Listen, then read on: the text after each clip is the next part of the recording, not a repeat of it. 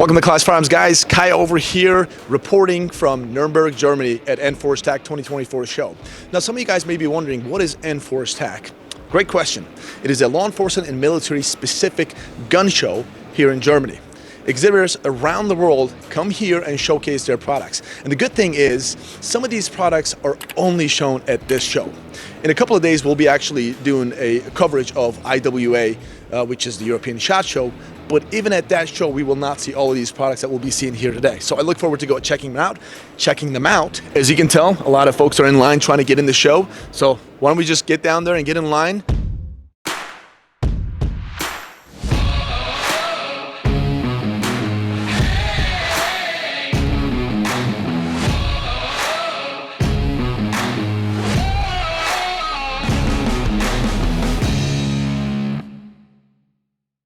All right, here we are at HK. We've got Benedict here with us. Thanks for having us, man. Hi. All right, you got some really cool products, and what is that one? Tell us about it. That's one, the G95 KA1. Okay, we what have is that? The new one for the German Army. Okay. Infantry version. Okay. Okay, it comes with a 14-inch barrel. Okay, 14-inch. Yeah. We have a suppressor on it from BNT. Okay, is the suppressor a standard edition for the Army, or is it not? Depends. Depends, okay. Scenario. All right, yeah. Makes sense. Okay. But a lot of them using it, yeah. Okay, yeah. Makes sense. I mean, suppressors are awesome, and Yeah, BNT is known for it. Yeah, it's great. And exactly. Yeah, what we have new is we have a 45-degree level. Okay. Safety lever, which you can easily move. We have a removable brass. How do you say? Deflector. Yeah. Exactly. Excuse me, sir. Yeah. Because we have the spec from the from the tender that the presses which come out have to go forward. Okay. Yeah. That's why we change it from the standard version. Okay. To another degree. So you can change the ejection pattern. Exactly. Very good. We have a new buttstock. All right. With a cheek rest. Okay. So adjustable cheek rise right here and adjustable length for the new buttstock right here. Yeah. It comes with the Elcan 124 Spectre. You guys should know it. Okay, yeah, of course. That's a robust optic system right here. Yeah. And we have a new charging handle. That is really cool. Yeah, which is more reliable and more strong. And I'm assuming that charging handle probably brings less gas back to your face too. Yeah. Yeah. And what we have done is to put here steel inserts. Okay. For less wear. For less what? Wear. Oh, I see. So steel inserts. Very good. All because the upper receiver, you know, is aluminum. Yep. Mm-hmm. Yeah. So we decided to do here some steel parts inside. Okay. That is really cool. Yeah. I like that. So you've got, this is fully automatic. There's no like 3-round bursts, none of that stuff. All right. And what is this piece right here? Here we go with our new handguard line.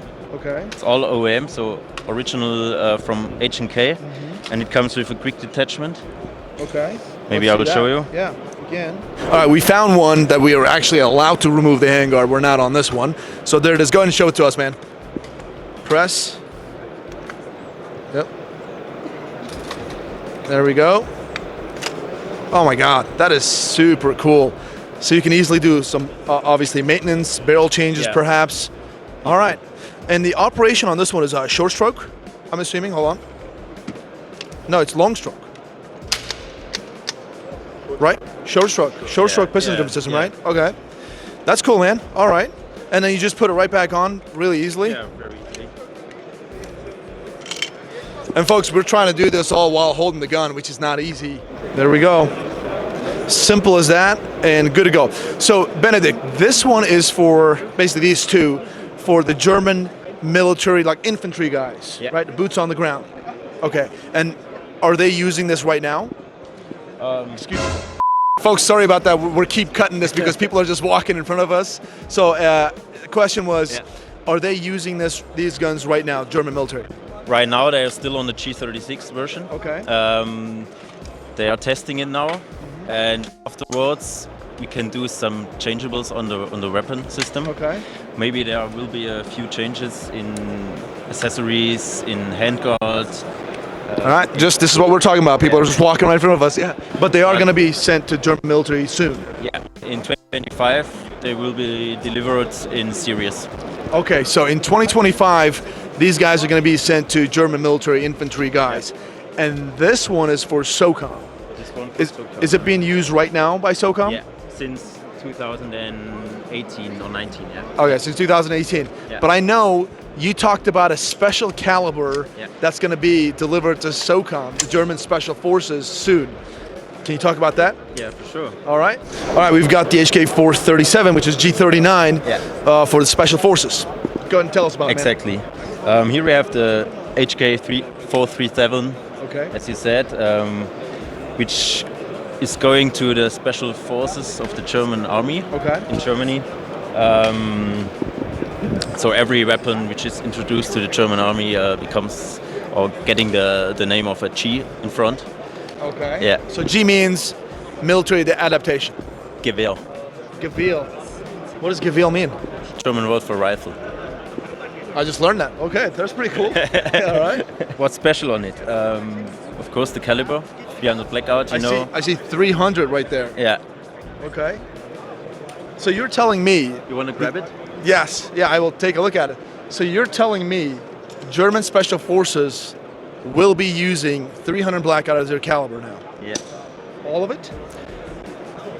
We have the G95K for all of them, yeah. But for special scenarios, they will use the 300 blackout, yeah.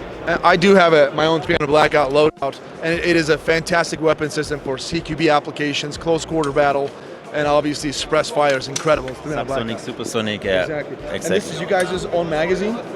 Yeah, it's the HK Gen 3 magazine. The HK Gen 3 magazine right here. 300 blackout. Looks pretty cool. Very cool. Yeah, very cool. All right. Yeah. So go ahead and tell us about the gun, man. Yeah, what's new? Especially the color. Yeah. Comes in sniper gray.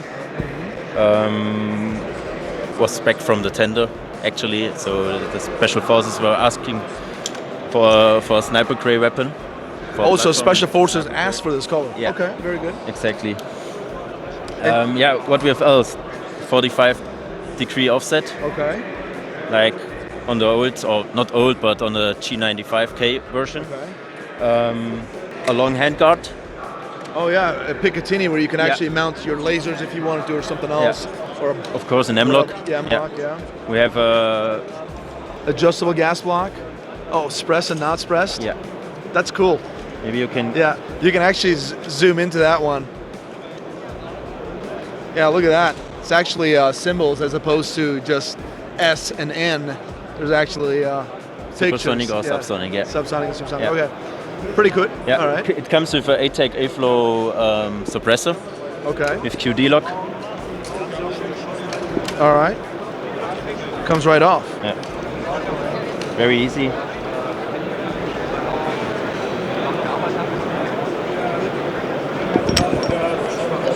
Nice. And what about that muzzle device? Is that from you guys or their muzzle device? No, it's from A-Tec, yeah. And you just kind of screw that one on and lock it in. It's safe. Very, very good. And I see there's a side charging here. Yeah, of course. We have on the family weapon, it's called Mars 433. Always the side charging versions. What means left or right-handers. So it's ambidextrous, you can actually swap it. Genau, exactly. It's very easy to remove it and put it on the other side. Okay. So up to you if you're left shooter or right-hand shooter. You can change that around. Yeah. That is really cool. And you know what I noticed? And I'm going to get to some of the other specs, but the grip. Yeah. Grip looks like HK VP9 grip. It's actually the VP9 grip. Okay. It's a bit a different size, but it's also with adjustable side plates. Side panels, back straps. Anybody who doesn't know the HK VP9, it is literally one of the most ergonomic, comfortable grips out there. So this is really, really cool. All right. Yeah.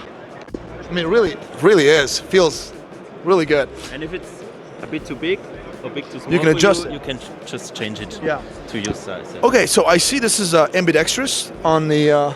Yeah, it's a fully ambi gun too. Yeah. All right. So that version comes in the push button. So from the AR platform version, we also have this weapon in pedal.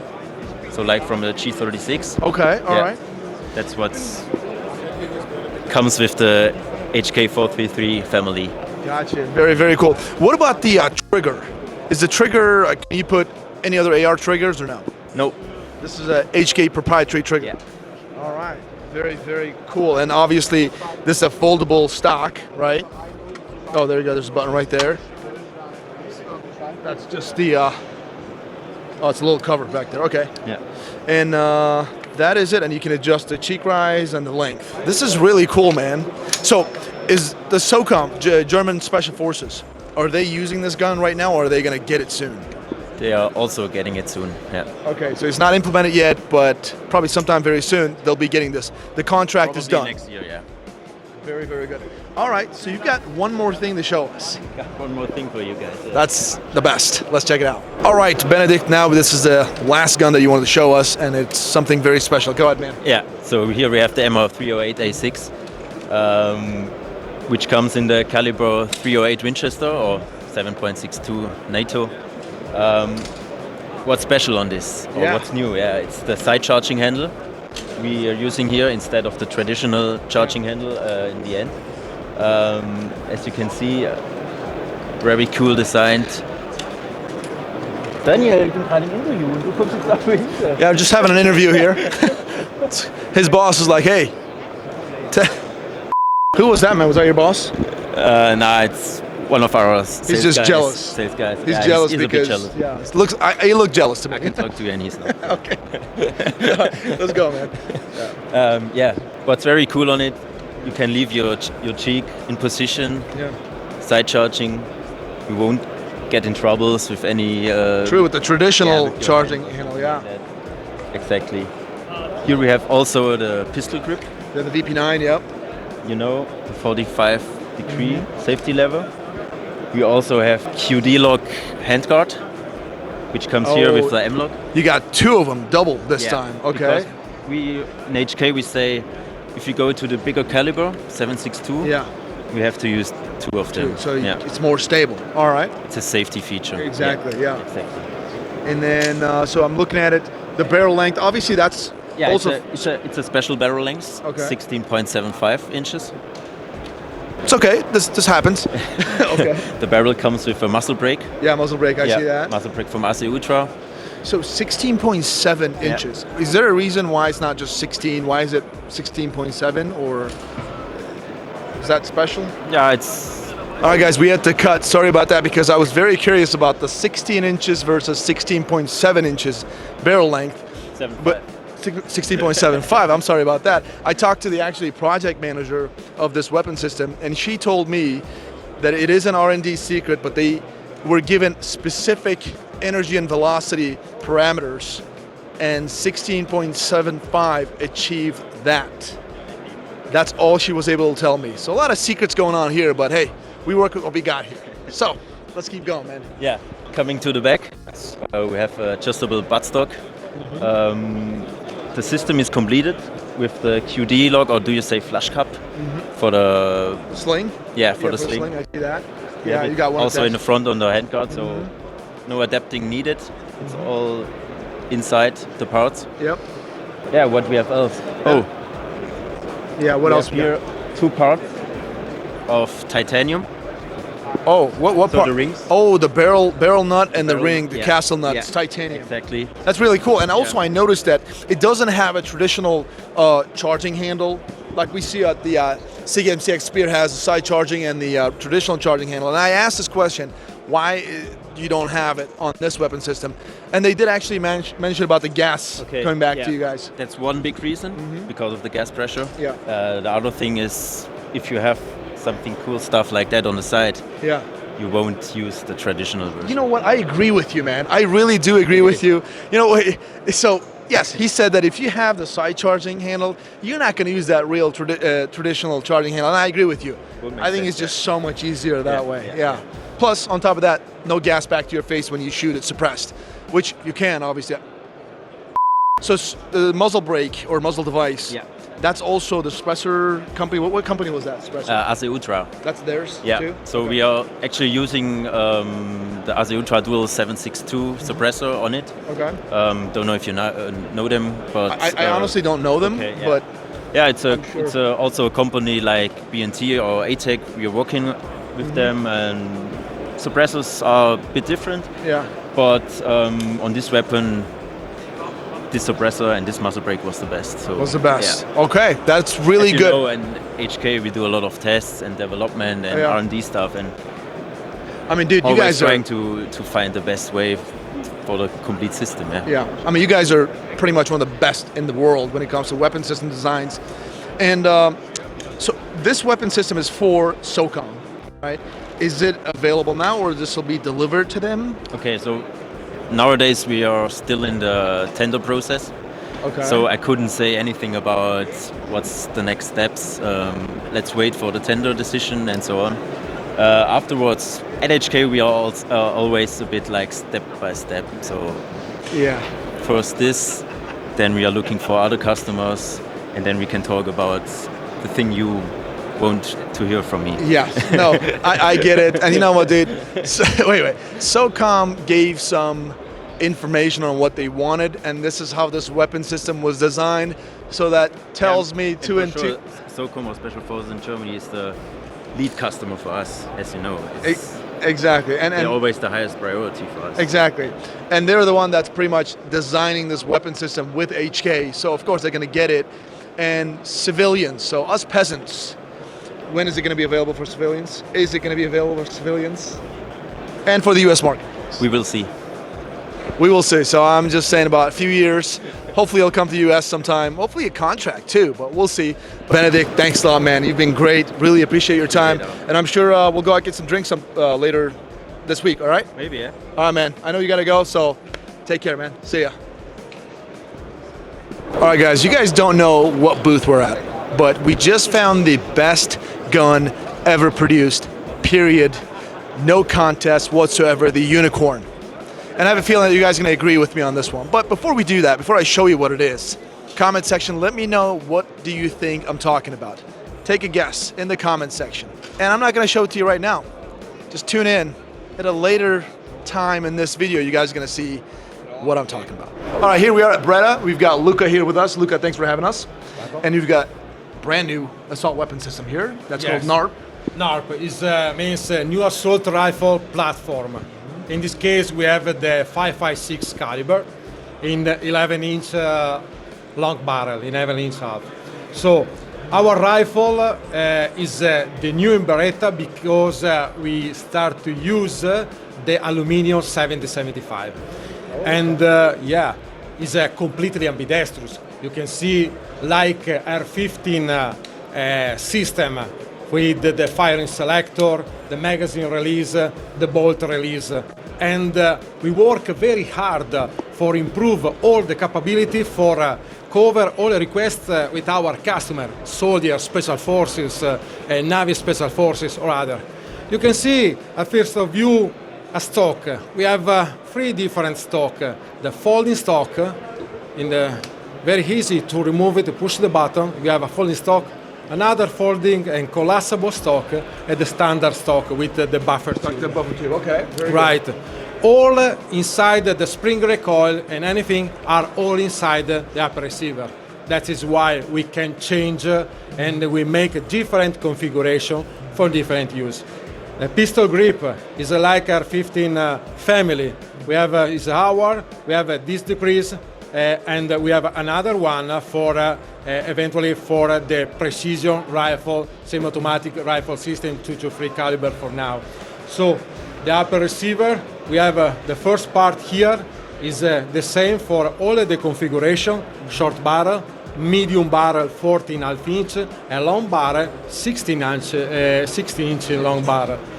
Backup iron sight. We have the flip up backup iron sight in the standard the front sight, and the rear we have in this case is from 50 to 200 meters zeroing, but we have another one with it's possible to change 100, 200 until 600 meters for engage the target, especially for the infantry guys.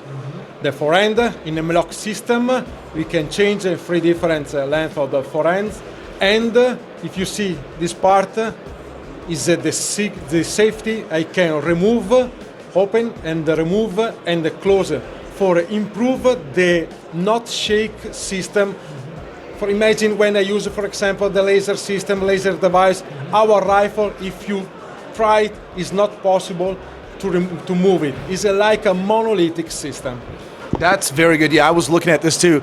You push this thing down, this obviously you can remove the rail very easily, but yet when you lock this thing up with the design of the upper receiver and the handguard, this thing is so tight. Like I try to kind of shift it, guys, and I really couldn't, so it's fantastic. Yes, we are less than 3 millimeters, 4 millimeters other competitors, because the first, when we work together with the Italian Special Forces, the Italian Army, or other Special Forces around the world, they asked us the first, they can use the rifle very thin with improve the stability during the fire.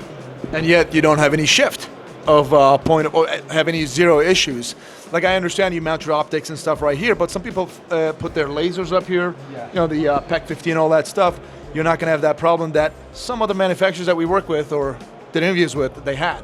So this is really a great job by Beretta. So what else we got? The operation is short stroke piston driven system, I see. It looks like it. So we have the short stroke piston with two systems for, we have a gas valve in front of here for the sound suppressor and the standard, okay? It's very easy. In a few seconds you can remove, clean without lost any part, because all the part inside the rifle is very bigger. Okay. For example, when you disassemble the rifle, is all the pin inside are captive. That is why, for example, in the sand, in a dark contest or other, the guys is very important. They don't lost no one part of the rifle, okay? And another, for example, if you talk, you can see. If we talk about the forward assist, yes, right, thank you. For example, if you drop the rifle, I don't know, 3, 4, 10 meters, if you drop this part, broken this part, you can remove in few seconds and change the part, because the reliability is very important for us. No, that is really cool. And when you do, like you have a dust cover system right here, when you push this, it just bolt looks so different. And unfortunately, we can't show inside of it.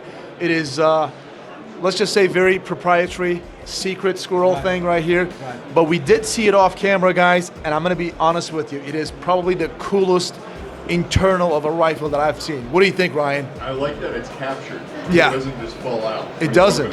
It doesn't. When you open this gun up, nothing falls out unless you do another step, then things come out. But it is so clean, one piece, you're not gonna lose anything. So it's really cool, man. You guys did a fantastic job. And you were a former Italian Special Forces. Right. And did you have any input on designing this gun or any consultation?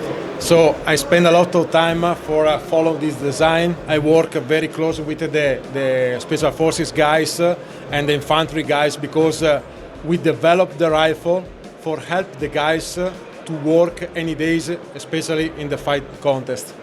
That is fantastic. And I want to talk about the trigger, because guys, the trigger is completely proprietary. Beretta did it on their own. It is one of the nicest triggers. It almost looks like you upgraded trigger. You just throw your own upgraded trigger into it. So about the trigger, I can tell you only if is the dual stage trigger groups, and that is why for improve the precision, if you are a beginner, for example, it's not possible for you to feel something, but for the expert shooter, okay, when you pull the trigger, you are the first time you can shoot, and after you have a very short movement for replicated anything. Yeah, very short reset. And I'm gonna actually show this to the camera. So exactly. If you press trigger, so we're gonna reset it a little bit. Yeah. Is it reset it? No? Yeah. There you go. There you go. So if you press trigger right there, and then hold it tight, and now let go. That's it. That's insane. Super short reset, very soft travel. Man, that is, you guys nailed it. Like if I had this gun, I would not upgrade this trigger. Fantastic. We work very hard. Yeah, and you guys did a fantastic job. It was not easy, especially to follow all the requests about the Special Forces, because you know Special Forces is the best of the customer around the world. It's not easy. Exactly. What are some of the things, I mean, if you can tell me a couple of them, what are some of the things the Special Forces, especially Italian Special Forces, said, hey, we have to have? Like, what do they want? They want the very lightweight weapon, very easy to maintenance, and very precision rifle. That makes sense. The three pillars. We improve with the other pillars, but the first three pillars for there was this. Yeah, so light weapon system, easy to maintain, but yet it better be really accurate. And we talk about the accuracy, and this is for an assault weapon system. You say you get about 2 MOA, which is insane. I can tell you around 3 MOA, around it, okay. That is, and that's standard ammunition, guys, which is what counts. Yeah. We make the precision adder with the standard ammunition, and obviously we tested with the match ammunition 5.56 for now. In the future, we will be in 308 caliber and 6.5 Creedmoor caliber. Got you. And as of right now, do you have any military contracts with this, or any militaries that you're in talks with? I don't. It's not possible. All right, so that kind of answers my questions. I mean, come on, you're developed with the Italian Special Forces. Yeah. I'm assuming there's going to be some military contracts. Another question is availability in the U.S. market someday. I know Beretta does a lot of stuff in the U.S. So I hope in the future, yes. I hope. Okay. You know the problem about the law about for the rifle and the movement of the rifle, especially in this case the black rifle. So I hope in the future, why not? Gotcha. Well, Luca, thanks a lot for your time. Welcome. Seems like a fantastic gun. Obviously, you know what you're doing. So, guys, definitely check him out. Beretta NARP, yes. New assault rifle platform. There you go. Thanks a lot, man. Appreciate you. All right, folks, here we are at Barrett. Unfortunately, we couldn't get a rep to do an interview for us. Some of those guys are out. They're in meetings. It's a little bit different environment here at Enforce Tac. There's a lot of military and law enforcement contract type meetings. So unfortunately, we're going to do this on our own. So what we have over here is Barrett MRAD ELR, extreme long range. As you can tell, it's a giant machine. You guys should have seen, if you haven't, check it out, our MRAD coverage. We've done multiple of those at Classic Firearms, and now we've got the big boy here, chambered in 416. Now, the SOCOM, obviously, they have a contract with the MRAD, and they've got multiple calibers, 338, 300, 308, 6.5 Creedmoor, all those, and they perform very well. But the SOCOM wanted to actually a platform, a cartridge and platform that outperformed the 338 MRAD. And then, well, guess what? Barrett came up with the MRAD ELR because SOCOM wants to touch those targets 2 miles and beyond very effectively, and that is exactly what this weapon system does.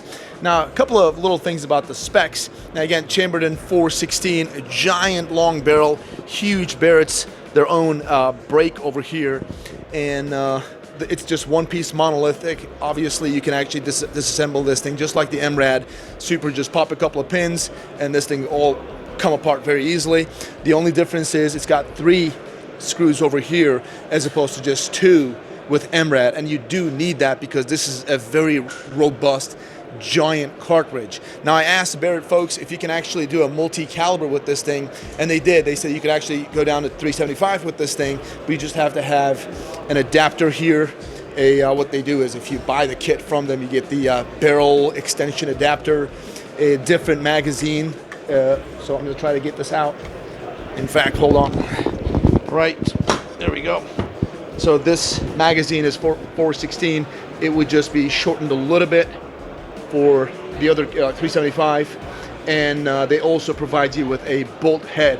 These 3 pieces, and boom, you're good to go. You can actually fire a different caliber with this thing. Now, the rail angle just from the factory is not 0 MOA, it's 10 MOA because this thing is designed to go touch very, very long distances. And this AccuTac bipod is just super robust, and they're known to be extremely well-made bipods.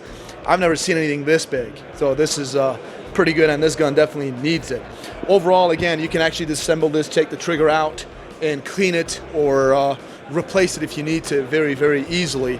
And I did ask the reps over here at Barrett if they have a military contract. Now, the reps told me there is none right now, but they are working or talking to militaries, especially the US government, to get this thing implemented. Quite frankly, the MRAD is obviously implemented by the SOCOM. I don't see how this would not get the contract for SOCOM as well, because SOCOM needs something just like this. And everybody knows, you know, the king of 2 miles competition. And the 416 cartridge is so accurate. It has won the king of 2 mile competition 3 times. And Barrett was able to actually go play second place on this one, just first try, which is very, very impressive. Overall, fantastic piece of equipment, and I look forward to hopefully seeing this in the hands of SOCOM sometime soon. Here we are at CZ, and we've got Christoph with us. Christoph, thanks for having us, man. Hey, thanks so much, Scott, for coming over. Thanks for stopping by. Absolutely. And you've got some really cool stuff that us not so cool people in the US can't get, right? Yeah, right now, so we have some 7.62x51 guns that are right now only meant for military customers and selected few. I think there might be a 1 DMR with Alex Costa of ANR. I think he did some paperwork and brought one in. Okay, but that's just a one-off. Yeah, just a one-off. So look at this thing. So what we really have here is a 7.62x51 battle rifle.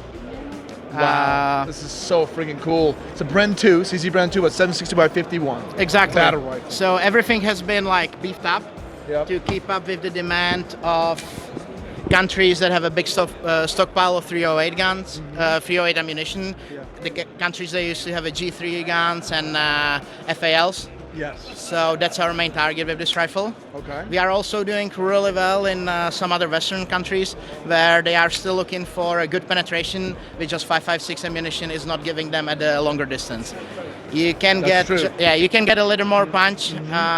You never know if somebody's going to be wearing body armor, and a 308 just does a little better. Absolutely, way better. You can go further distances more accurately, and obviously more energy delivered on target. Now, this is CZ Bren 2 chambered in 7.62x51, and it is available. Okay, I guess I'll ask this: which militaries use them right now? Oh, that's a great question. We have some in Africa, we have some park rangers. I'm not 100% sure if it's Kenya or Ghana, who are using them against poachers. For us, a really big referential contract. And we also delivered some to some friends in the West and some friends in the East that we really cannot tell to whom exactly. Some of that stuff is basically classified, let's just say. Yeah, exactly. It's a very special gun, right? You don't get like a self-loading 308. Right now it's not a big thing, so you can imagine what kind of units would go for a single-purpose rifle or dual-purpose rifle. Yeah. And when did this come out? I mean, Bren 2's been out for a while, the 7.62x51 version. So I've been with CZ for about 3-4 years, and since I've been with CZ, we started offering that. I would have to look in our older catalogs, but I think 4 or 5 years now. Gotcha. There was a long development from the 5.56 version towards the 308. As you know, with guns, it's not easy to just take a gun and beef it up or small it down. Yeah. I gotta say, HK did a really good job with the roller delays. Yes. So that would be, and we kind of took that path too. We had a 5.56 gun, and we were like, what do we need to do to bring it into a 7.62x51? And the operating system on this one is obviously adjustable short stroke piston-driven system, just like the 5.56 version. And do you have anything else that is out here that we don't have in the United States? We do. It's a gun right next to it. Okay. So this would be, right now we call it the CZ Bren 2 DMR. Okay. We used to call it PPS, Puška pro přesnou střelbu in Czech. Which what does that mean? Designated marksman rifle. Okay. Like, whoa, what is that? I kind of miss that we don't call it the PPS anymore. Okay. But DMR just appeals more to the general market. The Army of the Czech Republic wanted a new gun as a replacement for the Dragunovs, for the Tiger II and Tiger III. They said, we want something in the NATO caliber. We want something that's very rigid. It can do semi-automatic fire. It could be a support gun. And it can be light. It's really tough to do all of that in one gun, right? So we looked at the BR. We let the Army of the Czech Republic test it. And we said, okay, what do we need to improve? So what did you do? What did you change with this? Yeah, so one thing that you can see right away is the heavy barrel. Yeah, I see that. So we went with a longer heavy barrel, so that's an 18-inch compared to a 16. We took the quite heavy forehand with all the rails, and we went with animal lock. Gotcha. We needed the gun to be reliable, to be more precise. So we dropped the chrome lining in the barrel and just chrome lined the chamber. Gotcha. Instead of just regular aluminum rails for the bolt carrier group, we went with an insert on both ends that's steel. And also, I think we have a double locking locks in the gun compared to a single. Tighter. Tight, everything's tighter. So you get more accuracy. Okay. If you ask, one of the biggest reasons why we cannot sell it everywhere, that gun is just too tight to fit into CIP. I see. It would not pass. Gotcha. I mean, look at the barrel profile, guys, compared to the Bren 2. I mean, this is a beefy barrel. And I see this is a short stroke piston driven system Short stroke too? piston as well. Okay. You see this like really beefy, and I'm going to show you the actual Bren 2 now. And it is right So that's here. the BR, so that's the older sister, I would say. Yeah. This is right here. Significant difference. Yeah. And 16-inch versus 18-inch barrel length, which obviously increases your velocity and energy delivered on target. And For the Army of the Czech Republic, Yeah. we also opted for the Spur mount as our another sister company. so that is an actually adopted mount. It's an adopted mount, and we went with the Night Force. Honestly, right now, if you want LPVO, we couldn't be any happier about our strategic relationship with Night Force. Night Force is incredible, obviously. When we use Night Force on some of our products, some of our contests, let's just say, on the channel, and it's one of the best out there. It is. Yeah. The same goes with Red Dots. We work namely with Aimpoint just because it's Aimpoint. Aimpoint, dude. I love Aimpoint. Yeah. I know there's obviously A-Tec out there too, but I'm a big fan of Aimpoint. So EOTech's great fantastic. too. We do have a good relationship with them too. And so was it Czech Republic still? What is it now? We are still Czech Republic. Okay. So Because I know there's some. yeah, so we used to be Czechoslovakia till 1993. Yeah. The split was very peaceful. It was really good. Unlike, for example, Yugoslavia or whatnot. Oh, Yeah, everything was divided just fine. So yeah, 1993 we split, and there's Slovakia and Czech Republic. Okay. Beautiful country, you guys should visit. Wait, is this an invite to visit CZ? I'll see my marketing director later today, and I can be like 80% sure that I can extend an invite to you guys. Wow. Hey Ryan, I think we're going to CZ. That's what it sounds like. Let's do it. But right. dude, I'm telling you, CZ products are so freaking awesome. And this 308 version, because we have the Bren 2 Yeah, you guys at the do. office, and I've pretty much, I would say, one of my favorite short stroke piston driven 5.56 gun, right? But the 308 version I haven't fired, obviously, because we can't have it. I would love to try it. Maybe once you visit, there's maybe a CZ. slight chance we have one laying around to be tried. Who knows? I have a feeling that will be a dream come true. One of my dreams come true. So we'll do that. Anything else, or this is it? It could be it. I mean, there's not much we don't have in the US. I don't know. What else? What else we got? I just want to say that you guys should be very happy about at least having the Bren 2. I mean, the 5.56 gun is still really good. There is a certain thing going on east of us where... like a war, maybe? Maybe a war? Maybe a war. Maybe a war. I don't know if I'm allowed to say, but as you can see from different footages and whatnot, They do use Bren 2 there a lot. there appear some Bren 2s, and they are very happy with that gun. They are. I've heard, yes. In Ukraine, I've personally seen multiple different footages on YouTube, because it seems like the war is on YouTube. Yeah. And a lot of Bren 2s are being used, and looks like pretty good feedback. But of course, it's CZ, man. You guys have been out there all these years doing some really good stuff. And from what I could tell, Christoph is telling us, be grateful that you have the Bren 2. At least. So don't complain. Yeah, don't complain about that. Well, dude, thanks a lot for your time. Really appreciate you. And we'd always love to welcome. definitely visit CC, for sure. I'm sure we can set something up. Let's talk about it. All right, guys, here we are at A-Tec suppressors with Trigv over here. Trigv, right? That's correct, yes. All right. Well, thanks for having us. Appreciate it.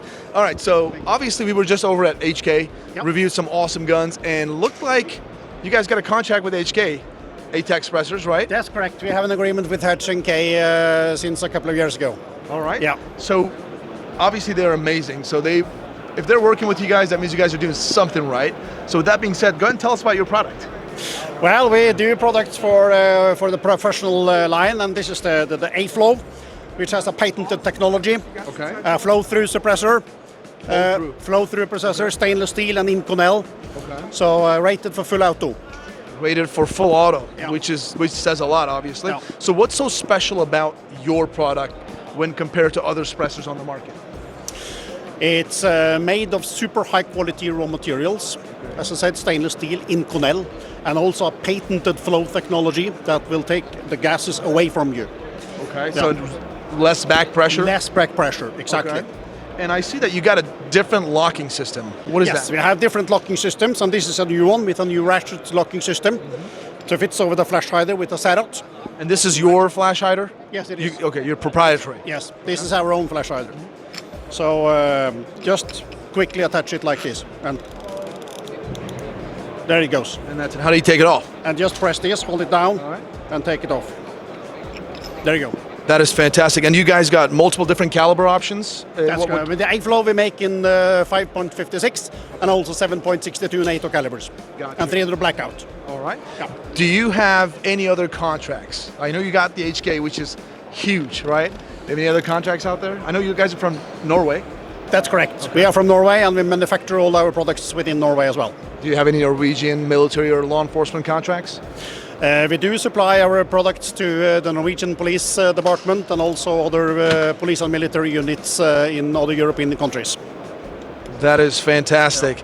And any information about possibilities of this product being in the United States? Well, could be, Okay. but for the moment not. It's a little bit tricky to export products to US. Yes, it Due to certainly is. regulations. Yeah. It is. It Yeah. is absolutely. And this is right now. Okay. Do you have? Because this Enforce Tac is all law enforcement and military. Yes, that's correct. Obviously, you've got some HK contract with all on the military end of things, and some Norwegian police and other militaries. Do you have civilian options? Can civilians buy these? Yes, we have civilian options. We do produce silencers also for hunting rifles, sports shooting rifles, but it is also possible for civilians to buy some of our, as I professional product lines. Gotcha. Yeah. All right. Well, Trygve, thanks a lot for your time. Really appreciate it. Guys, definitely check him out. A-Tec suppressors. I had never heard of you guys up until today. And this goes to show that there's a lot of great companies out there, but there are these hidden gems that we don't know about, but yet have these huge military contracts. So I look forward to trying these out someday, hopefully in the United States.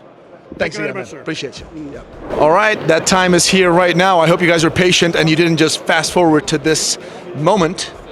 It is right here, gentlemen, ladies, everybody, whatever you call yourself, 2024, we respect it. The MP7 HK. Look at this thing. Let me actually manipulate it for you guys a little bit.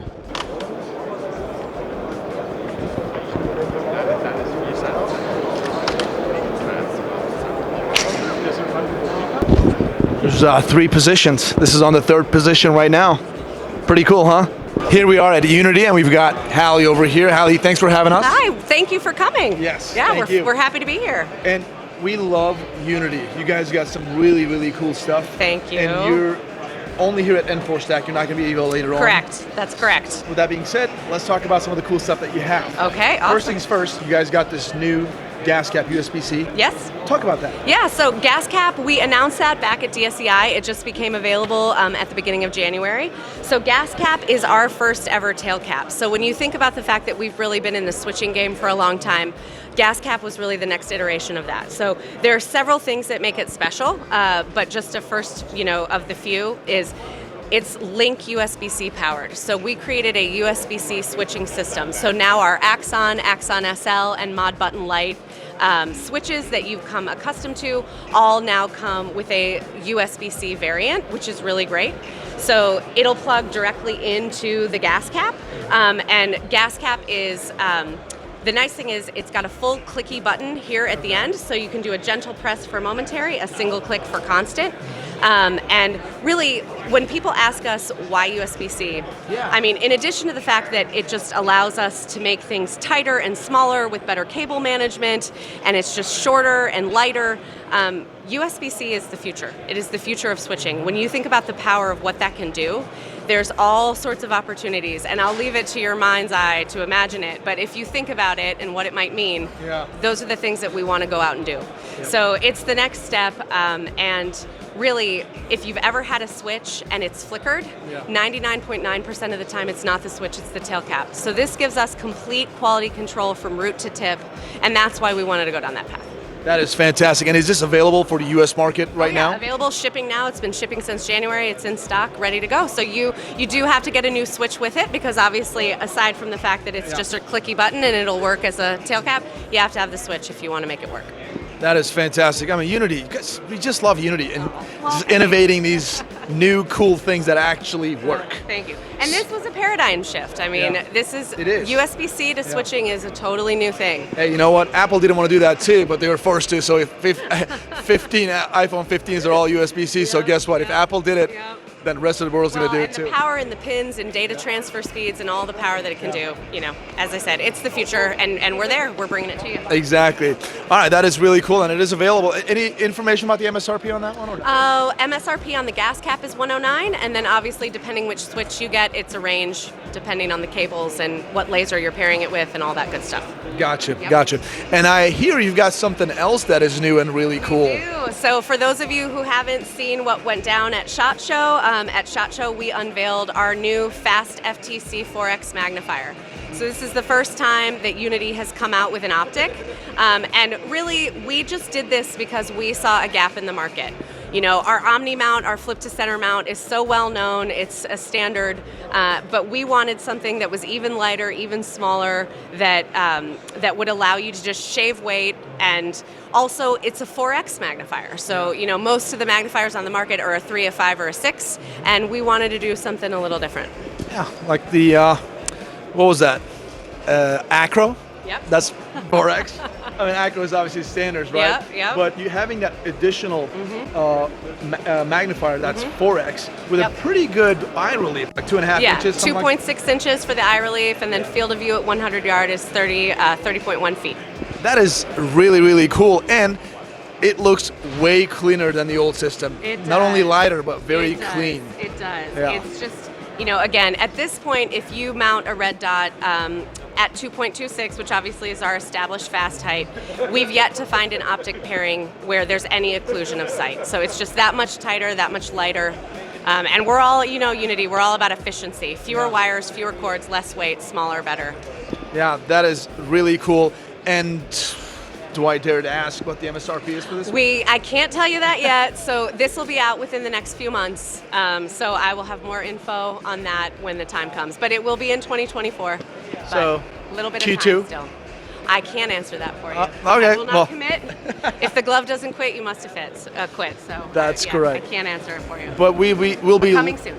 Yes, we'll be looking forward to this coming out and actually testing it out too. And I know you've got, anybody who doesn't know, you should. Unity is out there doing some really good things, like awesome tall mounts, 2.2s and 2.26. That's your from highest. The optical center line. Okay.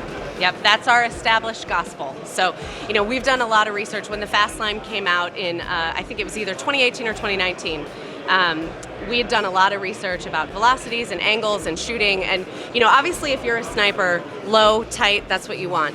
But 99% of what's happening out there is gunfighting, not sniper shooting. So you want to keep that heads-up posture. It's better long-term, even just for your back. It's relaxed too. When you relax, you perform better. Or too. obviously, if you're wearing a pro mask, if you're wearing a plate carrier, these things can get in the way. And you want to make sure your head's up here, you know what's going on around you. And this height we've found to be the most optimal.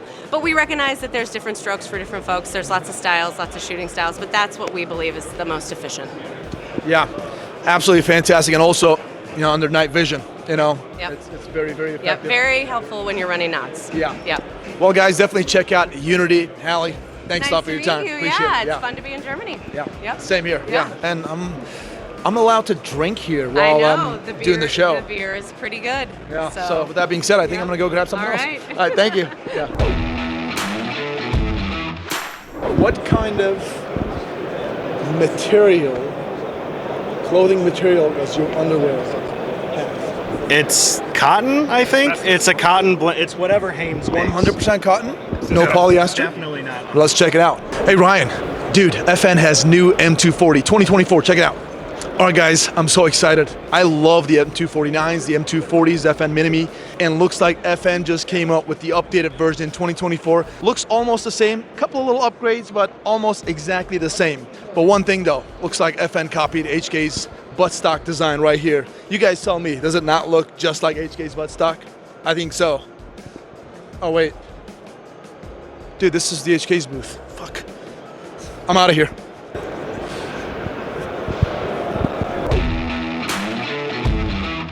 Over there, if you point at the head of the mannequin, it actually won't let you fire it. It's going to give you an audible, and I'm going to demonstrate that in a second. It's going to give you an audible noise, and at the same time, it'll lock out the trigger. And let me actually try this. I'm going to try to put this mic over here. Now, so there's a mannequin over there. I don't know if you can see it, Ryan.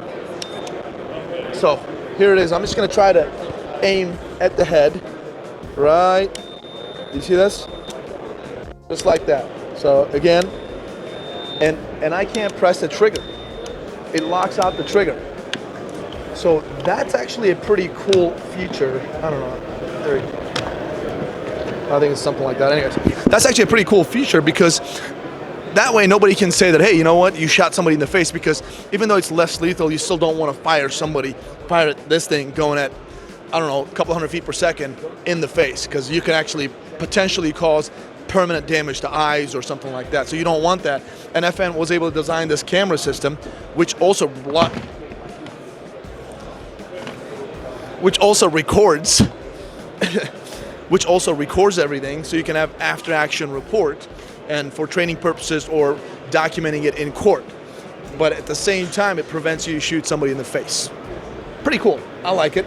That's what I wanted to show it to you guys. So anyways, hope you enjoyed it. How was this? Oh, there you go, like this.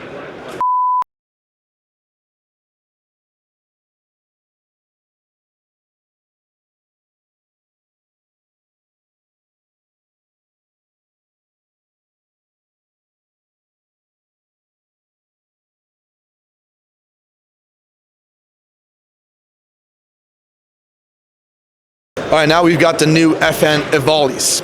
Now this is the 5.56 version, and this is the 7.62x51 NATO caliber, that 308 version right here. Now these are the upgraded version to M249 and M240 that we all know and love. Now, let me talk about some of the specs. Right off the gate, the 5.56 is going to weigh a little bit less than the 308 version, so 14 pounds for the 308 NATO caliber and 12 pound for this one. But something really cool is going on here. There's no quick barrel change on these guys because they have basically the SOCOM in mind when it comes to deploying these guns. Because SOCOM guys are they're not a squad of infantrymen who will carry about 1,000 rounds of 5.56 or 7.62x51 with them, and they go out there and just do a bunch of suppressing fire and all that stuff. They actually deploy one guy gets one of these guns, and whatever he carries, he carries. So that's why they didn't think quick barrel change was necessary, and that would also save a lot of weight because SOCOM requested to have a weapon system that weighs as little as possible. So in this case, it is a much lighter weapon system than the M249 and M240. Now, something really cool about this is this got the 14-inch barrel as opposed to 16-inch for the 308. Something really cool about this is it's got this one-piece monolithic upper, full rail, so you don't have to change anything. You're not going to lose your zero, as opposed to the M249 and M240. You're very limited on the rail space. And this, and also you lift the rail up, and you fed your gun with your ammunition from the top. In this case, it's from the side. You simply open up like that, and you got your ammo right here. You put it on the tray. It's super easy, and you're just good to go. Another very cool thing is it's got these, and you're gonna see this right here, it's got these, let me remove this, spring-loaded little claws or arms right here. So when you put this, just like this, right, you put your round in here, see, it's not fully seated. So technically you have to seat it, right, but if you close this, it automatically, those claws automatically open up and properly seat your ammunition, which is really, really cool. So you're basically not gonna mess this thing up. as opposed to the other systems where you have to make sure everything is perfectly in line for you to be able to get the gun going. And also, when the gun is out of ammunition, everything is ejected, so you don't have to clean the tray. It'll be very clean for you to reload the gun again. So there's that, and you got to be a little bit kind of rough with it.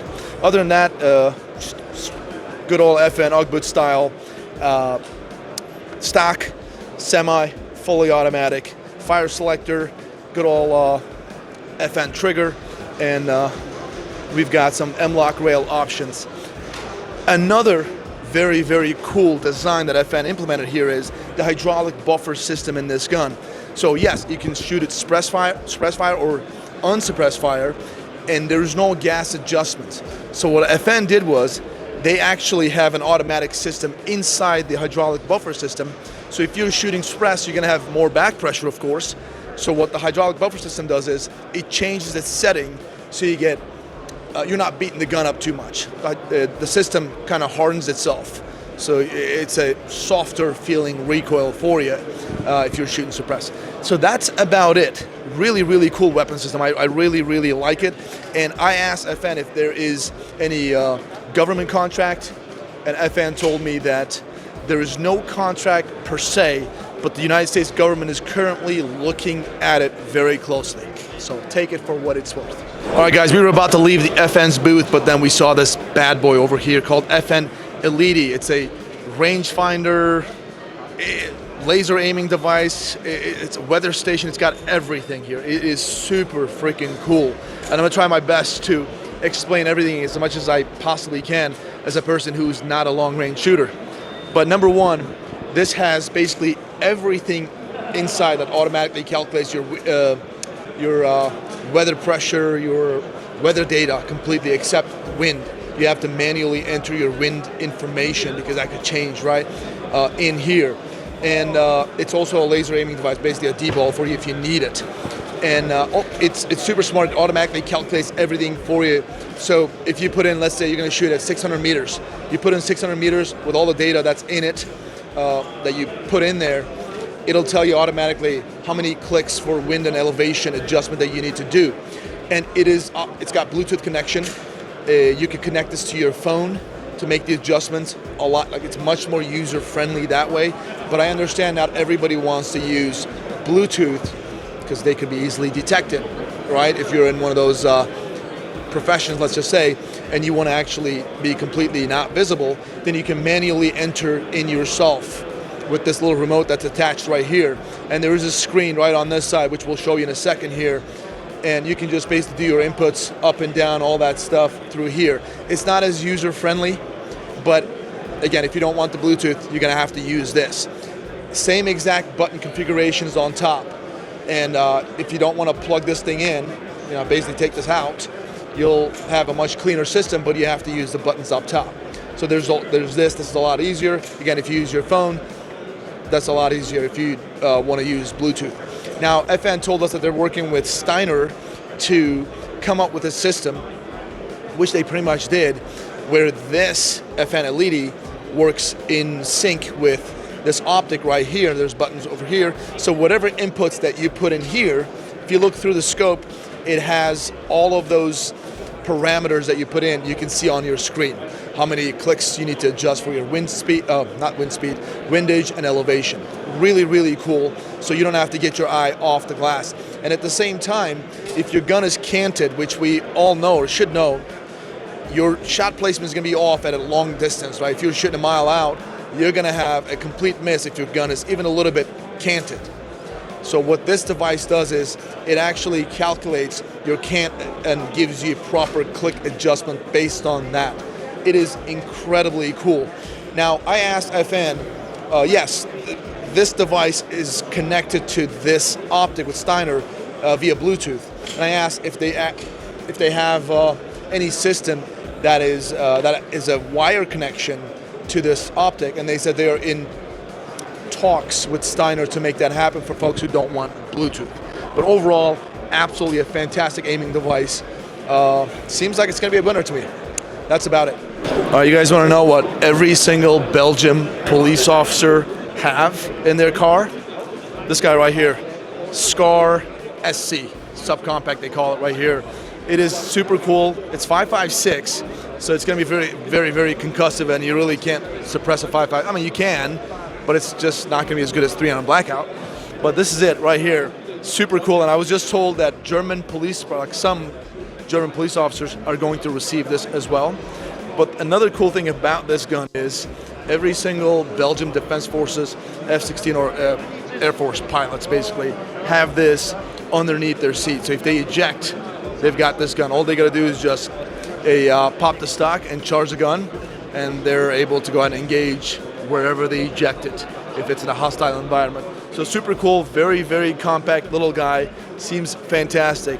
But if you guys really want to see the cool stuff, it is right here, guys. And the cool one is right here, FN SCAR SC in 300 Blackout, guys. Yes, we don't have it. We've got the 5561 at the office in the United States, but we don't have the 300 Blackout one. And I asked FN right here, I was like, hey, any word that this could possibly come to the US marketplace? Literally, they asked each other and nobody knows. So there's that. So perhaps you guys should all just email FN, like, hey, come on, can we do something about this and just bug the living crap out of them so we can get this to the United States? Look at this thing. It's got the 9-inch barrel here. Obviously, we'd want it maybe perhaps in a 6 or 7-inch configuration. You know, a little bit more compact. Maybe perhaps change the buttstock to something else. But overall, I mean, here you got, man. FN SCAR SC in 300 Blackout right here, guys. And it's only available for military and law enforcement. Obviously, we are at Enforce Tac. It's all military and law enforcement stuff. But us peasants will continue to wait. All right, here we are at Zastava, and we've got obviously the man, the myth, legend, Ranko here. Ranko, thanks for having us, man. Thank you. And we've Always got, good to see you. Absolutely, and Snezhina from the Zastava factory, the marketing department. She's going to help us out with certain other guns that Ranko is not going to talk about. But first and foremost, Ranko, what do you got here, man? So I know a lot of people talk about Zastava USA. Tell us about a little bit about Zastava USA, and then kind of tell us the other side of it. Yeah, we just finished SHOT Show 2024. Classic Firearms, as always, visit our booth, and we are always happy to see you, and we love your videos. And I just want to say that a lot of people in the United States, when you say Zastava, they think, okay, these are sporting firearms, but Zastava brand is much more. Zastava actually supplies military weapons to Serbian military and also to over 40 countries in the world. Even the United States government buys Zastava for its coalition forces. So I just want to say that, and here is Snezhina from the factory, expert for these toys here. And you can ask her anything you want here. Sounds good. Well, Ranko, thanks for stopping by and actually giving us that information. Yes, guys, I actually just learned this myself. Zastava is state-owned by Serbia. It provides over 40 countries with different arms, and they're all right here because a lot of people think Zastava has got some small arms for supporting us, like Ranko said, but it's much more than that. So Snezhina is going to help us out. So Snezhina, thanks for doing this, first of all. And what I want to know about is this guy right here. Modular combat system, the M20. Can you tell us about it? Yes, modular combat system is a combination of rifle and submachine gun. What is characteristic of this weapon is that barrel and caliber of the rifle can be changed in an easy way without using tools. So just changing the barrel and magazine, you can change the caliber of the rifle, and the choice is 7.62 by 39 and 6.5 by 39. Also, in the same caliber, you have a rifle with shorter and large, longer barrel. Yes. Rifles are based on the Kalashnikov system with some modification.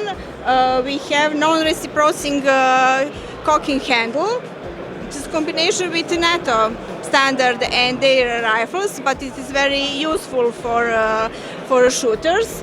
Characteristic is telescopic stock and full-length Picatinny rail over the receiver.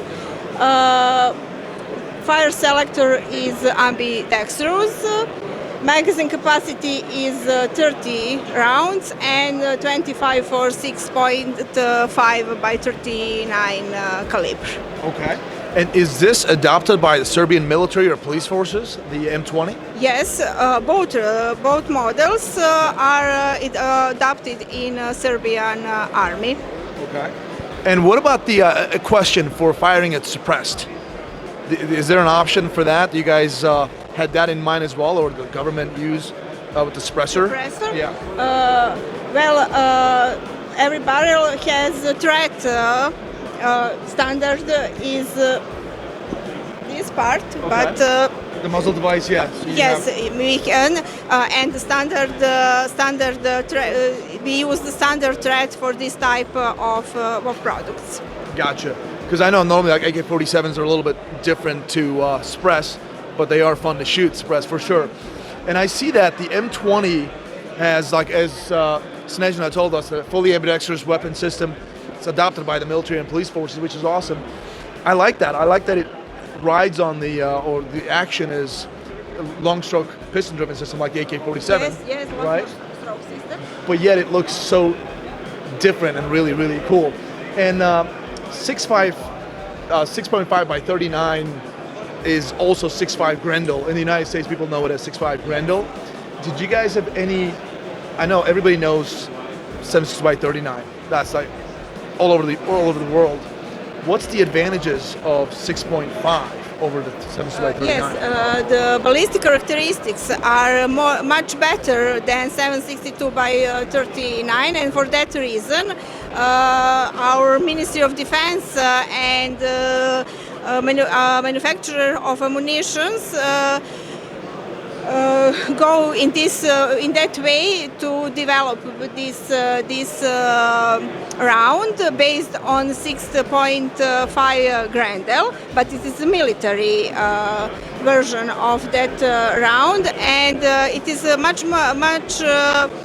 better energy on the longer distance. Precision is great, and in the combination of rifle and ammunition, you have a very good system. That is awesome. So yeah, definitely you're gonna have more terminal effects on target at a longer distance, which is, yeah, 6.5 Grendel is a really, really good caliber, which I'm getting familiar myself the last 6 months. But yeah, awesome weapon system, guys. Definitely check them out. But I want to talk about this guy next, if that's okay. And I'm gonna move over here so we're not blocking it.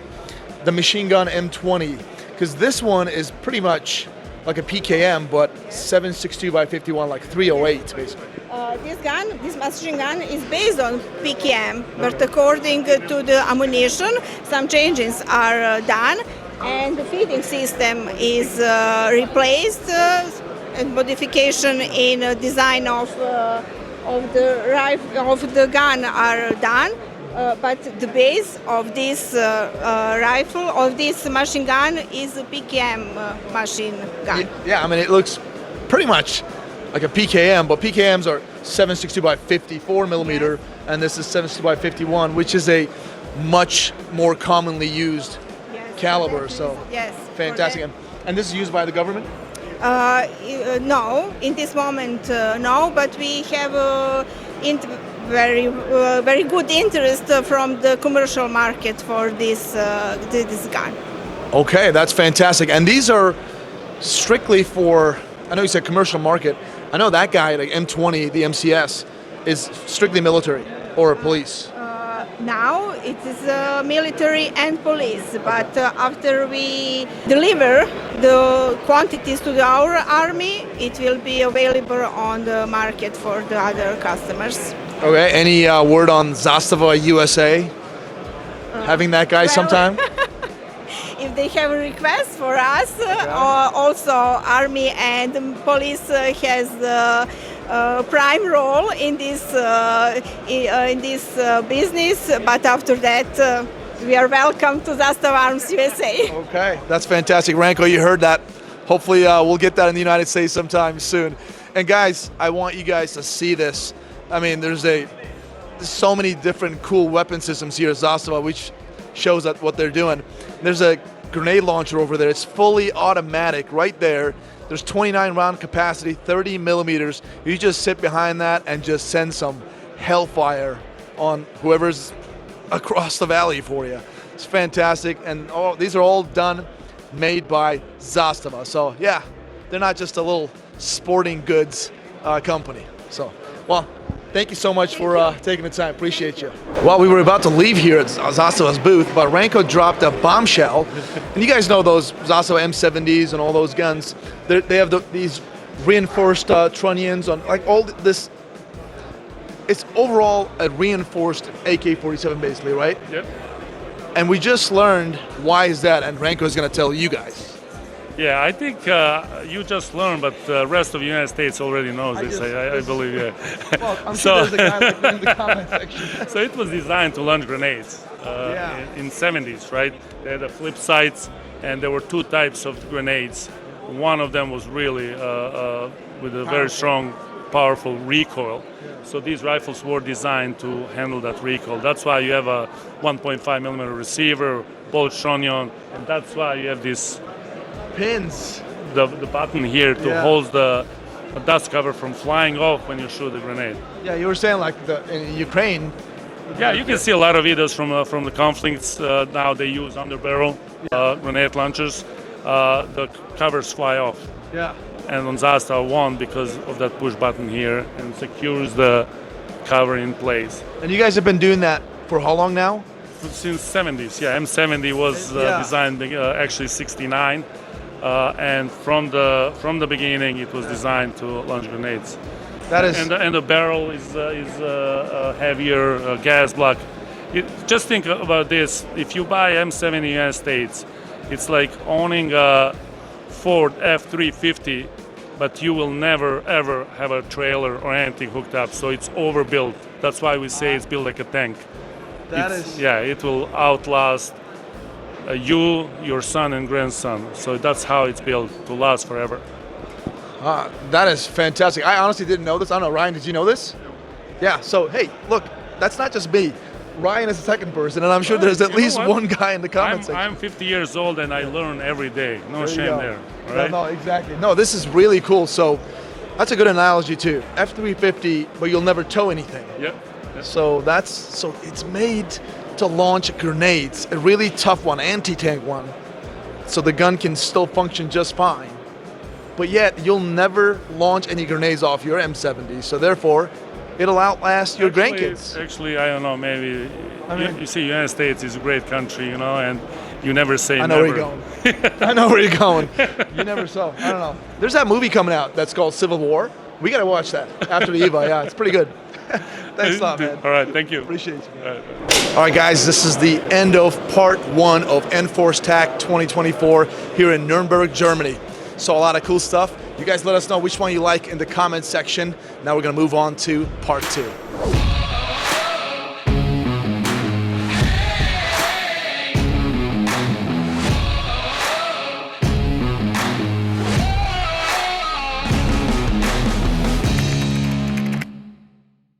All right, here we are at BNT. We've got Sebastian with us. Sebastian, thanks for having us, man.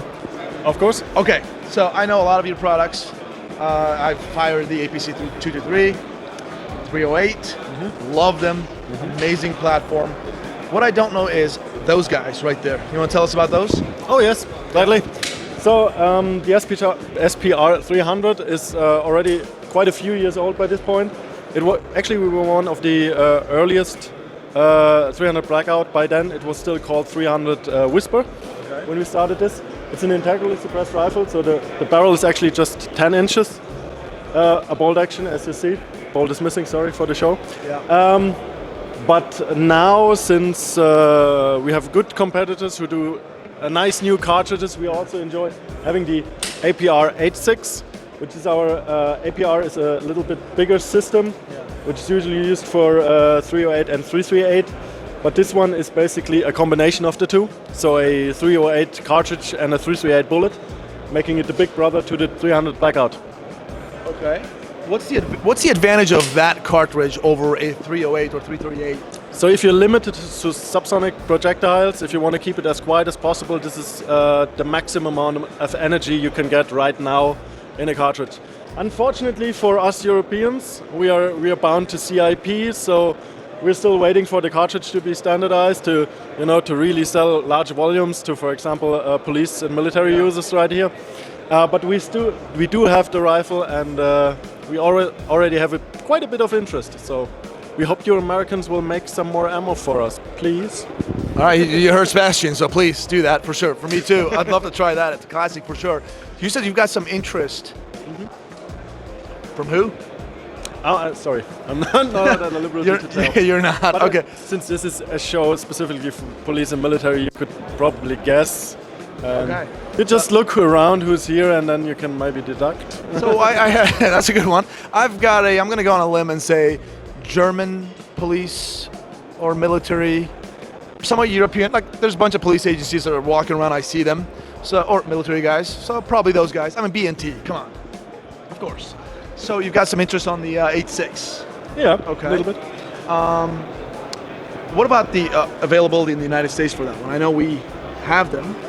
Yeah. Okay. They're already being sold. But I don't know how many, but a few. I want to say a few dozen at least, a few hundred maybe. I don't know exact numbers, but they're already being sold. Yeah.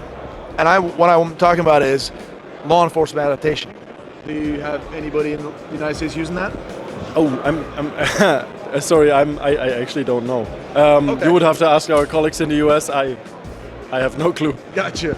I mean, it's okay for you to not know because we're in Germany and this is military and police of generally Europe. Yes. Right over here. We have everybody here. Everybody here, but not necessarily the U.S. folks here. Yeah. All right, so that's perfect.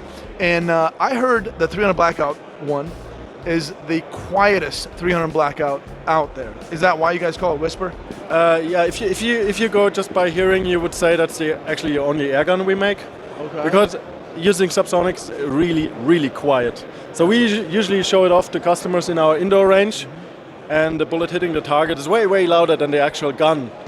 So yeah. Okay. That is fantastic. I mean, BNT always makes some awesome products, and I look forward to seeing more of that guy in the United States. Yes. I mean, they're all integrally suppressed, yes, right? Both of them. Yes. Both of them are. And 300 Blackout, obviously everybody knows, extremely quiet. I actually own a 300 Blackout, just a close quarter gun. Got one of those rattlers, and they are so freaking quiet. They're just pleasure to shoot. Actually, the bolt action ones are even quieter since you don't have anything moving. You also don't have blowback, any of those issues. Yep. And I personally love to shoot this one, and especially to see customers shoot it, because they're like, did it go off? Yes, it did. Was that a squib? Is that a squib load? Yeah, I know. Exactly. That is awesome. Well, thanks a lot, man. Do you want to show anything else to us, or? Well, unfortunately, there's not much new you haven't seen at SHOT Show so far. I mean, you know the BWC, the regular APCs. I'm not sure if you can own this one in the US. It's our launcher. We had it for a few years now. It's actually, let's take it off. It's a less lethal launcher. Oh, it is less lethal. Yes. And for gas. I'm sure. we have our own ammunition actually. Oh, what is that? I think we need to have a cut here, and I'm going to show you. Okay. All right, we're back from the cut. There it is. So this is how you know that we are unscripted right now. Wow. So these are actually BNT products, the C-round, safe impact round. These are made to be less lethal. The yellow one is for short distance. The black one is for longer distance, like 30 to 70 meters. Okay. And this one to about 50 meters, 0 to 50, roughly. They're both actually reloadable. So what you have is a little blank cartridge you insert in here. Oh, I see. Okay. And you can reuse the cartridge as well as the projectile itself. So it doesn't deform. Well, you have a little indent from the grooves in the barrel, but it doesn't permanently deform anything else. Okay. So you can order a loading press for it, and then reload them yourself. The top is a squishy foam, and this part is a hard plastic to be able to engage the grooves. That is pretty good. Yes. Do you know on top of your head? If you don't, it's okay. The energy delivered on this? This is a little bit over 100 joules out of muzzle, but since it's a large surface area, it's actually fully safe. Yeah. So we did some studies and some simulations when they were developed. I want to see it's close to 10 years ago now, but don't quote me on the date. Yeah. So they're if you aim regular torso, you are pretty safe from injury. There can be no rupture of internal organs or anything that would be life-threatening.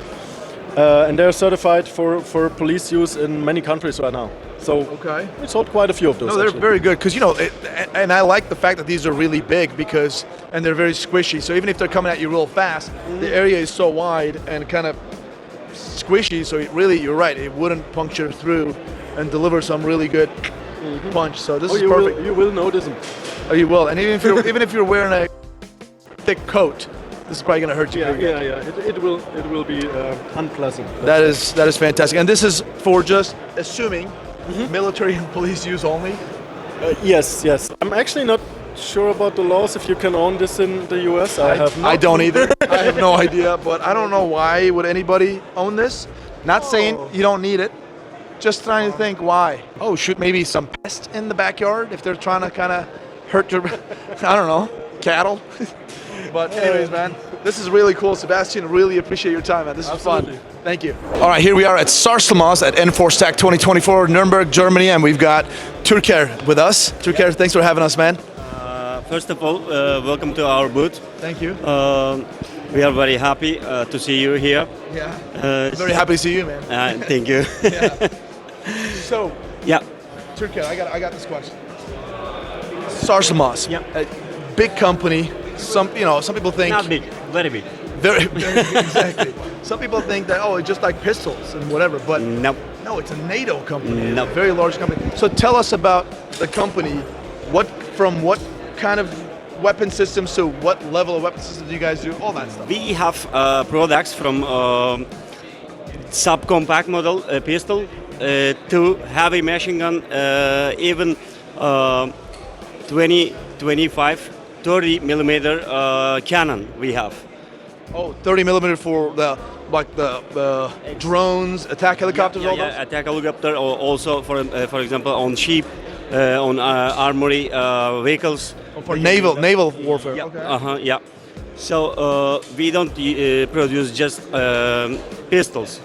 So we have also military rifles. You know what? If you want to buy anything, I'm not meaning just pistols, rifle, or anything. If you want to buy, for example, T-shirt, you have to focus on that company sell their army. The company support their army. I see. Okay. So if you come to Turkey and if you check our military guys, our special forces, you will see our products. So Turkish military across the board uses Sarsilmaz weapon systems? For example, our special forces using our AR-15 model named SAR 56. Is there? Oh, it's over there. We will take a look.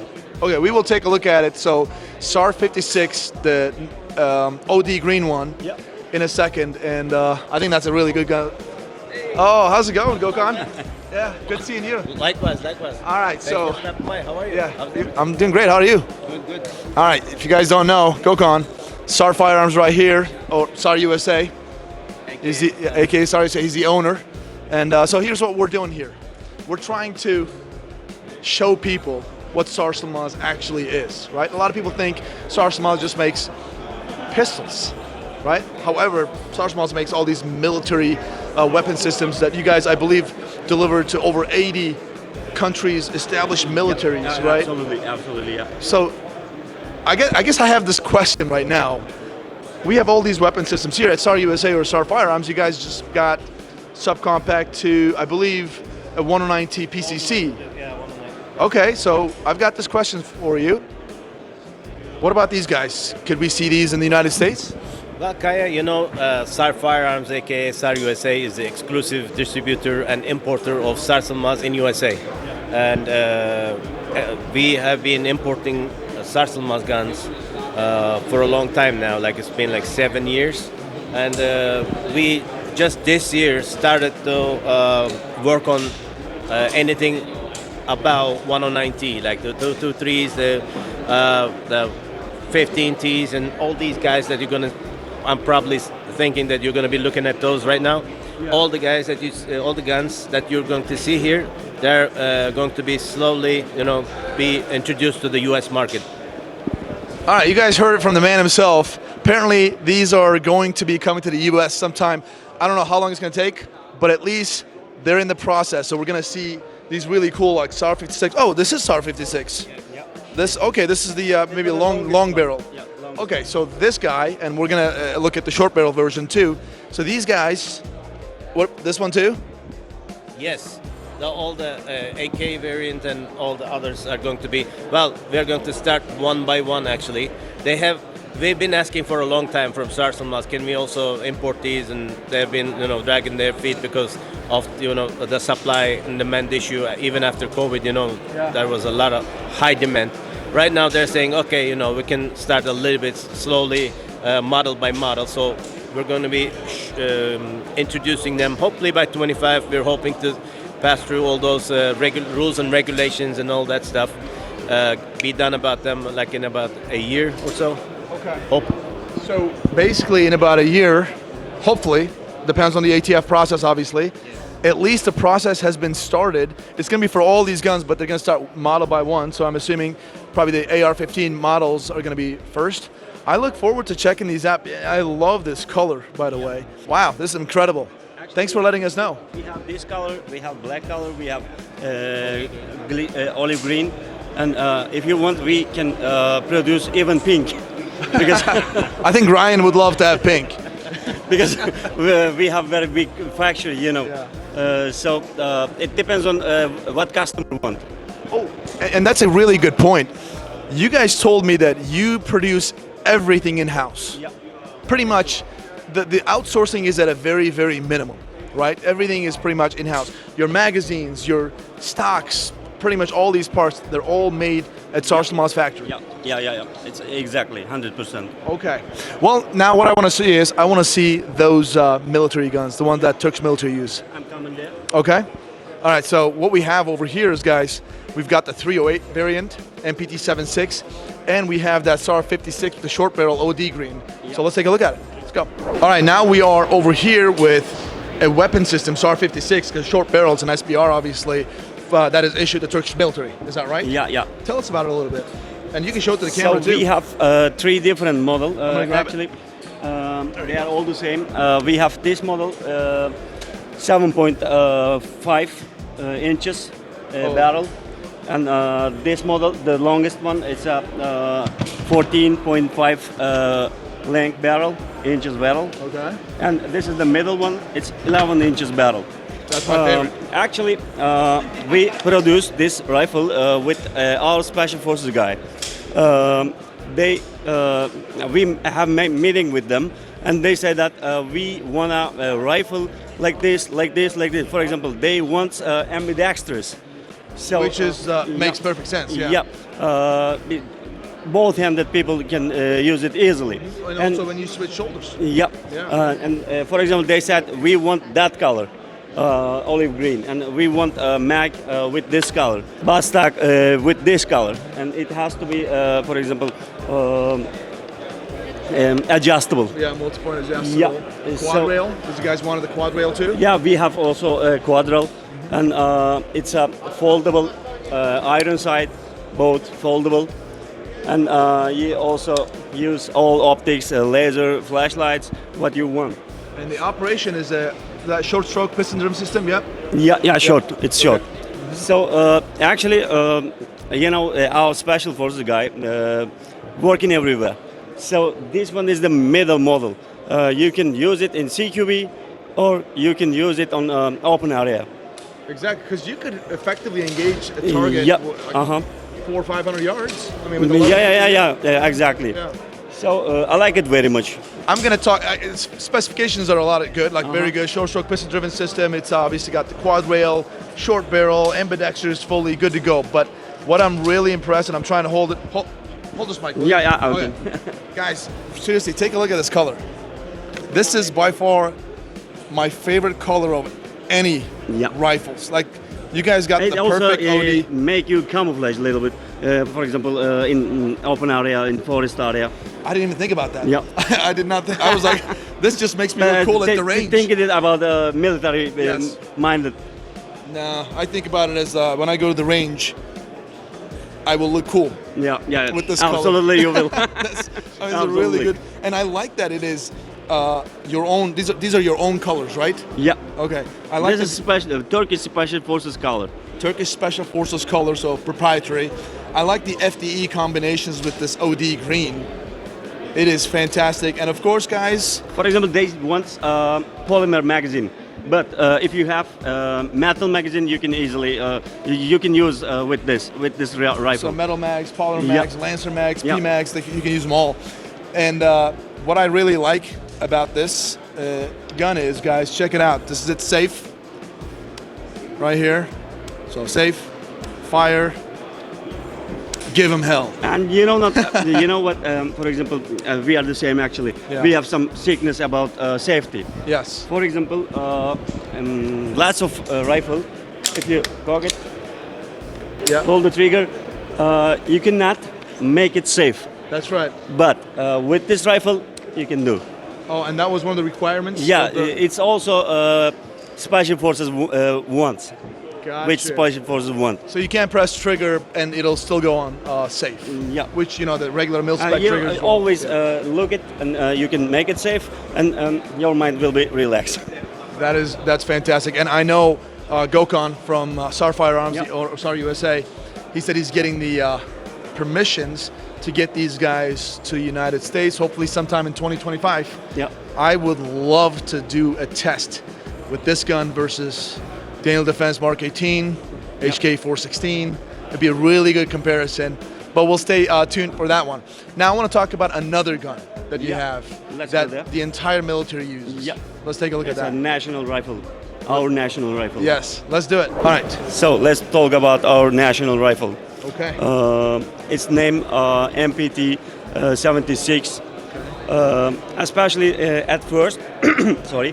At first, there was a description about what need our army. So we produce this rifle for this, what they need. And then it passed all the tests. You know, the NATO test, it's a dust test, hot test, for example, ice test, water test. You know, passed all those. Yeah, all it passed all. Then it gets a NATO stock number. You know. Okay. So NATO stock number. Yeah, it has. So you got adapted. Yeah. So we started to think about it. Can we do better than this one? And we produce this one.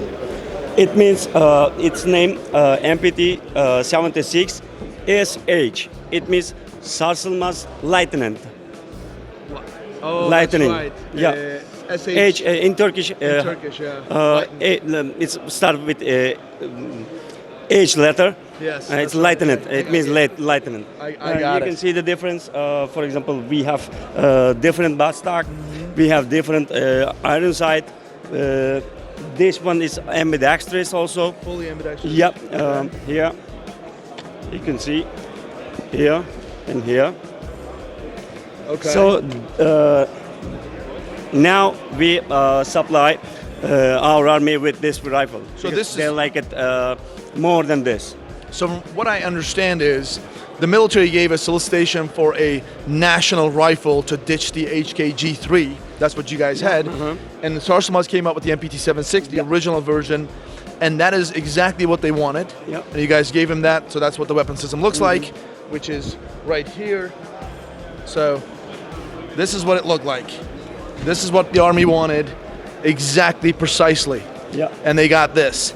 Then Sarsilmaz was like, hey, listen, we can make this even better, approach the military. The military was like, okay, show me what you can do. And Sarsilmaz came up with this guy. And this is what the guy was worn, and I could clearly tell the differences.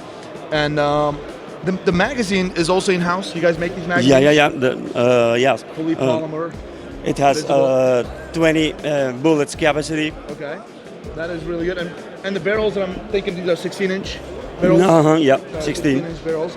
And this is absolutely significantly lighter than this. Yeah. Exactly. And right now, the entire military, I'm talking about the guys on the ground. Yeah. They are using this one. Whole Turkish military. Wow. Wow. Because we produce it for our army. Okay. And again, we were talking over there, the Sarsilmaz is so big, also supplies in over 80 countries established. militaries. Yeah, so I'm assuming absolutely. some of these guns are probably being used by other established militaries of other countries, which is really cool. That shows the capabilities, obviously, Is of it finished? Sarsilmaz. No. We have different model. Let's go to see this. Let's go. You got some more stuff to show me? Yeah, yeah, we have. All right, let's check it we out. have, machine guns and heavy machine gun. Let's take a look at it. Let's go there. All right, Trucaire. The heck is this, we man? Have, heavy machine gun named SAR 127 100. MT. Yep. Wait, MT. What does that mean? Say it in Turkish. Makinalı tüfek. Machine gun. Machine gun, yeah. Machine in gun, Turkish, okay. makinalı tüfek. So, what's the caliber on this one? 12.7. Man, that guy just passed in front of us real fast. Okay. 12.7? 12.7. So that's 50 caliber. Yeah, 50 caliber. This is the ground model, and we have also solenoid trigger model for putting on mount on Armory vehicles. Yeah, and even we put on ships and even planes. Yeah. That is really cool. Okay, so this is amazing. Obviously, everybody likes 50 caliber, and you got something else over there. The little one. Little one. Yeah. Hey, you know that this little guy is 760 by 51 NATO, bell fed. Look at this guy. The both machine gun has passed all the NATO tests also, and they have NATO stock number, and we also supply with this weapon with our army. They are using this already. They are happy with that. Yeah. So, dude, I'm happy with it. So, by the way, guys, I actually fired this. I don't know, a few links, let's just say, Like right? Rambo. Yeah, exactly. I just fired it with like 2 hands and 1 hand. Pleasure to shoot. It's not that heavy. It's not really that it's bad. good, pretty good. So the 50 caliber is also currently operational in the field. Yeah. They are our army using this. Wow. Uh-huh. Okay. I mean, even we have the bigger one, but we couldn't bring it here. So yeah, they got 20 millimeter, 25 millimeter, and 30 millimeter cannons.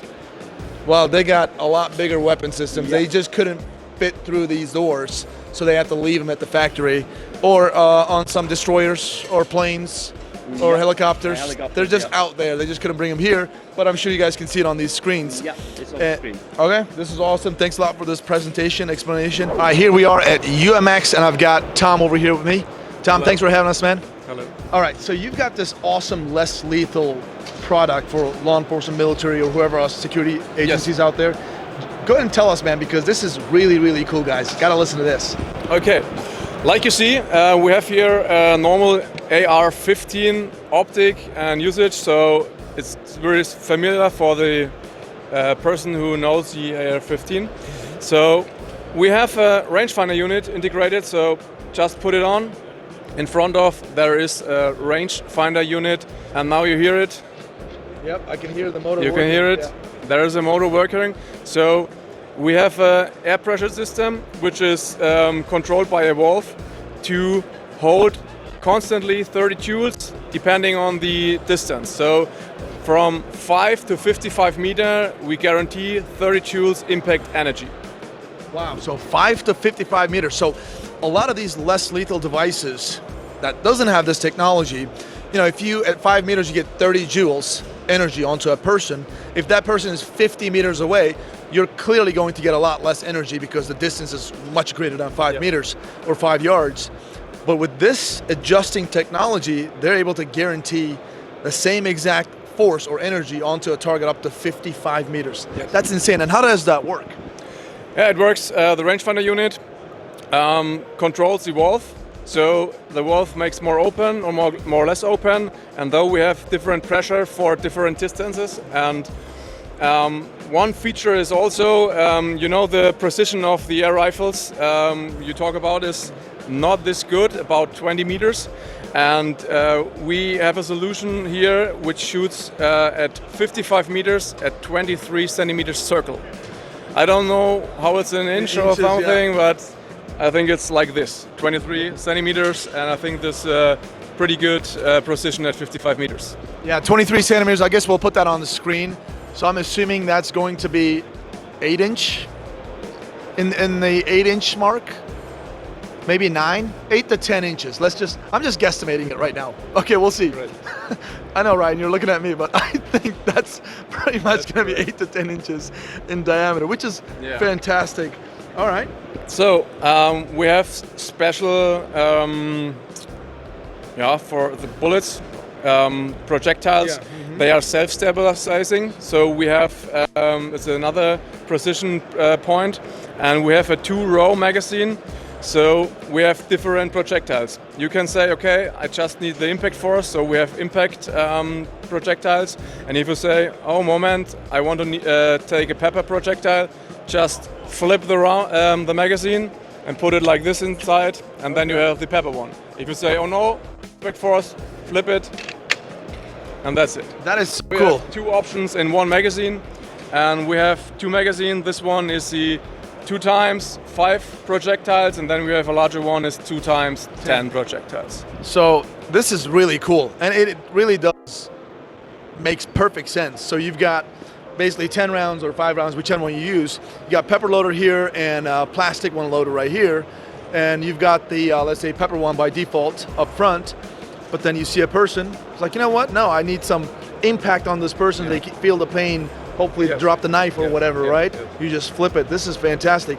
And I'm super excited about, or impressed, actually that's a better word, about this rangefinder thing. That's what makes things really, really cool for me. That's the difference. That's the difference. Yeah, so, and I want to show it to people if that's okay. No problem. A little bit on the camera. Guys, I'm going to put this right here that I always do.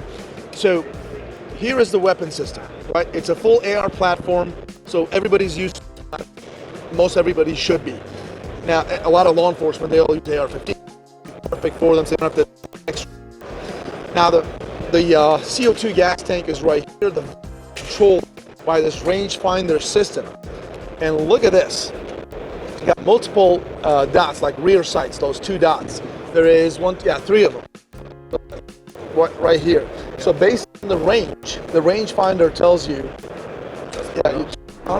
so I don't know how I can show it this. You see all that? Yeah. The different ranges. Yeah. So it automatically adjusts the range for you. And if it's like 5 meters, this rangefinder controls the valve to make sure that it delivers 30 joules of energy.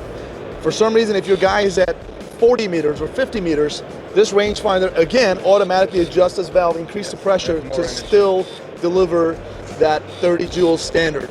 And you can hear it too. This is really, really cool, man. I can't believe it. This is the future, and I like it. And it doesn't weigh much at all. So 3.7 kilos. Yeah, so 3.7 kilos. German engineering, it's important. Yes, and this is made in Germany, by the way, guys. This is really, really cool. I love it. And we see this product, it fills a gap.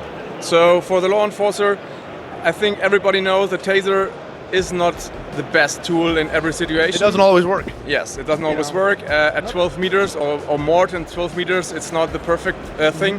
So here I have a tool I can act 25, 30, 40 meters with some people using a knife or something else. Knife thread is always a game. Yeah. And now, one other thing is ride control.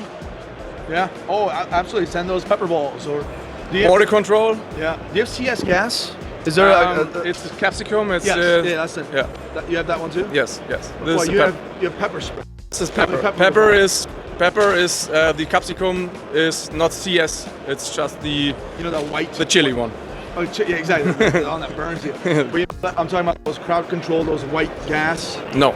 We call that CS gas. You don't have that? No. Okay. Because CS gas is the capsicum one. It's like glue. So you can't swipe it away, or you can't get away from the cloud, so it's on your clothes and you have the impact instantly. Gotcha. And another thing I just remembered, we were talking about the projectiles. They have a marking projectile, right? So you go and tell us about that. I told you we have the pepper and the impact version, and both are available with UV. So you can mark a person, and afterwards you can make with blacklight to see which one was hit from you. Yeah, basically, so if you get hit, you get that visible paint, which, some less lethal systems have it.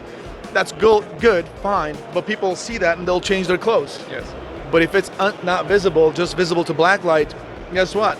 you won't know that you're marked. You're just going to keep going, right? Yeah. So that is really, really cool, and I love this thing. And some people may say that, hey, can I mount my optic on there? Is there a Picatinny rail? This one doesn't have Picatinny rail. I guess their Gen 2 will have a Picatinny rail. However, guys, here's my thinking about the optic. Yes, if you have an optic, yeah, great, you're used to an optic platform, but it would defeat this entire system. This rear sight and front sight system gives you the range automatically. So if you put a dot on it, well, dot is going to be wherever you have it zeroed. Yeah. This one zeroes for you automatically based on the range, perfectly tuned for the energy that needs to be delivered. So I wouldn't even use any dot on this thing because you already have a perfect system here going on. Yeah. And everybody should know how to use an iron sights. Line up that front sight with reader sight. Yes. Yeah, that's pretty much it. Man, I really appreciate your time, Tom. Thanks a lot. Thanks you. Yeah, this is a fantastic product. I'm really excited about it. And I can already tell you that whenever we do our top 5, I don't know, I may have something like this on my list. Yeah, so great, see. Great. Thanks a lot, man. Appreciate you. Thank you. Yeah. You know, there's a YouTube channel called Forgotten Weapons. They suck. They're awful. Oh, man, this is awkward. Hey, I love your channel. Yeah, well, Forgotten Weapons. buddy. All right, we got Forgotten Weapons Ian over here. What are you doing here, man? Looking at guns. And You're trying drones and thermal and all sorts of pretty cutting edge stuff. But those aren't forgotten, though. No, but they're still cool. I mean, they are cool. You are cool. Pro tip, it's not a litmus test, it's just a channel name. Oh, okay, I see. That's a good one. You know what, I was just checking out that Glock 46 that we talked about today. Yeah. That rotating barrel. Yeah. They told me that they did that so they could disassemble the gun without pressing the trigger. Okay. And you said you didn't, yeah, there's something more to it, right? That's what you said. No There's got to be something more to it. And I learned that. But I'm going to have to tell you that off camera. Sorry, guys. We're going to leave you with a heart on. What's going on? What is going on with this? It's got sensors.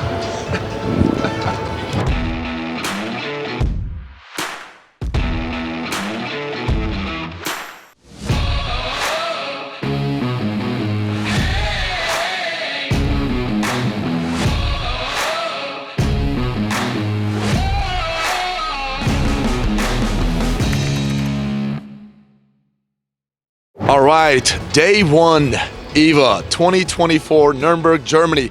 We just got done with the Enforce Tac. You guys got to check that footage out too. We got a couple of parts for that. Awesome stuff that's not going to be here because that was law enforcement and military only. And now we're going to get in there. It's a lot bigger show, basically the European SHOT Show. We're going to get in there and check out some really cool stuff. I'm excited to see what's out there this year.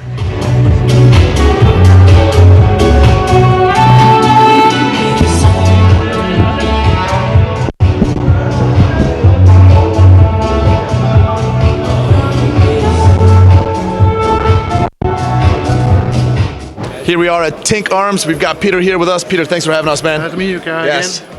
Yeah, how you been in the last year? Well, it was a busy year. We did a lot of things, and we have something to show if you want to see. Exactly. I'd love to see that because last year, a lot of folks, I know you know, but if you don't know, we were out here, we interviewed Peter, and he got this, what was that model that we talked about? It was the X16. It was a year I didn't get any slimmer, but I got a new product on the line that you're going to be really, really happy to show you. It's the evolution from the X16 Perun in 53 to the X17 chambered in 308. Yes, and I'm super excited to talk about that because your 16 model won here at Classic the rifle of the EVA show for us. Yeah. We did some ranking, and we were so impressed with your system, the hybrid system, which you're going to talk about again. I'm sure there's some new folks over there.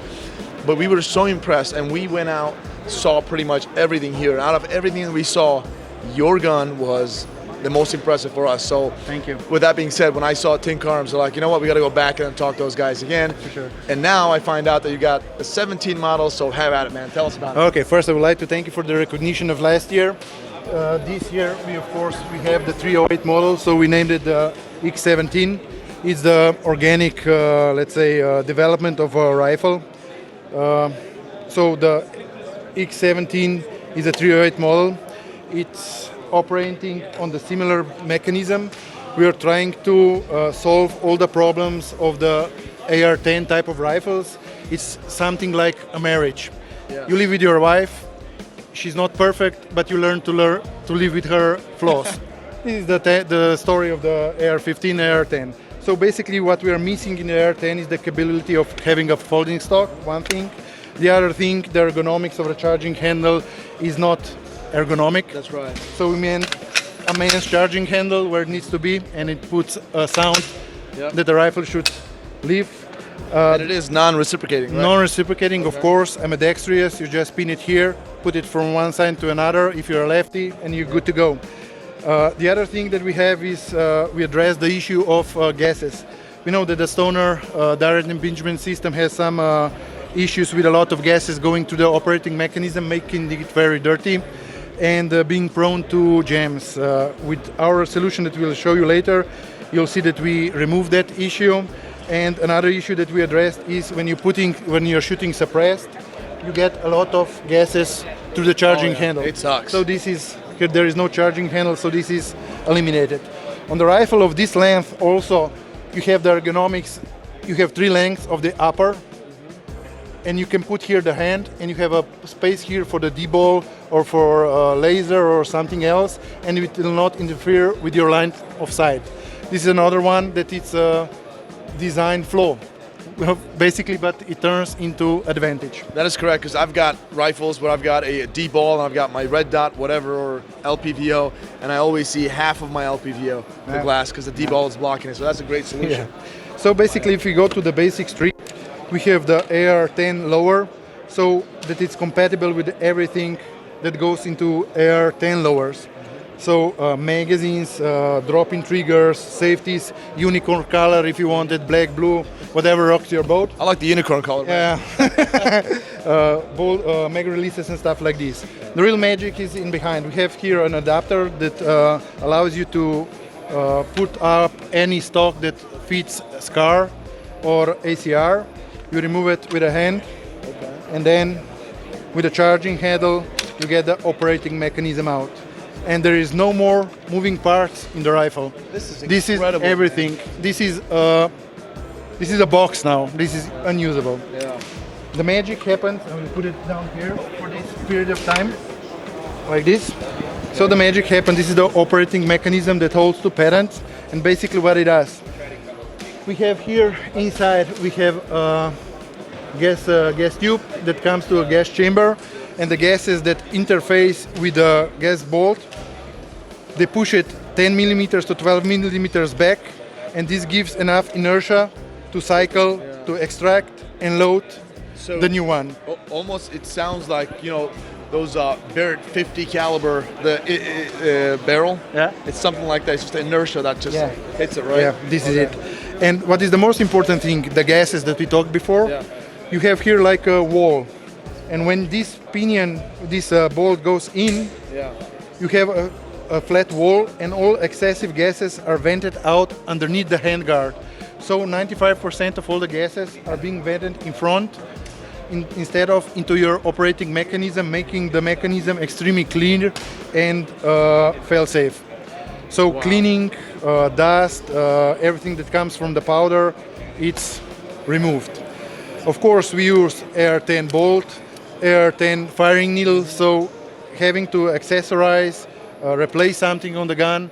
On the Western Hemisphere, you can find everything for our gun. Even the barrel is a standard AR-10 barrel.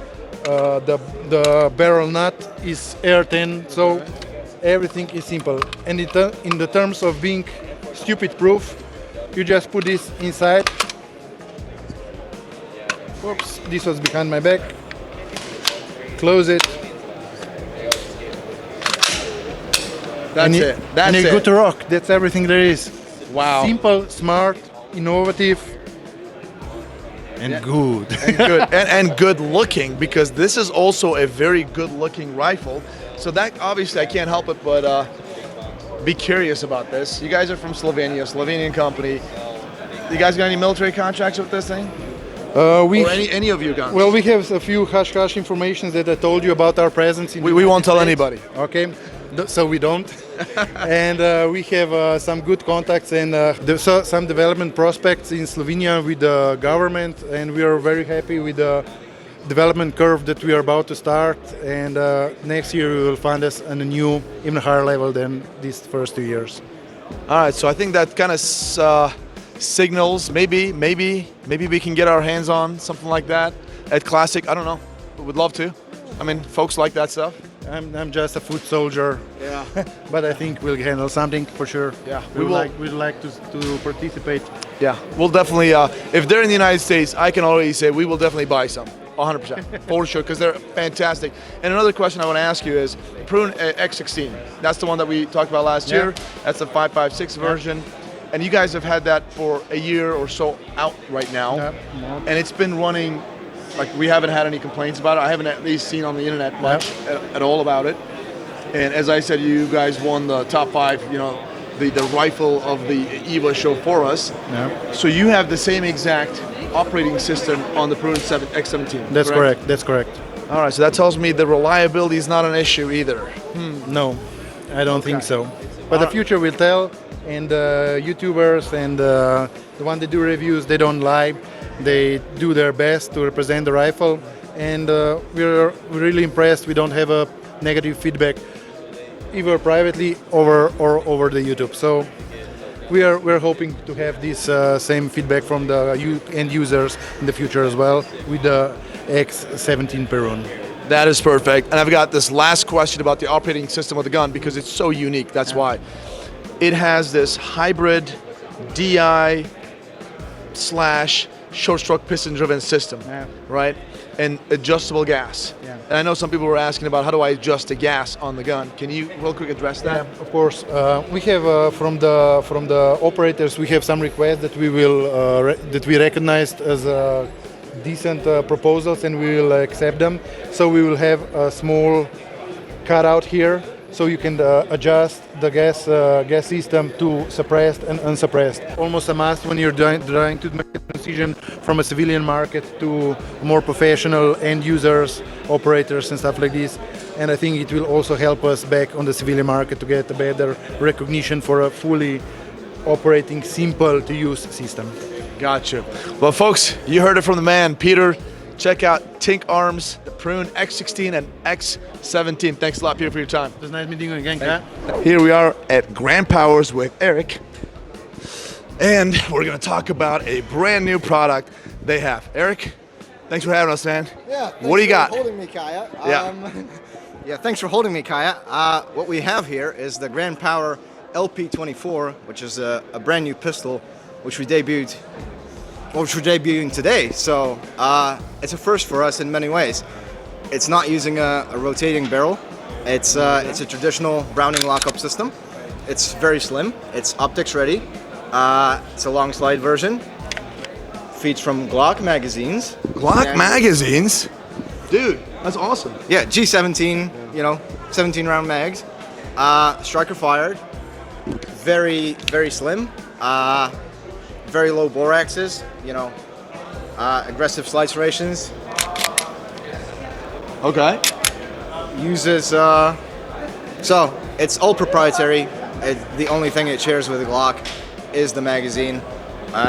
Wait, what about the trigger? The trigger is, it's very much not a Glock-like trigger. So is that a proprietary trigger just for you guys? You guys actually designed the trigger? Yes, we did. That's correct. Yeah. Can I take a look at it? For sure. Here you go. Okay. Yeah, lock these legs in here. There we go. All right. So when I look at this gun, guys, it is like super slim profile. When you look at it, it almost looks like 5.7 slim, but it's not. It's a 9mm. What is it? 17 round magazine capacity? 17. Yeah. Okay. That's correct. Yep. So it's got obviously this long slide. This is Grand Power GP LP24 2024 long pistol. It's got competition type sights, right? But it can be upgraded to or downgraded to 3 white dot sights, cut for a dot. What's the footprint on this one? So there's 4 optics plates included in the packaging. So you get, your standard Vortex, Shield RMS, Trigicon RMR, and I always forget the 4th one, but there's 4 plates included. Okay, that is awesome. I really love the slice serrations on this, the front and back, how slim the profile is, and Picatinny rail. I like the long slide.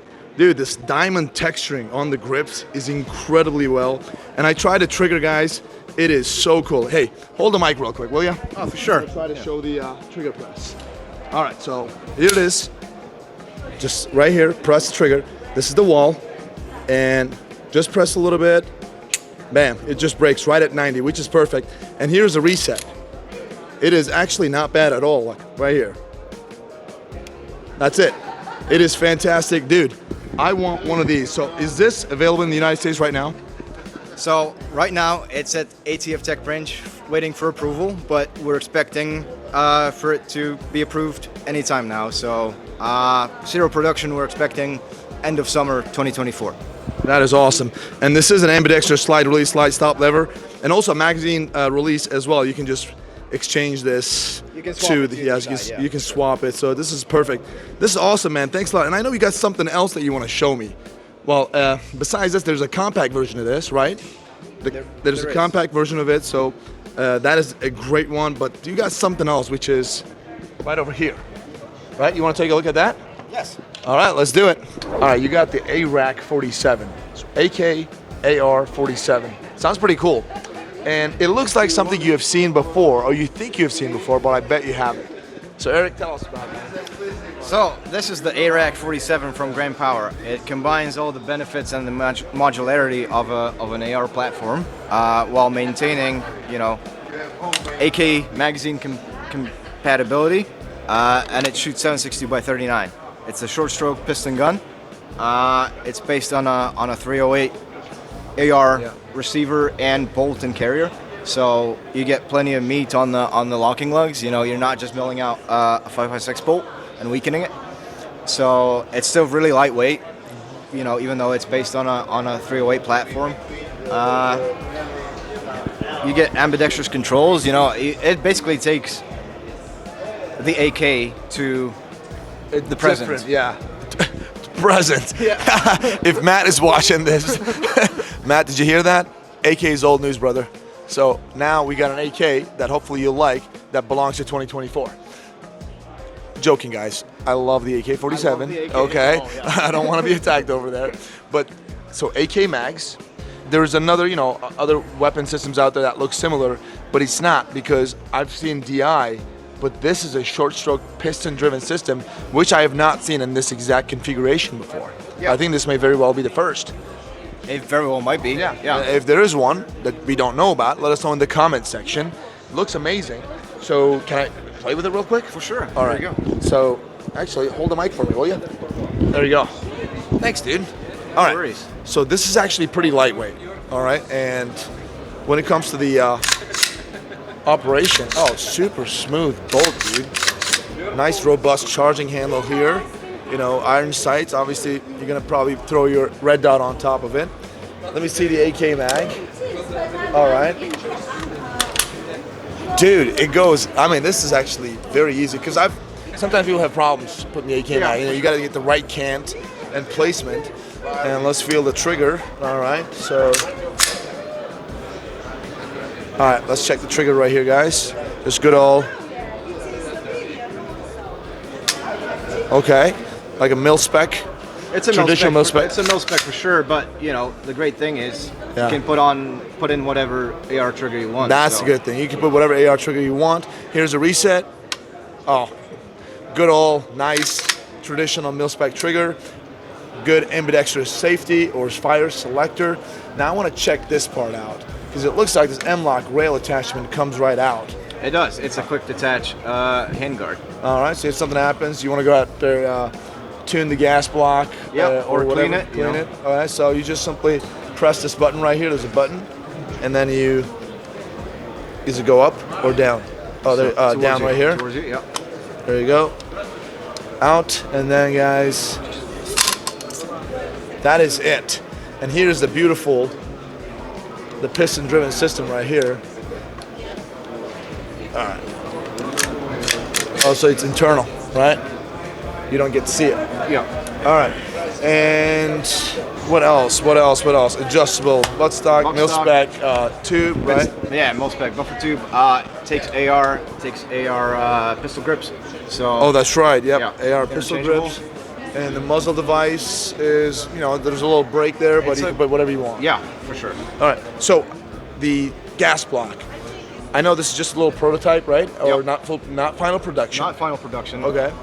And is it gonna be adjustable when this comes out? The adjustable gas guns will be adjustable. Okay, Yeah. I'll take the mic from you. All right. So an important question will be: is this available or will be available in the United States? There's no plans to bring this to the U.S. at the moment. So. Okay. Well. If you guys want to see it, let us know in the comment section below, and you know, maybe we can reconsider. All right, so guys, you heard it. If you want this weapon system in the United States, let us know in the comment section. The company as a pistol, as a pistol configuration. You know what? We can throw those brace on. That's completely legal. So let us know in the comment section if you'd like to have this weapon system in the United States from Grand Powers. The company's going to look at the comment section and basically see how much interest there is, and based on that, hopefully there is enough interest, we can get this machine into the United States. Because we've checked your other weapon platforms. Yeah. Obviously, we were looking at the pistols, and you had those Strybogs. Unbelievably awesome machines. We've got one in the office. You guys really do some good freaking work, man. And I appreciate it. Yeah, absolutely. And I think it will be a sad thing to not have this in the United States, because the pistol, we're gonna have it. We talked about it. So hopefully we kind of get a little pistol configuration and get this one in the United States. Price point. Do you have any information on that or any guesstimates? I know it's not the final product.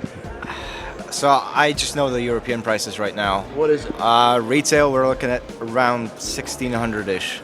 Right, but don't quote me on it because it's too early to set a price. But exactly. So don't quote him on it. He just gave us simply 1,600 euro, probably, right, or dollars. Euros. That's including VAT, but MSRP. All right. So 1,600 euros in the neighborhood of that. Euro pricing. Generally, U.S. pricings depends on the taxes, whatever. Sometimes it's a little bit lower, but could be the same, could be more. I don't know. Don't quote us, but looks like in that neighborhood, man. I think it's absolutely pretty good price. I just want to see it in the United States. That's all. I do too. Okay. I think they're cool. So they really are cool.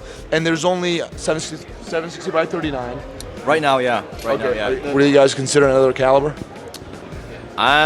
So I mean, I like 545 myself, but you know, getting 545 anywhere, Europe or the US, is just impossible right now. So you know, I'd love to see that just as a project, but you know, because the idea behind this gun was basically it's meant for export as well into countries where they have, you know, stockpiles of 760 by 39, and they have AK magazines, but maybe their AKs are getting a little worn out. So. Outdated?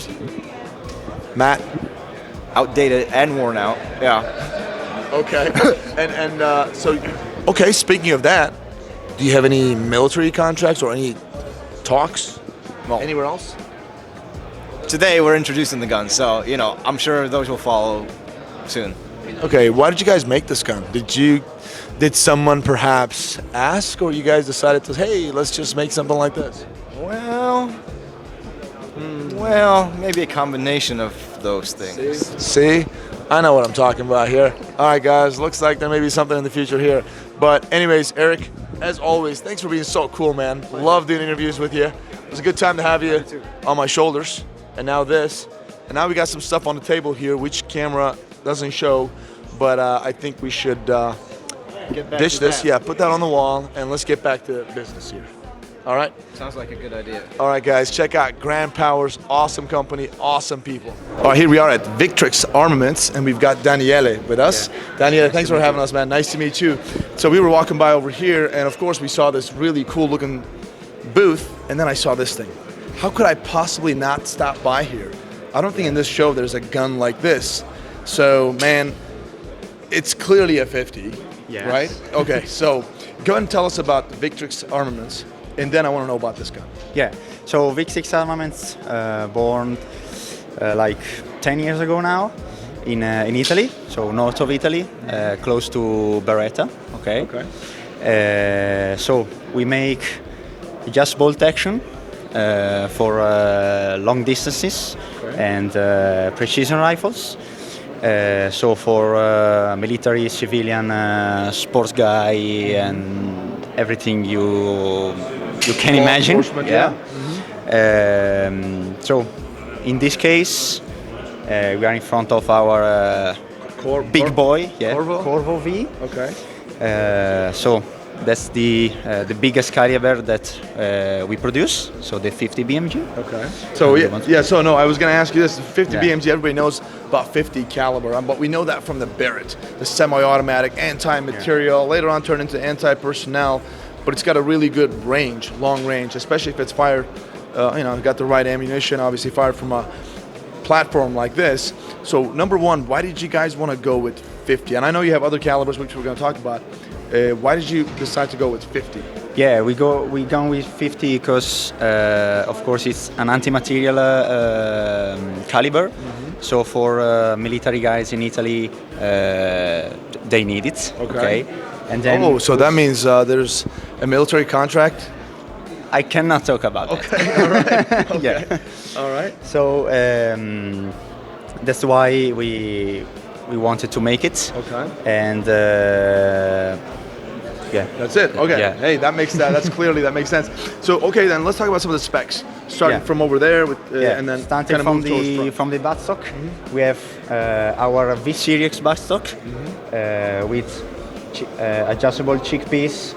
So with lever, you can adjust. Oh, that is super easy, man. You can remove it. This has a storage for tips, for inserts. Okay. All right. Okay. And then clamp it down. We have also the lens, of course. And you can take that off. Okay. And you can use tips over there to fix some on the range. Here's what he's saying. This is really cool. You can put just bits over here. It's like a You can actually take this off.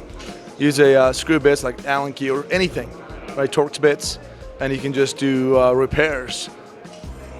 This is really cool. And then, like, great thinking, man. Wow. All right. Also, of course, the height of the butt pods. Okay. Yeah. And an integrated monopods. Dude, that is so quick so cool. And also micro adjustments. Okay. Wow, that is, dude, I'm telling you, I've seen a lot of cool butt stocks, especially in the bolt gun world. This is the coolest one I've seen. It's super easy to adjust, which we'll show to you guys. And then, what does this button do right here? Then we have our folding system. Okay. So, one end. We can close, transport. Yeah. Also clean the barrel if you need it. And then, easy. Okay. Okay, that is really good. Super sturdy. Let me see this. Guys, tolerances, they're fantastic. Okay, moving on to, let's talk about the trigger and the grip a little bit before we move up. Ergo grip here, so from USA. AR standard, so interchangeable with every grip. Okay. Yes. Then we have the trigger, so double stage trigger. Okay. Studied for the 50, so bigger trigger than other models. And it's set about a kilo and 300 grams, 200 grams. So we're talking about like 3 pounds, maybe 2.5. Yeah. Yeah. It's a little bit adjustable, of course. Okay. And also it's adjustable the length of pull, so you can move a little bit the trigger. Okay, you can take the slack out a little bit, length of pull. Yeah. So you can adjust the weight a little bit and also length of the pull. Yeah. That's fantastic. And moving on to the bolt, right? Yeah, we have this big bolt here. Yeah. It's all stainless steel, so the action and also the bolt is stainless steel, and also the firing pin. PVD coated, so that's why it's so smooth, really smooth. Yes. So of course this is especially for the 50. That's what I'm talking about. Look at this thing, guys. Double ejector, single extractor with this design. All right, nice, very, very nice. And moving on, it's obviously magazine fed. Yeah. How many rounds? 5-round magazine. Okay. Pretty cool. Who Polymer makes- magazine, so single stack, single feeds. You guys make made the by magazines? us, yes. Okay. Very good. And then I see this little, like all of these rifles have this specific carry handle here. Yeah. Why did you guys go with this to the Yeah, bottom? this of it? is of course for transport. So it's very very useful for, like, you can transport, of course, Okay. head down. Okay. And also you can shoot from helicopters or oh, helicopter. How can you say The like- cable, right? That little cable that they yes. have.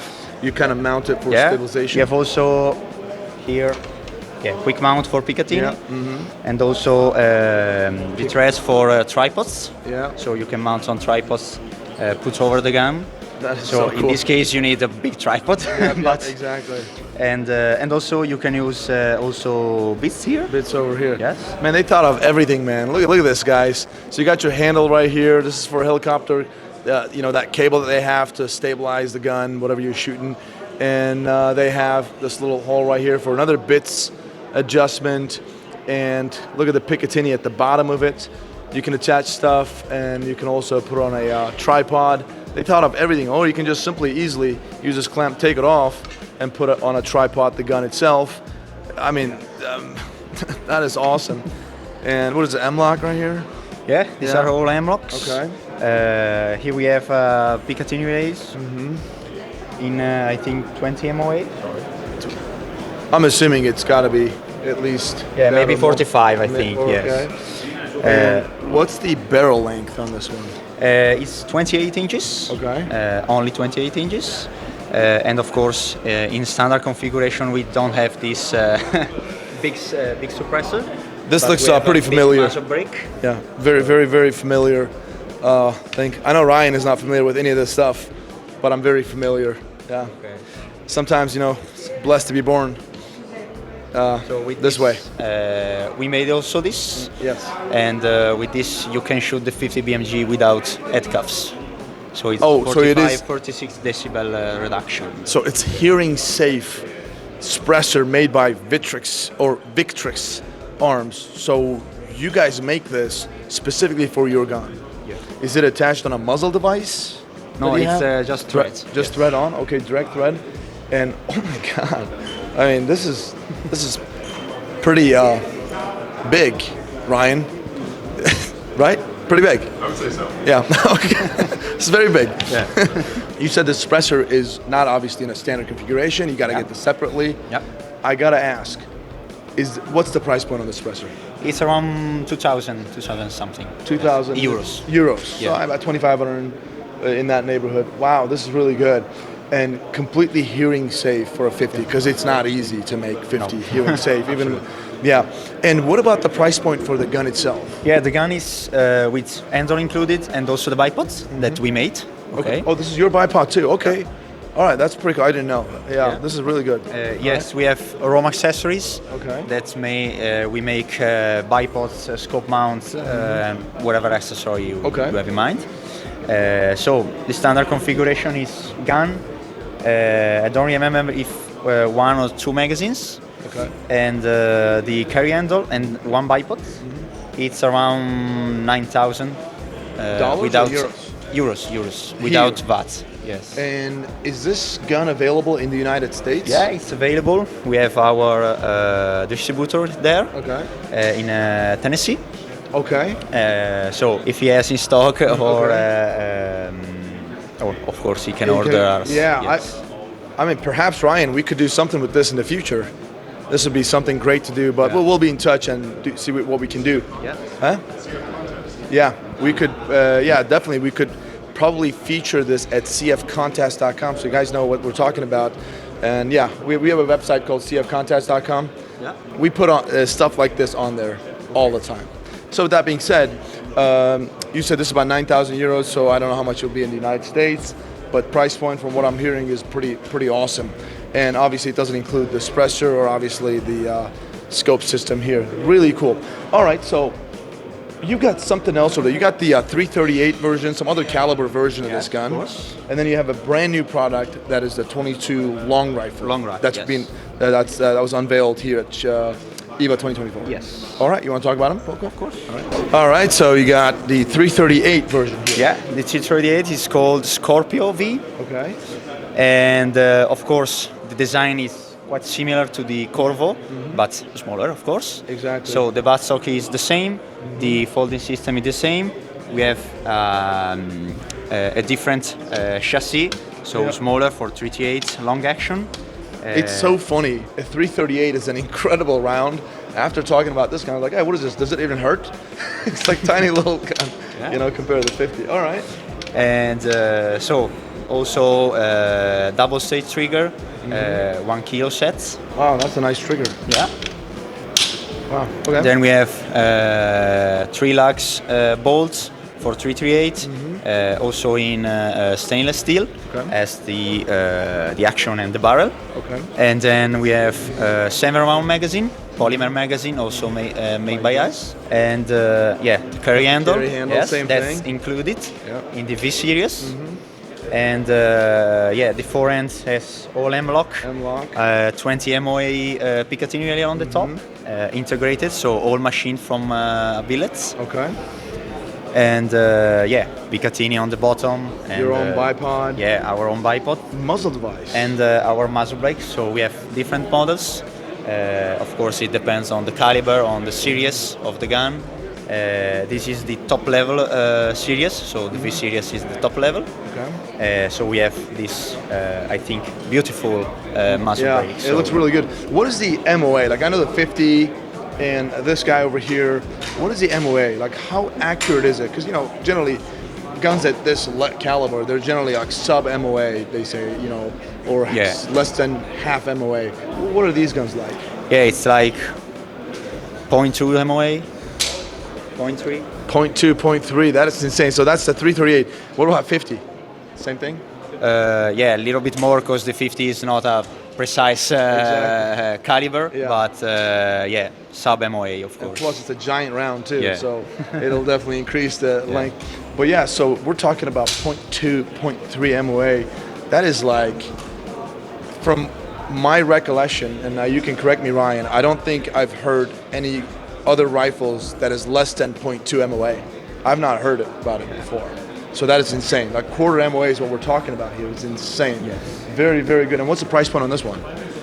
It's around 6,000, I think, without VAT and taxes. Of course. And it's also in the United States? Yes. Okay, perfect. And then you have a brand new product that we talked about, the 22 caliber. 22. You want to talk about that real quick? Rifle. Yes. All right. All right. So this is the 22 caliber. Go ahead and tell us about this one. Yeah, this is the new model of 2024 that we are presenting here at the IWA. This is the Orb small bore, so in 22 long rifle. We have also the Orb standard caliber, so big bore like 308 and 6.5 and 6mm. Okay. That's over there. So in this case, let's talk about some of the specs here. Yeah, we have this is projected for ELR in 22, of course. Okay. So we have this sports buttstock with, of course, all the adjustments that you need. Cheek piece is adjustable in height. The length of pull is adjustable, and also we have a slider here for the rear back. Okay. That is adjustable and is 3 degrees inclination. That is so cool. It kind of keeps it in that. Okay, yeah, that's really so cool. you can move the gun and change the point of aim. Okay. Yeah. Okay. Then we have, of course, our folding system here. This is more for transport and cleaning the barrel. Yes. You got the bolt. That's a kind of little different. Yeah, obviously, it's for 22. Bolt, yes. Yeah. But we maintain the footprint of 308, so we can use and we can interchange the action on like a 22 and 308. So it's the same chassis. So if you want to train or everything you want, you can change it easily. So it's multi-caliber, easily interchangeable. Okay. So yeah, we have here our little bolt for 22. also in stainless steel and PVD coated. Okay. So the smoothness is really good. We have 10-round magazine in this case, so also made by us. Let me see this one. Yeah. Oh, nice. Yeah. Okay. Pretty cool. I'll get that in there. There we go. In this case, we have single-stage trigger. Okay. So we made our own triggers. So. Oh wow. Yeah. I barely touched it, guys. I literally just barely touched it, and I was like, oh, let me try the pressure. And then, yeah. What is this, like this a pound? Wow. 200 grams. That's why. Yeah, 200 grams. That's a pound, I think. This has got to be it. Yeah. So yeah, it's amazing. It's incredible, and the grip is interchangeable. Also ergo grip, AR standard, so wherever you want. And we have this new chassis with M-locks here, and also arc arrays and unshot rays on the bottom. So as you can see here. That is super cool. All right, and then you got a little rail attachment right here. Yeah, like an handguard that is standard with this gun. Okay. And we have also a longer version that's come up over here. You can also move this one here. Okay, so you can move this piece over here or attach another one or the longer one over here. Fantastic. And the barrel is... this is heavy barrel, so 1-inch muzzle with M18x1 threads that we're going to change. Dude, you know, I'm like so impressed by your tolerances. Like your tolerances, everything seems incredibly well machined. The QC, just even when I'm just doing this, it's like buttery smooth, everything, incredible. Yeah, we work with our CNC machines. It's all machined by us, and we work with tolerances like a tenth of millimeter, so that's why. I can tell, I can 100% tell. And everybody loves Express 22, right? I mean, if you're gonna shoot, especially a bolt gun, it's one of the funnest things to do. So do you have any suppressor options for 22? Not yet, not yet, but we are working on it. All right, that's good to know. And what's the price point on this one? This is around 3,400 euros, of course. Euros. And it's available in the United States, or will it be? Yeah, it will be, yes. It will be. About projected dates? No, I don't really know. Yeah, we are presenting here. Okay. So if our dealer made the order in 2-3 months, it could be available. Gotcha. Perfect. Well, guys, definitely check out Victrix Arms. They've got probably one of the most impressive bolt action guns I've ever seen. So, Daniela, thanks a lot for your time, man. I really appreciate you. Yeah. Thank you. I think I know you from somewhere, sir. Where? You were in John Wick. You were the guy that Yeah. How's it going? Going great. Taran Butler here, guys. Taran Butler, the man, not the myth, the legend. Taran Butler from TTI, and we've got something very special here. Yeah. And what is that? Whoa. Holy shit. It's the TTI Canik Combat, completely tricked out gun, spiral fluted barrel, very light, smooth trigger, fiber optic sights, a compensator that you don't need really a tool to take it off. You just poke it here, pop that off right there. Oh, okay. It doesn't have to be screwed on or whatever, so you can clean the gun easier. Flared magwell, very aggressive texturing, all the little details that make the gun shoot nice. Fiber optic at the very top, a cleaner, tighter rear sight, serrated, all the things that make the gun just really nice. Wow. This is, and I know you worked on this gun for over a year. Yeah, almost 2 years. Yeah, and guys, everybody should know Taran Butler, TTI now, but seriously, we've visited your facility, we've done some stuff with you. Obviously, we're personally friends, and we've talked before, away from cameras. He is an absolute perfectionist. If a gun does not feel right to the very most minute details, he will not release it. Because I've shot with him, and he can just tell even a pound difference in a recoil spring. With that being said, I haven't shot this thing, but I can tell this is already a phenomenal weapon system. So I can't get my hands on this because they're so limited, and it's got the TTI name on it. Of course, Canik is known to be amazing, so how am I going to do that? They'll be available in May, and they took a lot of orders. I don't know, it's thousands and thousands and thousands, but it'll be a gun that's going to be faster to get than a lot of other stuff. Yeah. And well under $1,000.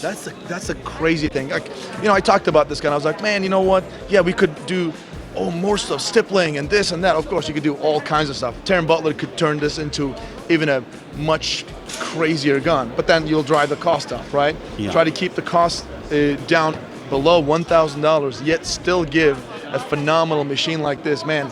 You are a magician. Thank you. You really are. Well, we did everything we could to make this platform as best as it could possibly be. Comes a nice presentation box, coin, holsters, so much stuff it comes with. It's an incredible value and a gun that'll be much more readily available. A coin like this? There's your coin. That's mine? Yeah. All right. Signed by Taran Butler. Yeah. Guys, check it out. Canik, here we are at Eva. I told you, you were in John Wick. No. Wait, right. John Wayne? We're done. Anyways, he left me. Guys, Eva 2024, Nuremberg, Germany. There you are, there's that guy. Taran Butler, Canik TTI. Come tomorrow at noon. We'll be here, all the fun coins, all the cool stuff. We'll have a great time. Tomorrow at noon. Yeah. I don't know when this is going to be released, but tomorrow at noon, come here. Yeah.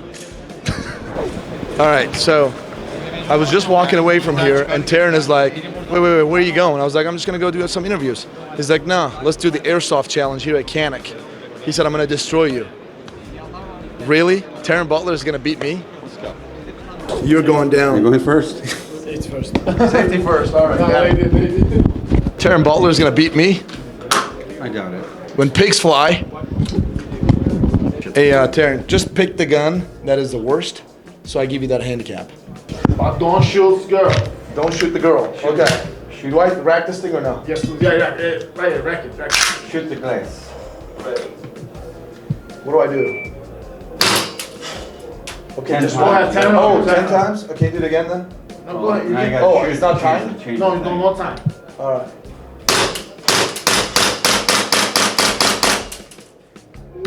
That's good. Mr. Butler, I don't know if 95 is good or not, but I got 95. Is it already happening? Yeah. Yeah. That was trash. Mr. Butler, you know, here's the deal. I do give classes. I train people like you on how to shoot better.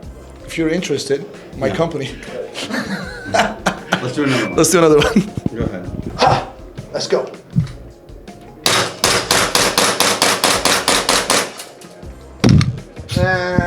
I don't know what happened, guys, but Taran gave me a gun. He did something to a gun, and then suddenly I just shot a lot worse.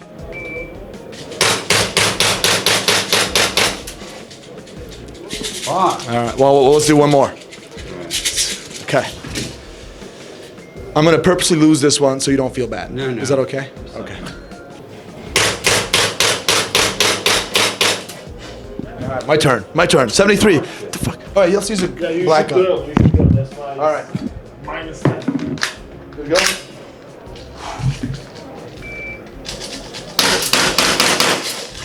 Jam.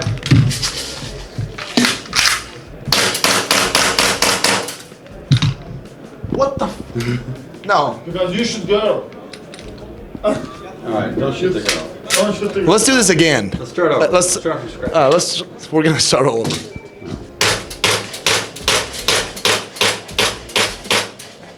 Okay, that actually was good. What is the best score? Like, is it out of 100?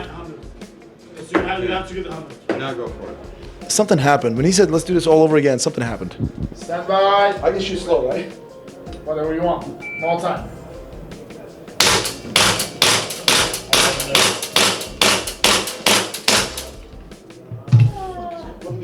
Try again. Let's do another shot.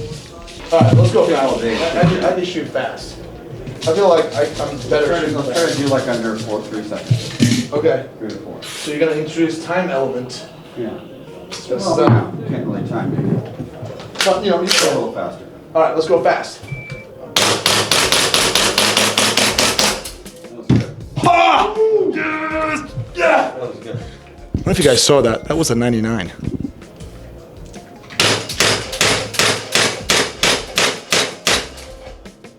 Oh, tie, Mr. Butler. No? Oh, you want to do it again? Let's just keep going. Okay. He's so competitive. competitive. That's why he's the grand champion.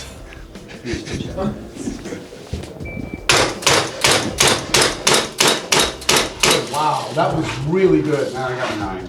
There you go. Wait, have you ever gotten 100? No, I just No, that was like they were stacking up on top of each other. The one kind of dropped low. Okay. Here, go ahead, you go again. We'll just keep alternating.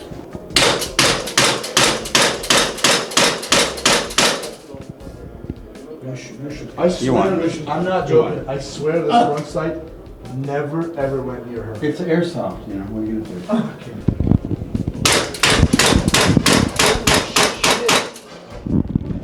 Oh my God. Now I'm back in. 100? Okay, I'll try one more time and then I'll concede if I have to. Well, hold on. Having Jeez. fun. Just kind of stay there. All right. Where did I hair should go? That was a 10. I shot the girl? Yes. See? No, wait. It's impossible. Okay, then restart this thing. Oh. Okay. Because wait. You have to finish it to restart it. You got to shoot it to restart That's a hit? Yeah. In the My ear. front sight was all the way up here. It's in the ear, it's okay. Because of the- No, she's dead. I gotta restart No, this. she put an earring in there anyway. What is it, 48 hours? Damn, I'm trying to do negative 99. No, now do it. All right, ready. All right.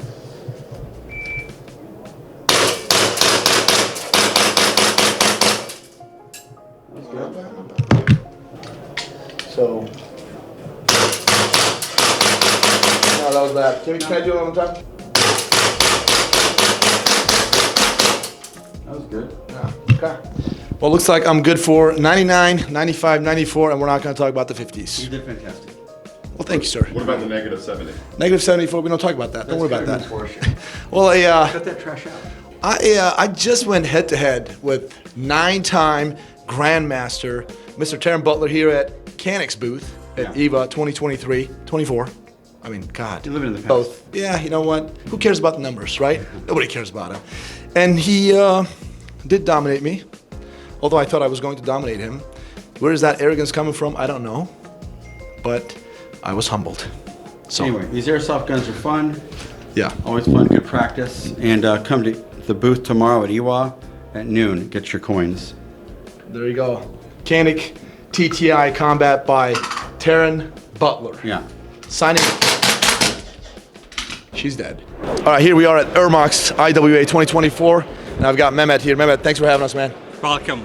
All right, so you've got some really cool stuff going on. Obviously, we're familiar with Herox weapon systems, the Crossfire specifically, and we've got the M4 shotguns in-house called Herox X Defense. But now you've got something new, which is called, what is this thing? The Herox. Yeah, go ahead and tell us about it. This is an X Power. This is a 2011 platform, double stack Glock magazine, 17 round pistol. This has aluminum grip, full aluminum grip, and all the parts are compatible with 1911. All the parts are compatible, and a mill trigger. This has a patented design inside. It's a secret. The buyers will see when they have this. And the sights are also compatible with 1911. This use 7 round Glock magazines as well. 17 rounds? Yeah, 17 All round right. Glock Nice. magazines. Yeah. This has a very light slide. It allows keep the aim recovery, and this has very short reset distance, a half a millimeter. Half a millimeter? Yeah, and trigger pull weight is 2.2 pounds. It's a great achievement for Herox Defense with the second line of full metal series. After the Crossfire, you know it very well. This has all Torque screw on it, and with just one Allen key. What was that? I'm sorry? You will have Torque screws here and here, all the same screws on it. Okay, so you got the Allen screws where you use the same Allen key to disassemble. Okay. Mm-hmm. And a great sight, compatible with 1911s at the market. Got you. And I see. So can I grab that real quick? Yeah. Okay. So here it is.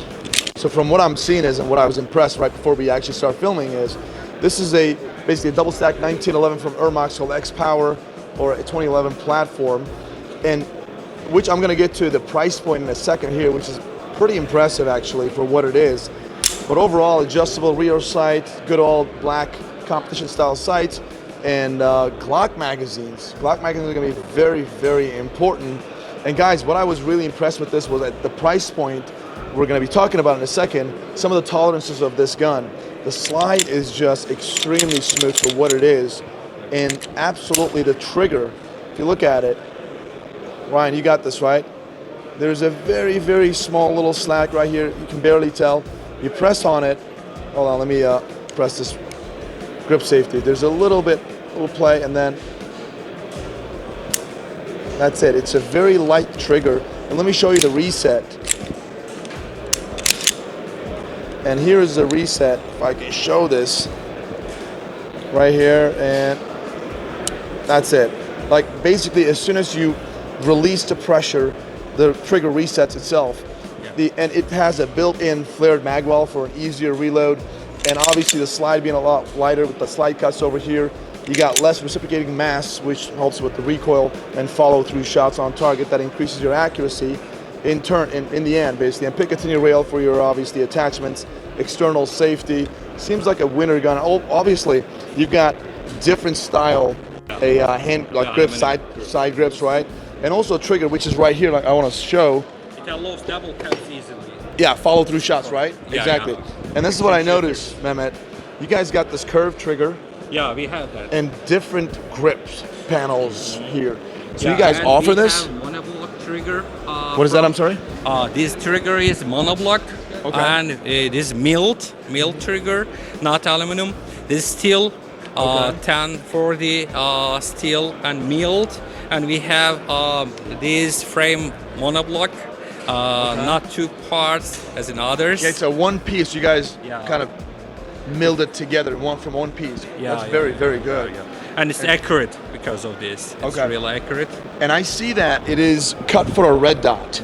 Yeah. Do you have adapter plates for Czech RMR and other? Okay. We have two adapters in the box. Okay. Two adapters for the most preferred brands in the market. Okay. They can put any preferred brand red dot here. Okay, that makes sense. So here it is, guys. This is the Ermax X Power. And by the way, if anybody's questioning these guns being pointed at everybody, these guns got no firing pins, and there's no way you wouldn't point a gun here with somebody. There's 360 people around you, so there is that. They're all checked for safety by EVA officials. But here it is, Ermax X Power from Ermax. What's the company? It's just Ermax, right? Ermax. Okay, from Ermax. Ermax Defense, that's what I was thinking of. That's it. Well, Mehmet, thank you so much for your time, man. What I want to ask you is the last one. Thank you so much for your time. The price point, and when will these be available in the United States? This will be available in the United States in a short time after the stringent live tests. We are still having tests with this. After completing these tests, these will be available in the United States. But the price point, we need some time to explain this to the customers. But is it going to be under $1,000? Yeah, for sure. This will be affordable again as a Crossfire. Perfect. You guys heard it from the man himself. Under $1,000. We'll see what it's going to be. Thanks a lot, man. I appreciate you. Thank you so much. Thank you. All right, I was just about to leave the Ermax booth, and I was like, "What in the heck is this?" A cool-looking piece over here, and I thought it was maybe an old gun that they had from years ago, and they were displaying it. No, this is a brand new gun called Ermax X Rotary. So I tried to figure this out, but I couldn't. So they showed me, and this is how it works. It's really cool. I'm gonna try to use my old technique over here with the mic, my armpit, and try to show you this. So there's a button right here. So you pull this back. See that? You pull this back, and then you rotate it clockwise, and then you pull it out, and then it does this. 232 caliber, 232 calibers barrels right here, and then you just basically bring it back up, push it in, twist it, and good to go. And you can go ahead and fire. There's two triggers, so bang, bang, and this is the safety. So if it's down here, I got to reset it, obviously. push the, there you go. Triggers down here, and you can't press the triggers. This is pretty cool. Huh.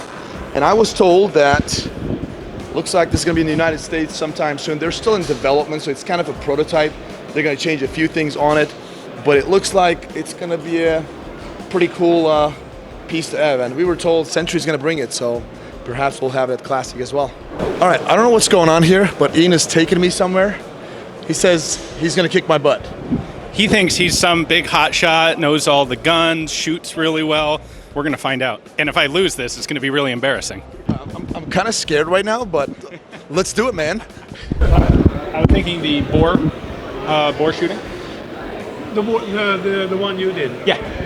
Oh, the one that he's experienced on. Yes, let's do that one. The one I've already practiced. Yeah, the one that he practiced. Got to give him the handicap that he needs. All right, so here's the deal. Okay. This is a hunting simulator. It's called Simway. Okay. Available in the US and in Europe. And it is a way to practice without needing a full range, without actually shooting any animals. And it's a lot of fun. And they have a 2-person head-to-head simulator. So we use fake rifles, functioning trigger. We got aim point acro P2s on here. Aim fire just like a regular rifle, except we're shooting at a screen instead of actual animals. Okay. I have a feeling that, you know, we're both very brand new to it. You've not practiced this at all, right? I barely know which end the bullets come out of a gun. He was practicing, and then he came and got me. He's like, hey, let's just race. I mean, sure, I'll still beat you. Okay, prepare now. What do I do? From the right. And when you shoot, they start running. I shoot now? No. Oh, so I run out of ammo too? I told you had 5 rounds. Okay, that was a good intel to have, right? All right, so we both got 4 hits on the other side. Okay.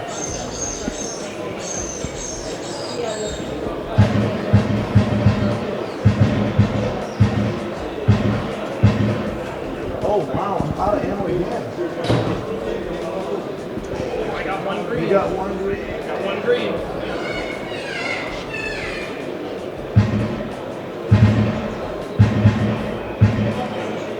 I killed him. I swear that was me killing him.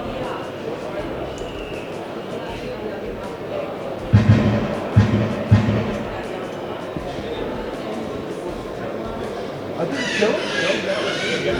Just barely. What do I do?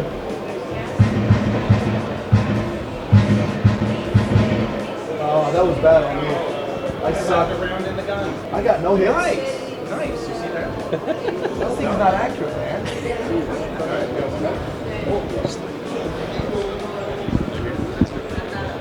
Where are the guys?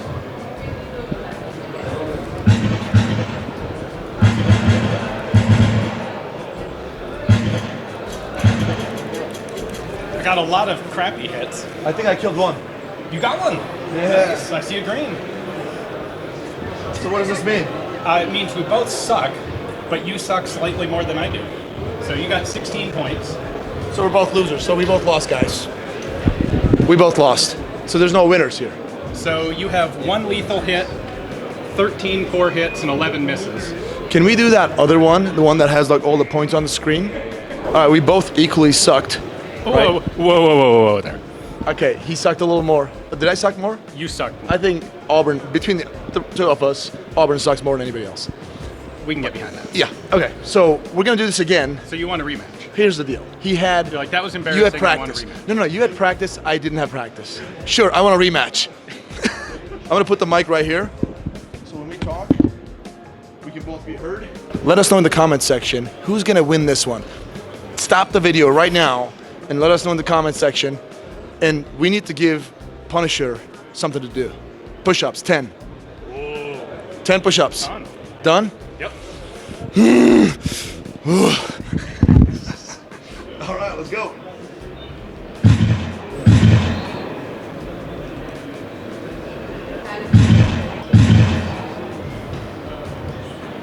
All right. 1 round. 1 round. Capper Cal, or whatever it is. All right, yes. I think it was laughing at us. 1 round. I got it. I'm going to be doing push-ups here in a minute. There.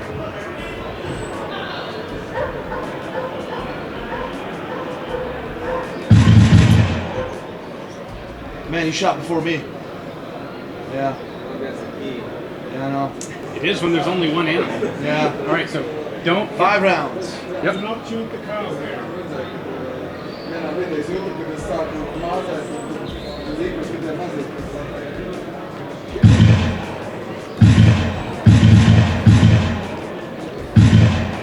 Negative. Ah, I shot the wrong guy. No shoot. I shot the no shoot. Damn it. Damn it. Look at that neck shot though. Oh. Isn't that neck shot beautiful? Oh. Fantastic.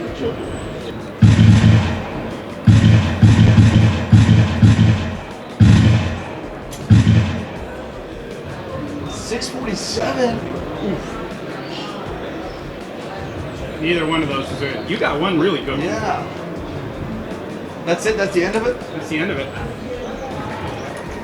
So how many push-ups was that? What? It's What a push-ups? difference in score, right? So 299, 633, that's like 364 push-ups. I'm pretty sure I said 10. You look like you can do 364 push-ups. Do you want me to do interviews or you want me to do push-ups? I mean, you tell me. What are we here for? Push-ups? We want to see him do push-ups. Look, 10 push-ups for him is the equivalent of me having to do like 1, if that.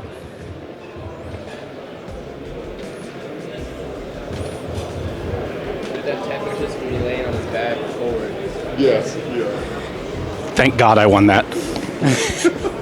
Good. Well done, sir. Good game. I don't trying to find excuses right now to say, but I don't have any. Give me my damn microphone back. Yeah, what I want to see, you know what? Forget about us. This is not the important one. We should see what Ryan and Auburn does. Ryan behind the camera guy, and Auburn Sucksworks. No, was that Huxworks? Huxworks. I'm sorry. I got it wrong. Put the suck through technology. You're so. All right, let's see you then. Get in there. All right, here we go. Our contestants have 1 round each with a rifle to hit a bird. Oh! Nicely done, sir. Thank you. Ooh. Come on, Ryan. First bird we've seen actually hit today. They've only got 1 deer here, so whoever gets it first. Wow, it's like volley fire. Hey Ryan, it's not Call of Duty, man.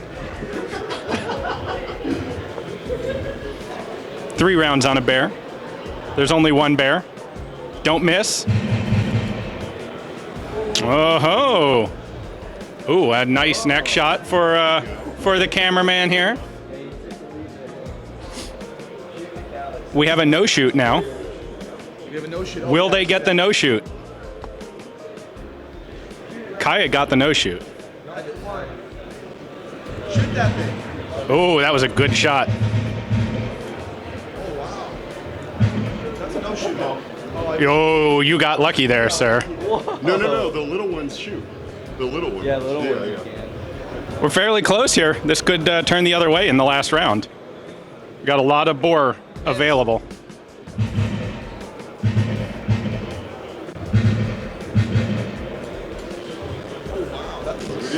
All right. This is close. No way. That's it, boy. That's it.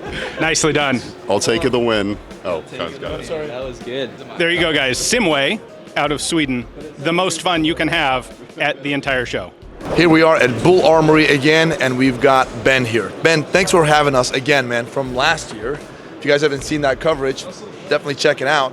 Now, you've got something new this year. I mean, bunch of new things, but you got a new optics system, and I want to know about that. So, Thank you for visiting us. Always exciting to see you. So what we have in front of us right now is our new patent-pending BAO optic system. BAO stands for Bull Armory Optics. Okay.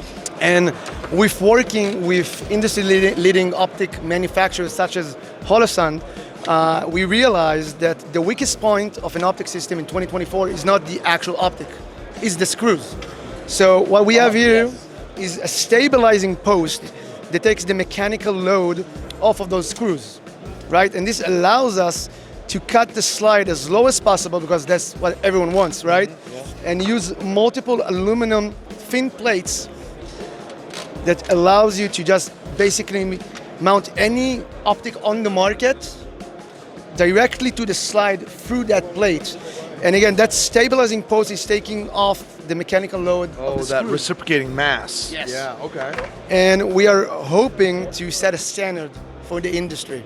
Now, right now we have an RMR plate, a Delta Point plate, an RMSC Holston K plate, and RTS 2 plates. We are working on an Acra plate, and pretty much whatever you guys want, let us know and we'll make it. Okay. And guys, definitely Bull Armory is that company. They literally improve their products based on the feedback they get from the U.S. market specifically. I mean, from everybody all around the world, but especially the U.S. market, because U.S. market is a little bit different than the rest of the world. And they've listened to you guys, and that's why they came up with this. So whatever you guys want them, or whatever problem you have, just simply post away. They may fix it for you. So there you go, man. All right, so the optic plate system is fantastic. It looks really cool, and it does make sense. How many times, Ryan, did we have a screw just fly out at the range on us? Every other week. Exactly, all the time. And we use Loctite on them, we tighten them up pretty good. But they're short, they heat up, they disappear, right? Exactly. I didn't mention it on video, but we also talked to all the major optic manufacturers, and we made sure that the included screws with the optics will work with this. So no matter what optic you get, as long as it's Trijicon, Holosun, Delta Point, the big ones, you don't need anything. It just works. That is really cool, man. That is really freaking cool. I forgot to mention, maybe you can just B-roll this.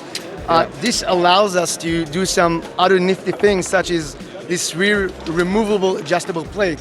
Okay. So let's say you want to shoot an optic during the week, and on the weekend you're a weekend warrior, you're gonna do a USPSA match.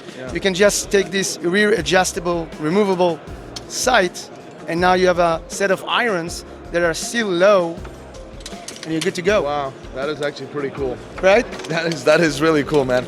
I love a company when they just innovate something different. We always kind of work around, make little improved things from other stuff, right? But when you come up with something completely new, man, I'm that nerd who geeks out on that stuff.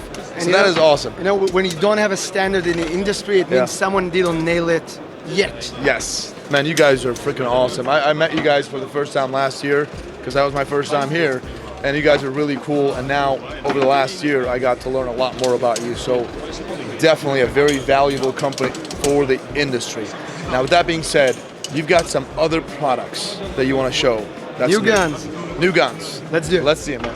All right. So starting over here, we have the brand new for this year ultralight. Now, the ultralight has been updated with user feedback in mind. So front to back, a new slide design, a new barrel profile. A huge request was a more aggressive grip. So we made a new module, aggressive texture, complete new ergonomics that mimics the full-size one, which everyone knows and loves. We're shipping it with a CCW-oriented mag wool. And now all the small parts are black, which was a huge request on the US side of things. So this is the ultralight. Right next to it, you have the ultralight Pro. It's pretty much the same gun, but for us Pro, it means ported. Okay. So it's the yield of the ports. So the ultralight gets a V6. Nice. All right? Nice. So this is the ultralight Pro. Next to it, we have the EDC. The EDC is the perfect pistol for someone who wants to carry a full-size pistol, about the size of a Glock 17, and it's a gun who can do it all. Conceal, defend, and even compete with its high-performance part. So 4 1/4 match grade bull barrel. We now do a flash cut and crown, another huge request by US crowd. So again, we deliver capacity of 18+1 with a flash polymer base pad, and right next to it, we have the EDC Pro. Wow. This one is a bit longer, so you get a V8 ported barrel. That is awesome, man. Holy crap, that looks really cool. This is actually what I carry back home. Hey, so don't mess with him, because you probably don't have a chance. Let's keep going. Next to it, we have the brand new Tacs. A huge request by the US market was please make a full length dust cover. Oh. So we did. The ADC, I forgot to mention, has an aluminum frame because it's meant for carry. Yeah. This one is bridging the gap between self-defense duty and competition use. So stainless steel, full dust cover, same furniture as the ADC, just heavier and more performance. And when you say, I'm just going to ask you, when you say dust cover, the Picatinny rail, is that what you call it? Yeah, this is what it's called, a dust hey, cover. you know, I just learned that. Thanks, man. Welcome. So let's keep going. You're all right? welcome. So the tack is available in 4.25 Okay. and 5-inch. So depending on what you want to do, I assume people are gravitating towards duty and self-defense are going to pick the 4.25, and someone who wants this kind of gun but wants to compete will gravitate towards the 5-inch. Or even keep it on their nightstand too. Why not, right? Why not? Yeah. Buy two. Yeah, buy two. Exactly. And of course, you have, There's two. I got 2 nightstands. makes sense. Yeah, I gotta buy 2. And of course, you have the Pro version with the V8 ported barrel. Now, the ultralight this year is shipping with 3 mags instead of 2. The ADC is shipping with 3 mags instead of 2, and the TAC are shipping with 4 mags. Because if you're that guy who's looking for performance and you're doing the activities I mentioned before, you probably need that amount of capacity on you or around you. Man, I'm utterly impressed with all these freaking options. Look at that, from tiny little guy all the way to these big guys, portable barrel, non-portable barrel for different applications, and your price point is so incredible. You want to give us an idea overall? A couple of them. You don't have to say all of them. What's your price point? I can say all of them. Okay. And like you mentioned, if you have a job, we have the tool for it. Yeah. So depending on what you want to do, where you want to go, we have something for you. Now, the ultralight MSRP is $1,750. You add $200 for the ported version. The EDC is $1,850, and you add $20 for the ported version. And the tax are $2,250, and you add $200 for the ported version. Yeah. Okay, so those price points for what they offer, because you know there's a lot of 1911, double stack 1911 or 2011 platform guns out there. They're costing you a lot. You know some of those companies, but guys, these are not. They don't just look pretty. So I'm gonna try to manipulate one of them if that's okay. All right, so I'm just grabbing randomly this gun right here, and this is the what's this one? The TAC, right? 4.25. Guys, it's butter. Like this slide is absolutely butter. That tells me the machining, the precision, the tolerances are incredibly well made. It feels really good in the hand. This texture right here just wraps right here. Just your hand stays right here. And a lot of companies that make these 1911 platform double stack or 2011, they can't get these magwell area right because I feel like I'm always squished right here. And this feels, with these big hands, perfect right here. And the trigger, guys, this trigger, I mean, incredible. You can't make it better. Like for me, I don't need anything better than this. I feel like anything softer than this is going to be like, it may just go off on its own. It's like insane, right? And so press, do reset real quick, right here. And look at this reset, guys. Barely moved. Boom, it's there. So this just tells me that every little parts in this gun is perfectly machined. Tolerances are amazing. So you're not just getting a pretty looking guy. Like, unlike my muscles, they're all for show. This is actually functionality over here too. So there's that, man. Ben, these are in the United States, right? They're gonna be starting to ship sometime during Q2. Okay. Now, you do know we are pretty much occupied in Israel at the moment, so I'm not making any promises, but we are trying. I know the US crowd is, it's impossible to quench the thirst of high quality guns in the US. We are trying to up the capacity, but not at the cost of quality. Yep. So thank you for being patient. We appreciate you, and we're trying hard. Gotcha. You guys heard it, man. Q2, potentially, hopefully, they'll be in the US. We're gonna try to work something out to get them at Classic too, so you guys can get your hands on these from us as well. But at the very least, we're gonna test the crap out of these things and show people how awesome they are. So Ben, thanks a lot for your time, man. As always, pleasure. All right, this is the end of day one of IWA 2024 here in Nuremberg, Germany.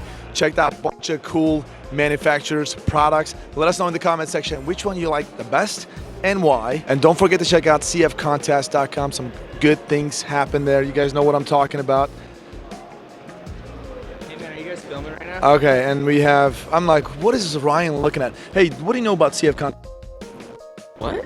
Yeah, you wouldn't know anything about that because, you know what, I'll tell you can't- what I do know. Yeah. Huxworks makes the most innovative flow-through technology you've ever seen. Yeah, tell us about Huxworks, please. Yep, so Huxworks stands for Human Exposure Workshop. Our goal is mitigating toxic fumes for the end user, so creating a healthier product, but a better product for your weapon system. So keeping it cleaner, reducing recoil. So flow-through technology does all these different advancements with a low back pressure, so you're not getting all the stuff back into your face. You don't have to modify weapon systems. Better all over for everything, really. Just a high-performing can. Yeah, we make a lot of cool things like suppressor sauce, cleaning products that's coming, other things. Yeah. Wow, so basically, in a way, what you just told me is, if it doesn't hux, it sucks.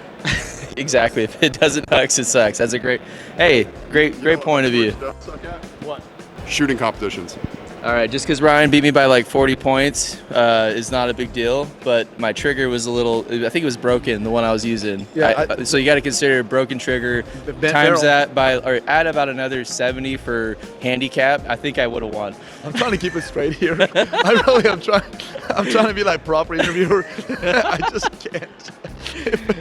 Yes, no, Ryan completely dominated Huxworks because, you know, I mean, sorry, I meant Auburn. I didn't mean Huxworks. Hey, I let Ryan dominate me whenever he wants, so yeah. Yeah, you already know this guy. I do, because I usually get dominated anyway. That's the only time I'm a cameraman. Other than that, I'm in front of the camera. So there's that. But anyways, guys, thanks for checking this thing out. I'm glad Auburn stopped by here. Check out cfcontest.com because we do put some really cool things there that they end up having in their safe later on. Cool. That's what CF Contest is. And we're going to go ahead and get some food, enjoy some drinks, and then hit the ground tomorrow, ready to go for day 2.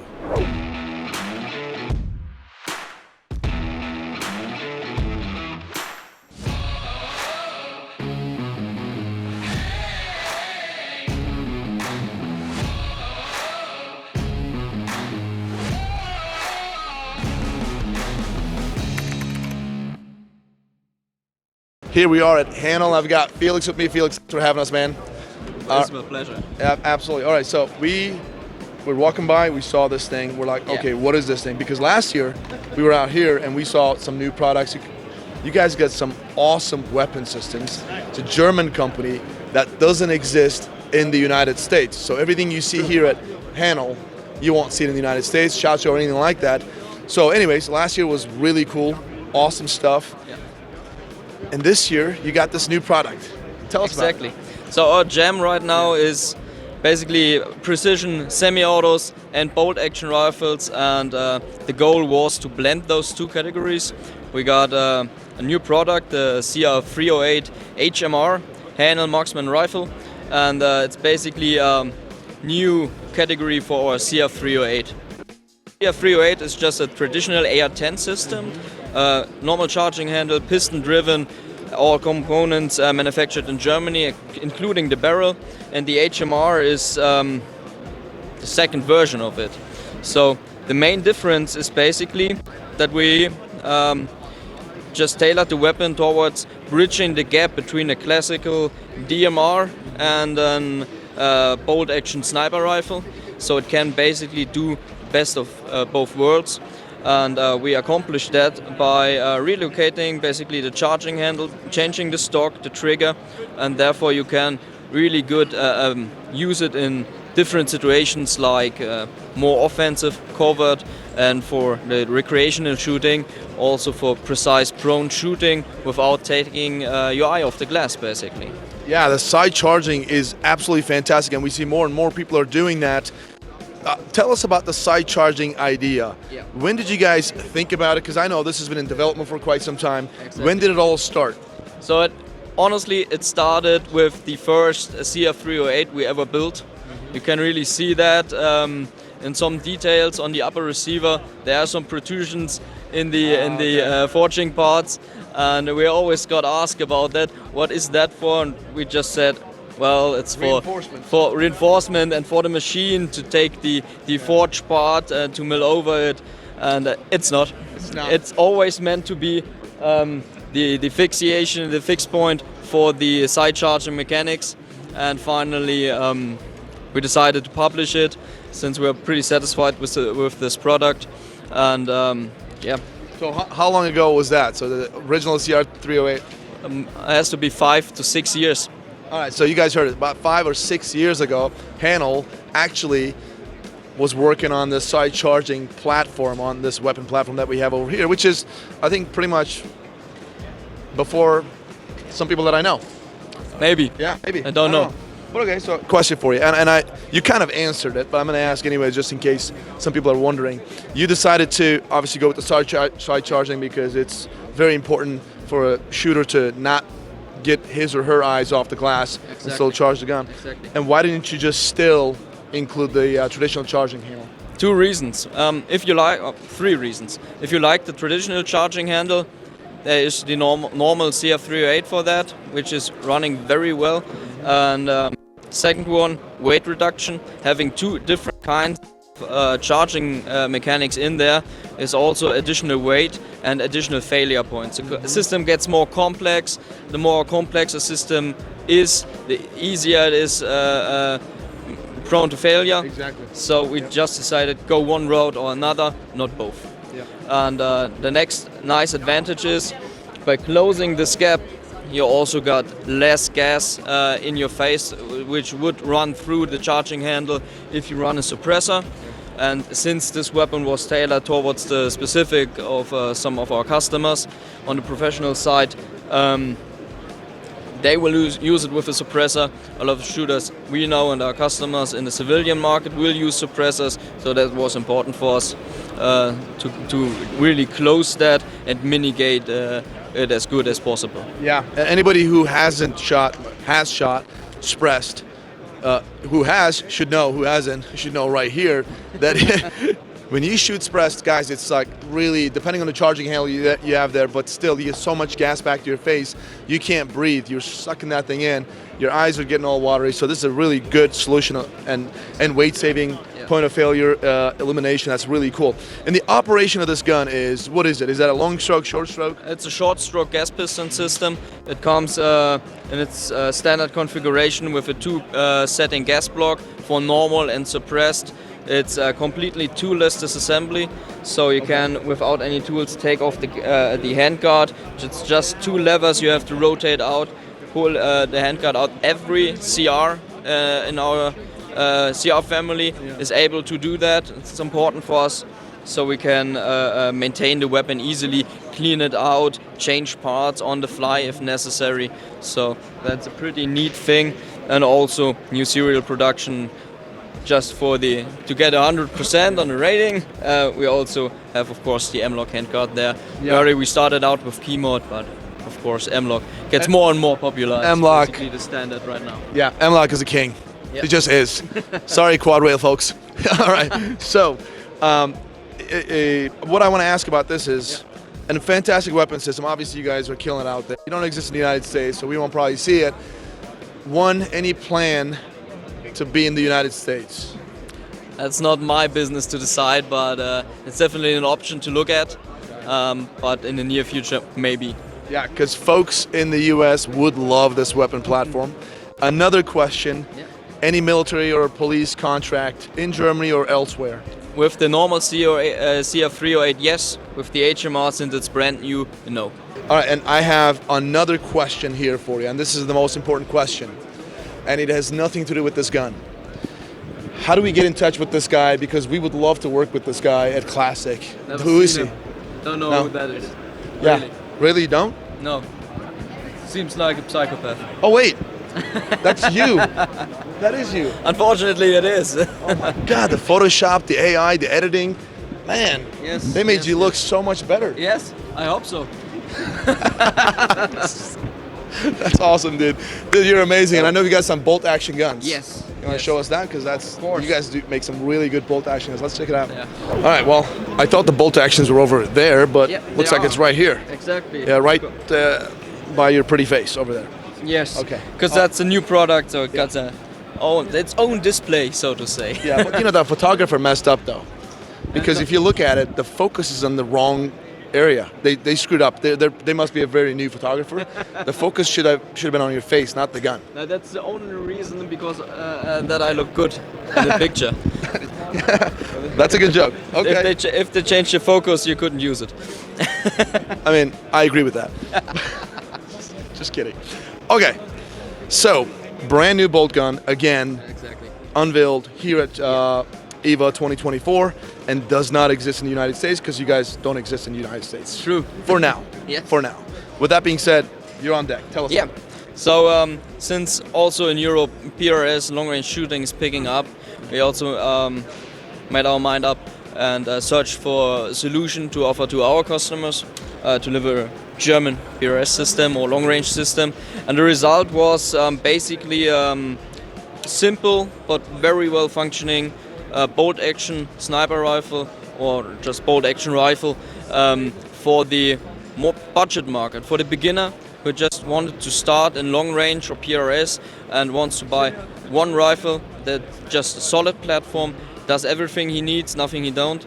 And yeah, so what the result was achieved after approximately 1.5 years of development. I was part in the development and testing of this chassis system, and I think it turned out beautifully. And yeah. No, yeah, I look at the gun. Number one, what catches my eye is the color. Yes. You guys, is that a proprietary color? No, your own color?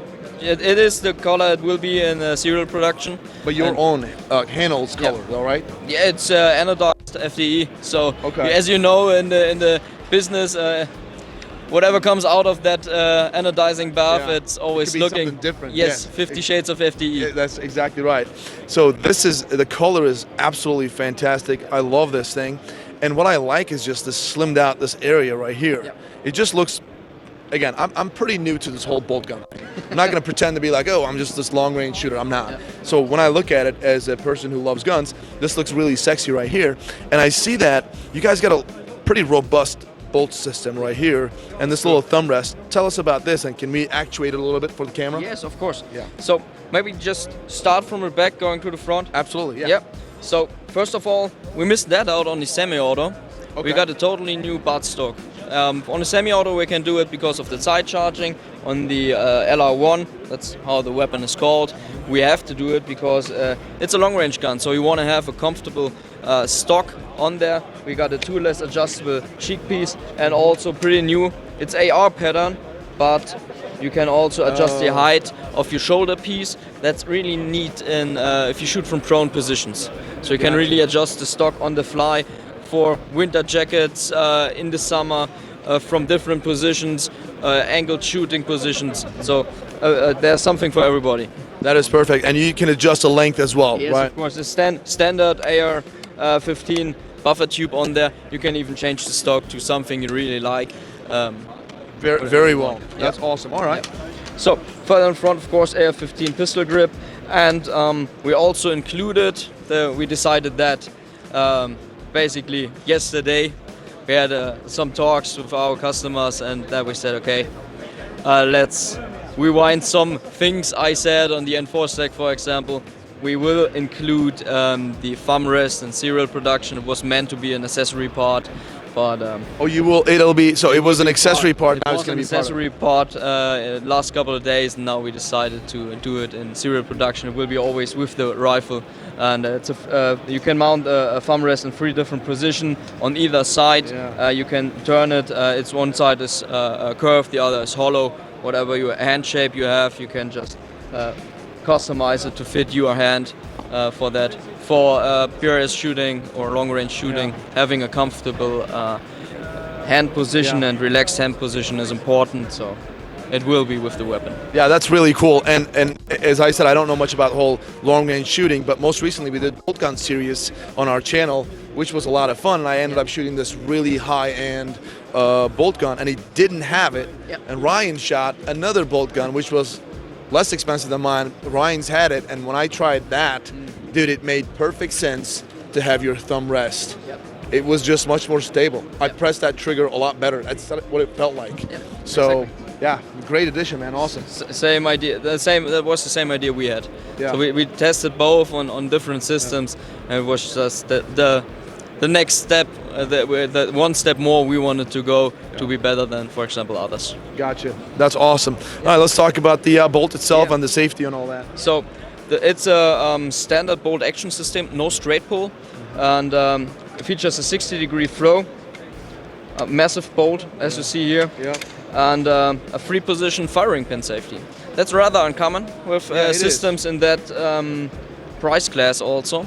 And the nice thing is the firing pin safety is probably the safest safety you can put into a bolt action rifle, because it disconnects the firing pin from the trigger. So even if your trigger fails completely, the rifle will not fire. Gotcha. So 3-position, what does that mean? You got, first of all, starting on the last position, you got a lock for the bolt, so you cannot open it. For example, if you use it for hunting, or you want to transport a rifle on an empty chamber, for example, on a competition, you can close it, you can lock it, it won't accidentally open. Gotcha. That's a pretty neat feature. Of course, second position is for loading. The trigger is still dead, the firing pin is still disconnected, and of course, last position is red is dead, firing. Yeah, and that's really cool. It's like something we don't really see in the United States. We just get those two position, fire or safe. That's all we see for the trigger. Now, I tried this trigger just before off camera. Yeah. It's an incredible trigger. What is that thing? It's simple. The mechanics are extremely simple. It comes from the hunting market, so this weapon really combines three fields of science in our company. The one is hunting, one is the long-range bolt action rifles, the other one is a semi-auto. We all combine that into one rifle, and this trigger comes from the hunting market. It's not adjustable, it's fixed with 900 grams. I think that's almost 2 lips. Pounds, yeah. It is extremely light. Yeah. Like, it is so good. Again, it's single stage, so no take up there.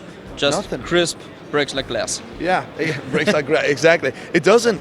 I don't even know why. Again, not an expert, but I don't even know why anybody would adjust this thing. It was just like you put your finger on there, little pressure, bang. Yeah. It's insane. Exactly. Okay. And since it's a rifle for the beginner market, yeah, it's totally fine. It's a good trigger. It's not too light. It's not too heavy. Single stage, you really learn how to use and press the trigger correctly. And if you continue on your endeavor to be a good rifleman, you maybe also change the system. You can go over to an HLR, for example, which is adjustable, has some more features on there. But for the start, this, for example, is pretty decent platform, especially for the price. Yeah, that's what I was going to get to. Yes. What's the price? 2.5 thousand euros. So 2,500 euros would be, I don't know, probably just under $3,000. A little bit under, yes, probably. Yeah. Okay, so you got the rail system here, M-Lock, and what is this little indentation right here? Yes, it's not just there for the looks. So looks good. It does, but it also serves a purpose, and therefore it's even better. The interface or the profile on the bottom of the cutout basically runs out to be an ARCA profile. So if you want to shoot from a tripod, you can just mount it here. It's fixed in the chassis, cannot go anywhere. And the nice thing is, it's right in front of the magazine well, so it's perfectly balanced. Perfectly balanced too, which is very important, which I learned recently. Yep. Wow, so you've got this thing. This is a complete functional part where you just put it on a tripod, it locks in real good. Exactly. And now I see like little little area right here. I'm trying to show it to the camera. So like that. What is that? It's basically just integrated barricade stop. So if you have a hasty position, shooting of barricades in a match or something, you can just push the weapon in there and use it as a mounting point for shooting. So it's just integrated part. It's a part of the mounting for the handguard. Handguard, of course, completely M-lock. You could also use the bottom portion of this handguard with ARCA rails, running your bipod on ARCA, for example. Yeah. Wow, that is fantastic. And the caliber-wise, this is chambered in what? Now it's chambered in 308. For the future, we will see what other calibers we can do. For example, 6.5, 2 to 3. We will see that. Gotcha. Perfect, guys. Definitely check out Haenel, a German company. I know they don't exist in the United States. I said this a few times. Hopefully they do make their way up that way. I've made my notes. Yes, there you go. Check them out. Fantastic weapon system. Awesome company. German engineering. Man, you guys are awesome. Thanks, Felix. Appreciate you, man. Yeah. Hey. What's up, man? Hey, nice to see you How you again. doing, brother? Kaya, finally officially meet you. Yeah, officially, yeah. All right, here we are at Crayon, and I've got Jan with us. Jan, thanks for having us. Appreciate nice you. to meet you. Very Yeah. nice to meet you, man. All right, so you've got a gun with soul. This gentleman over there told me this gun has a soul. Yeah. It's something very different. But before I would talk about the gun, I want to know about Crayon, the company. Tell us about the company, please. I'm Ali Sag, and I'm the founder of this company called Crayon, and we are introducing you brand new project and the product called Elian. All this idea came up 8 years ago when I was thinking about what my first gun should be and how it should look like. So I took the gun I really liked, and it was the CZ. I don't want to say a specific like a type, but it was a CZ gun. But I still wanted to improve it somehow because I like the concept of the Browning system and the Czech approach. So I told myself I will take something was already proved by the time and it's reliable, and I will move it to another level. Okay. So and from this idea came the product Elian. Okay, so the company itself is making guns, or this is the first product that you guys have made, like first gun, or have you guys made guns before? Yeah, basically this is the first gun we are producing to the market, and it's the result of 8 years of work. Okay. I see. Okay, Yeah. so it's a new company, and New company. you've been working on this specific project for 8 years. Yes, basically we are startup right now, and this is our 4th day when we are promoting our product in here. Okay. Gotcha. Perfect. Yeah. All right, so you came up with this or this model, and it looks really cool. It looks very different, unorthodox when it comes to compared to other pistols out Yeah. there. So tell us about what makes this different than other pistols, and obviously in the meantime the specs. The main reason how it's looking so different is because the gun and the name is coming from the Greek mythology, okay, which is the Greeks were the basement for the European engineering and the all knowledge, everything. So we took this mythology and imprinted the idea into this gun. So whole gun, the main reason why it's looking so different is because the gun is designed into the golden sections, right? Because the Greek were the first people who were using the golden sections for designing the things in the art and the architecture. So we wanted to imprint this approach also to this gun, enhancing our classical Czech design. Wow. That is actually pretty good. You know, everybody loves a good story, man. Like you've got that Greek mythology, Greek gods. Greeks were obviously incredible when it comes to architectures and engineering. And you kind of follow suit with that inspiration, let's just say, and came out with this. And you got these little cool, you know, patterns over here, even on the, wow, even down here. Okay. Everywhere. Really cool. So, okay, the gun itself, obviously, it looks way different, man. It just does. Yeah. How does it operate? Tell us about the operation.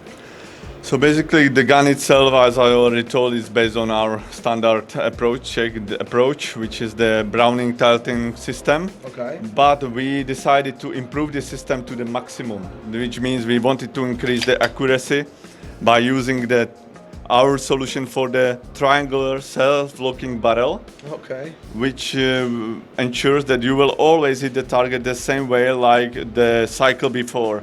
Okay, because you are looking in between two surfaces, not into the circles. Okay, so this is the most innovative thing on the Browning system which we developed. Okay, so normally on a barrel locking system, that locking lug, I guess we would call them, it just kind of locks in at the very bottom of the barrel, right? This one is a triangle, so the entire half part of the barrel just locks in, so it's super stable. Exactly. Pretty cool. Okay. Then we enhance this concept by many interesting features, like magnetic trigger regulator, which is also a cool solution. You know, there is just the two positions of the magnetic pin, whereby position of this pin you can control the travel of the trigger reset. So you don't need any screws, nothing. Just put the pin in the correct place. Okay, so you've got this pin, the magnetic pin up top. Yeah. That makes the gun basically go off. Yeah, just right like here. 2.5 millimeter is your reset. Okay, if you remove it, then you will get like 3.5 millimeter reset. Okay. And if you put it in the second position, you will lock the gun completely. So it won't even fire. Yeah. So it's a great safety feature. So you just put the pin down there when you're not using the gun. You're like storing it somewhere at home in your nightstand, and you're safe in case somebody gets a hold of it. When they press trigger, nothing will happen. Exactly, right? right. This is how it works. Very good. And you got this external safety on top of that. Wow, that is pretty cool. Okay. What else? What else we got? Another thing was that we didn't like the standard approach or the classical approach of all the guns when they are using these screws everywhere, you know. So we came up with the idea of magnetic grips, where you just by pushing the grips out to the back, you will take the grips out from this crazy machine. Yeah. That's it. And this is pretty sturdy. It won't come off. No problem with it because the recoil itself is coming against the locking, so you can be sure that the grips are locked always correctly. So yeah, you're right. The recoil is coming this way. Yeah. So you're basically pressure counter pressure the entire time. Okay. That is super cool. Then good to go. We were facing to the question of the size itself. Okay. We know that it's just a matter of needs of each shooter, what everyone prefers. So we try to develop the special fixed platform, which is fixed to the frame. So in case you have some expensive red dot sight, I don't mean this one. Okay. So you can basically shoot without the red dot moving. It just stays stable the entire time. Yeah. Which is also good for your accuracy and for the speed of the shooting, right? And if you don't like this system, fixed platform, you still you can always use the red dot optics ready platform on the slide. Yeah, it's cut for a red dot, obviously, so you can just put it on the slide the traditional way if you wanted to. What's the footprint? I know you got the whole sound. What is that? 507K? Basically, right now we have here a footprint RMR on the platform and RMR C. Okay. The small one. Yeah. Okay, so RMRC is the footprint platform. So I want to know about this part because when I look at this gun, the first thing that catches my eye is this side. Yeah.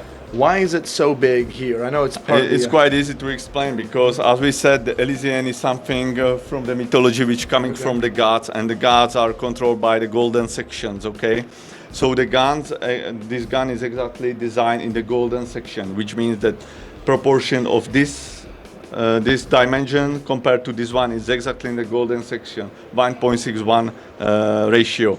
So for this reason, we got here such a big mass of material where we placed extra material here to get a better control of the action. Plus, we placed the recoil spring rod exactly in the golden ratio of the golden ratio. Okay. Okay. So the spring rod is exactly in the position where it's aligning exactly with the beaver there, and so you will get a perfect balance between the recoil and the feeling in your hands. Okay. So basically, you designed this part. It's robust over here, thick. Yeah. So it's a very well balanced gun. You wanted to balance this gun perfectly. That's why you did that way. And what's more about it? Basically, we also got some space in here, so we could have put there like a cooling and self-cleaning system in case you are using the ported barrel. Okay. All right. So lastly, this is a silver, and you were talking about titanium grips. These are titanium? Titanium grips. Okay, and silver gun, it's something very different. You said this is a premium model? What was this thing? This was something... Basically, right now, upgraded premium or something. Yeah, this is the first starting edition which we promoted on the market, and it's called Genesis Edition. Genesis Edition. Genesis Edition, and it comes with the titanium grips with special titans coating, and the main thing is that there is only 7 pieces which will ever be produced, sealed by the special signature of the edition. Okay. And the price of this edition is €10,000, but you will get also together with it like a custom-made holster with a perfect hinge, and also the second part because the Elysian itself is not only the gun, it's also the whole set. Yeah, it's package, full right? package. And the second part of the gun of this sole is the packaging of it. Yeah. Okay, so tell us about this package, because this looks like really, the gun looks very futuristic, and this thing looks all futuristic too. Yeah. This is the case for the gun. Yeah. Okay. So all of this for this price is coming with a fully machined case, where you can control it by the fingerprint or with your app. It's up to you. And basically you can use it like a treasure back at home to be sure that your children will not go in. Yeah. If you want just, let's say, one gun in your life, yep. this will be. So we are sure it's always in the safe. Inside we have there a lot of special features like magnetic holders. There is embedded space for the GPS tracker, AirTag. Okay, so you are sure that your case is on the correct place. And then we also have here like a magwell and special tool. To go and do any by maintenance, using this right? tool, you can dismantle, hold the gun without any other additional hammer or tooling. All right, so speaking of dismantling the gun, can we see inside the gun? Why not? All right. Yeah. I'd love to see inside this gun for sure. And guys, by the way, this is 1 of 7 produced. It's right here, 1 of 7. The number 1 is right here. It's never going to leave the factory. Yeah. It's factory's property. So that means there's 6 left. Wrong. They're not left. They're all sold out. So you're not going to be able to get this. It's just a cool factor. If you want it, let us know in the comment section. If you want them to produce more of them that you want to get, obviously, clearly a very collector's edition, something different. So 6 was here, but were here, and no more. Yeah. And then we've got, which we're gonna get to. There's like another version that's 5,000 euros he was talking about, and that is like 99 of them are available. But let me see inside this gun real quick, please.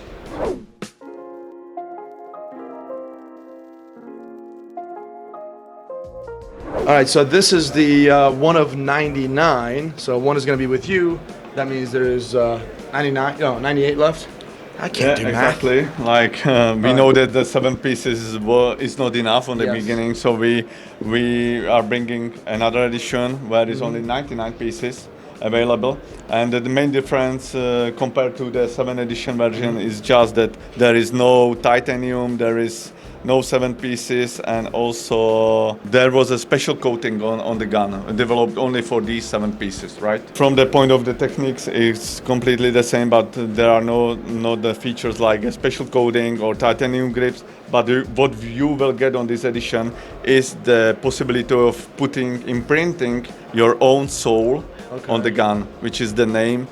Whatever you want to, we can implement the name in here and also on the case. And this is Creator? This is Creator, which is me. Okay, well, you are, exactly. So it's my personal gun right now. And I got last question for you, and then I'll shut it down. What did you have, what kind of a shooter or consumer did you have in mind when you decided to make these guns? I made it for myself, okay? So I can tell you without any doubt that it's for the people who already have a wife, have a house, a nice car, and children out of the house, and you don't know what else you can get. So then this is the exactly product for you. Okay, gotcha. Thanks a lot, man. Really, Jan, fantastic product. It's so different because we see the same guns over and over. This is very different, and the company's out of Czech Republic, and you guys are obviously known to do some really cool stuff. So thanks a lot for your time, man. Appreciate you. Me too. Thank you. Nice to meet you. Nice to meet you. All right, here we are at Walther's booth at IWA 2024. We've got David, we've got Tom, and we've got Bernard. VK. Kaya, good to see you. Good to see you, sir. Okay, so we were just talking about some exciting stuff here. Walther's obviously got some awesome products that are new and maybe some exciting things coming out. And I want to know, what do you have that is new, and why did you guys design it, and for who? Because you guys are very well known for competition stuff, but I want to know some of this new stuff. Right. First of all, let's make sure we are safe here. Okay. No magazine in. We're clear. Clear. Yeah. So the first product is the PDP Professional, and the name says it all.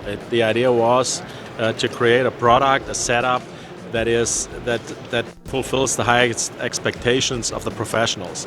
We discussed that in the office of my colleague, CEO of Walther Arms in the United States, Fort Smith, Arkansas, Rob McKenna. We said, which products do we want to set up for the IOP program? And so giving the officers at hand. And then we said, hey, it's actually simple. What would we buy? First of all, we have the magwell. The magwell is extremely important to be able to maneuver the gun properly. It gives a good fundament for the pinky. It helps you really point your gun to where you're looking at. So that's a very important feature. I think it's often underrated. Very important feature. Next thing is, Walther is known for their superb triggers. We set the standard in the industry. I think I can proudly say this. And our dynamic performance trigger, flat-faced, is even a hair better than our standard trigger. Extremely crisp, extremely clean, and that's what you want to have and what you expect in a Walther Professional. Yeah, and we at Classic, we always talk about Walther's triggers. And we truly believe this, and we have fired pretty much every pistol out there. There is no better striker fire trigger that we have felt other than Walther's trigger. Like seriously, incredible. This flat-faced dynamic, is that what dynamic trigger?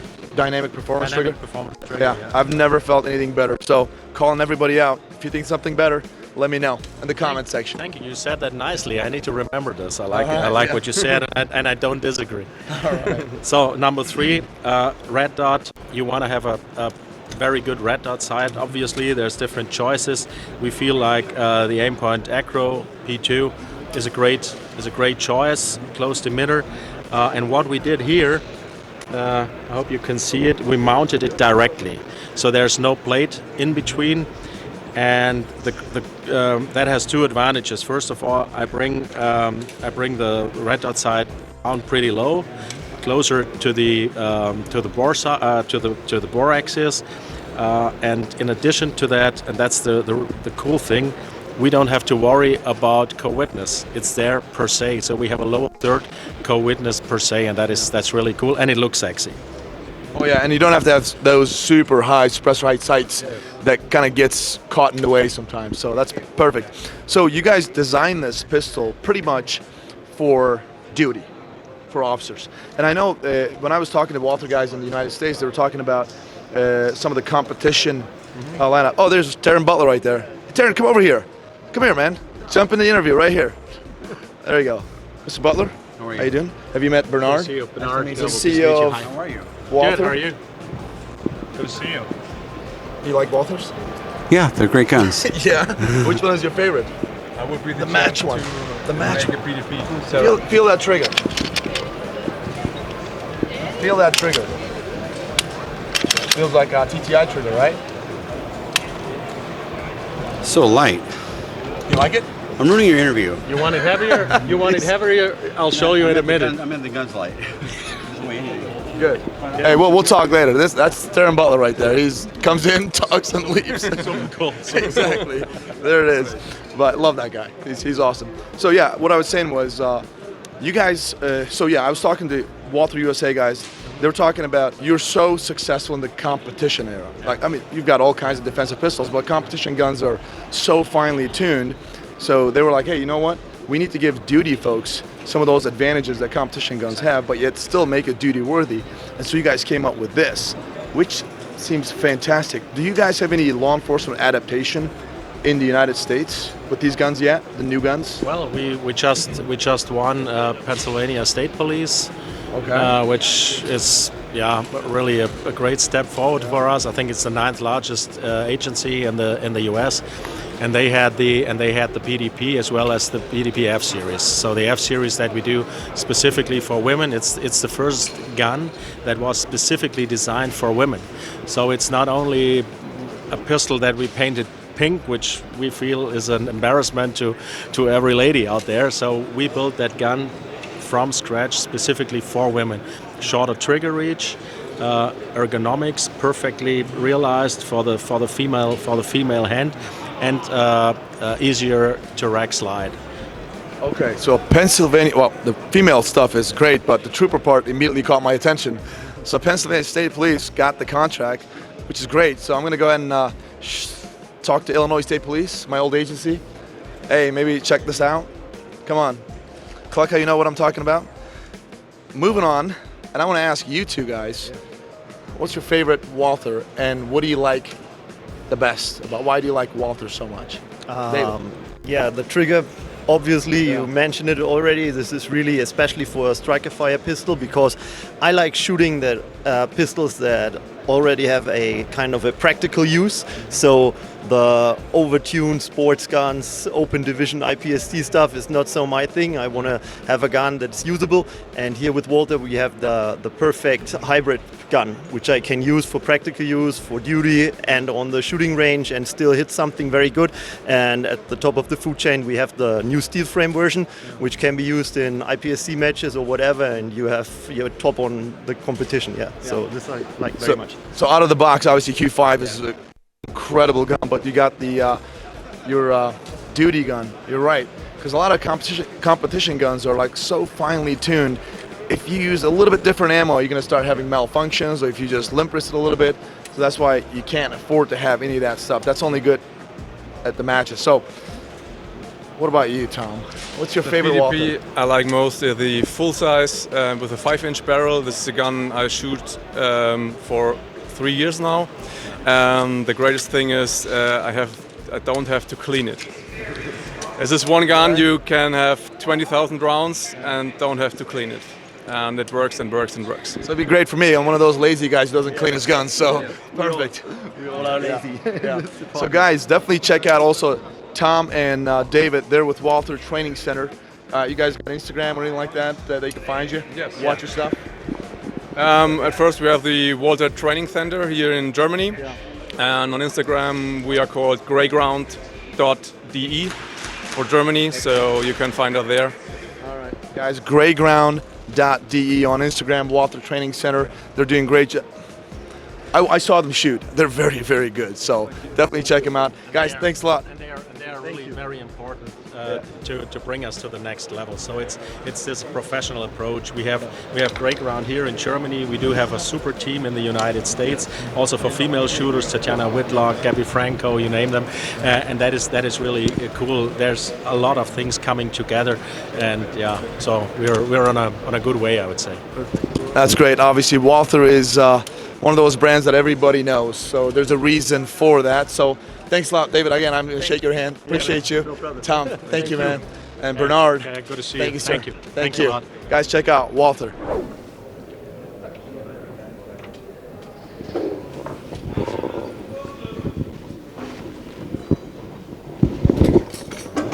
All right, here we are at Revo Arms from Italy, and we've got something very interesting for you guys. We were walking by here with Ryan, and I saw this gun. Actually, in fact, I saw the photo behind me. I was like, wait a minute, that thing looks bizarre, like so different. I gotta check this thing out. You know, sometimes things look good, and then you grab them, and they're like, ah, not so good. And then came out here, checked this thing out right here, this IS9 pistol from Revo Arms. Boy, was I impressed. Like, it looks good. I promise you, the feel, everything is much better than it looks, let's just say. So with that being said, here I am with the owner and the designer of IS9, owner of Revo Arms, Simone. Simone. Is that what it is? Simone. Okay. Simone, thanks for having us over here. Thank you, too. And as I just said, I was just walking by. I was like, man, this is impressive, and chatted with you a little bit. After talking to you, it got a lot more interesting and more impressive. Go ahead and tell us about Revo Arms, and then tell me about this gun. Okay, hi guys. Revo Arms is born 2 or 3 years ago because I'm an engineer that I make a lot of design for a very famous factory in Italy. And 3 years ago I have the idea to make a new company, Revo, because I want to introduce the revolution, new concept like very low bore axis, and other things like the material of the frame, the type of the barrel, and the other things. Okay. IS9 is the first pistol that I project. I introduce all the idea that me and the shooter want. Oh, okay, so did you have any firearms background to make a gun? Like, what made you want to make a gun? I have this idea because if you look everything in these 50 years, the car, the automotive, everything is increase the performance. But I see the firearms is the same of 15 years ago. Right. So I want to introduce the new update. That is, I mean, dude, anybody who knows me at Classic, I love innovation, man. When somebody makes something new, it catches my eyes. First thing is to have the low barrel as possible. Yes, I mean, and I can tell this. In fact, when I looked at this, I was like, this has to be, me and Ryan, like this has to be the lowest bore axis handgun out there. Then we talked about the Alien. And now we have 11 millimeter from your hand and the axis of the barrel. But respect Alien, I want to have the system that all the people want. Browning system modified. That's right. Plus, and can afford. Yes, so they can also afford. It's a normal Browning system modified. Yes. No, this is really, really good. And now what I want to know is I want the viewers to see the specs, because this is where it's really impressive, guys. You guys are going to love this. So go talk about the specs of this gun. Okay. This one is a polymer, because for me, these polymer firearms permit to me to have very low prices respect to full metal, but to have the same characteristic of the full metal, I introduce a new material. This material... That's the crazy part, right here. Yes. Okay. You can hurt. Guys, it sounds just like material. metal, like you're hitting aluminum or something. Yes. I really thought this was metal when he did that. And I was like, wait a minute, no, it's not. It's a polymer, but it's a completely new polymer. Is this patented, like this polymer? Yes. Okay. They use this material in the aerospace. Okay, so aerospace platform. And you were able to keep the price down this much with this material?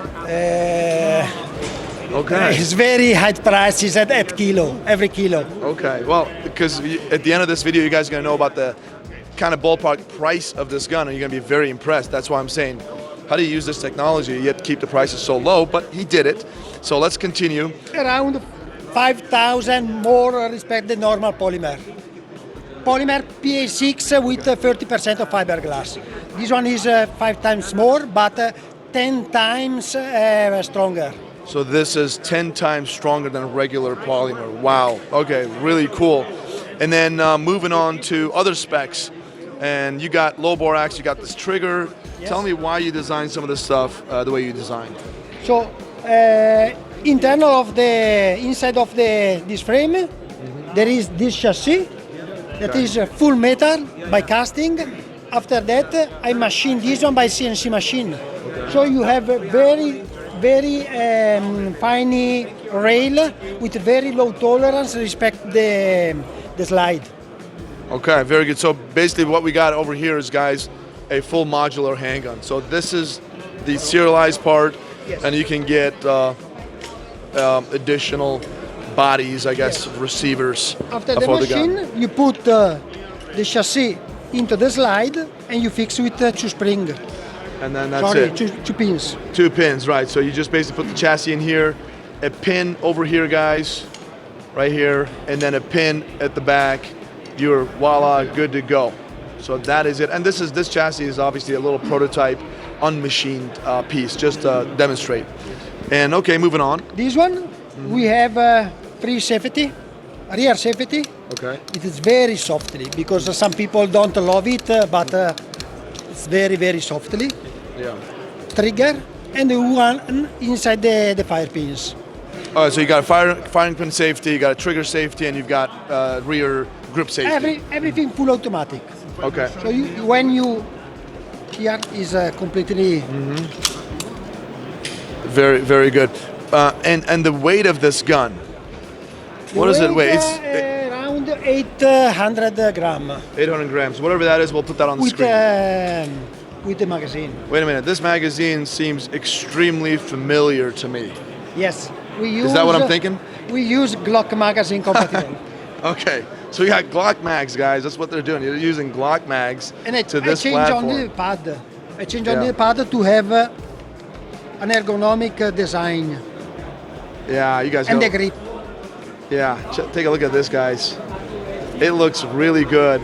And you have it reinforced with steel over here. Yes. And it is right here, guys. reinforced with steel, so you don't have any. It's not going to get chewed up, and good to go. Glock mags, and the capacity is 17 rounds, 17 plus 1. Do you share any other Glock parts here? Yes, you use the side is Glock compatible, Okay. but originally we use metal. It's not polymer. Is metal side. Okay, but you can. I can grab this gun and put my Glock sights on it. Yes, yes, you can. Oh my God, this is. Another things. Yeah. We can put the micro dot directly on the slide. Exactly. And what's the footprint? Is that RMSC shield? Micro. Okay. Micro footprint. Overall, fantastic. And one thing I want to show you guys is the trigger. Now, let me try to manipulate this. Here, I'm going to show them the trigger. So, all right, yeah. Trigger safety. So here's a little take up. That's it. Oh, see, it just went off. I didn't even mean to. It is such a soft, nice trigger for a stock gun. So again, I'm going to do this. So little take up. Right at 90, it kind of hits the wall. And then from there, that's it. I don't even think this is, got to be maximum 3 pounds. The weight is under 1 kilo. Under 1 kilo. Man, I'm going to Google this thing. Hold on. Cut. I'm going to Google this thing and I'll let you know how many pounds this is. All right, guys, I just Googled it and it is 2 pounds. This trigger is 2 pounds. Right here. Oh, there you go. It goes again. Can't even freaking do it. There you go. Right here. It goes again. And here's the reset. Reset is a little bit long, but again, I'm not a reset guy. For me, the press is what matters. I get off the reset every time I shoot. And everybody's different, of course. Here's the reset. Coming back. There you go. That's the reset. So I asked Simone about the adjustability of this trigger. He said you can actually adjust the length by maybe 0.5 millimeter on the reset, can make it shorter. You can also change the weight of the trigger, right? You can make it heavier or lighter. Yes, because How do you for do some that? competition need 1.4 kilo, so we can put inside the trigger another spring for increase the weight of the trigger.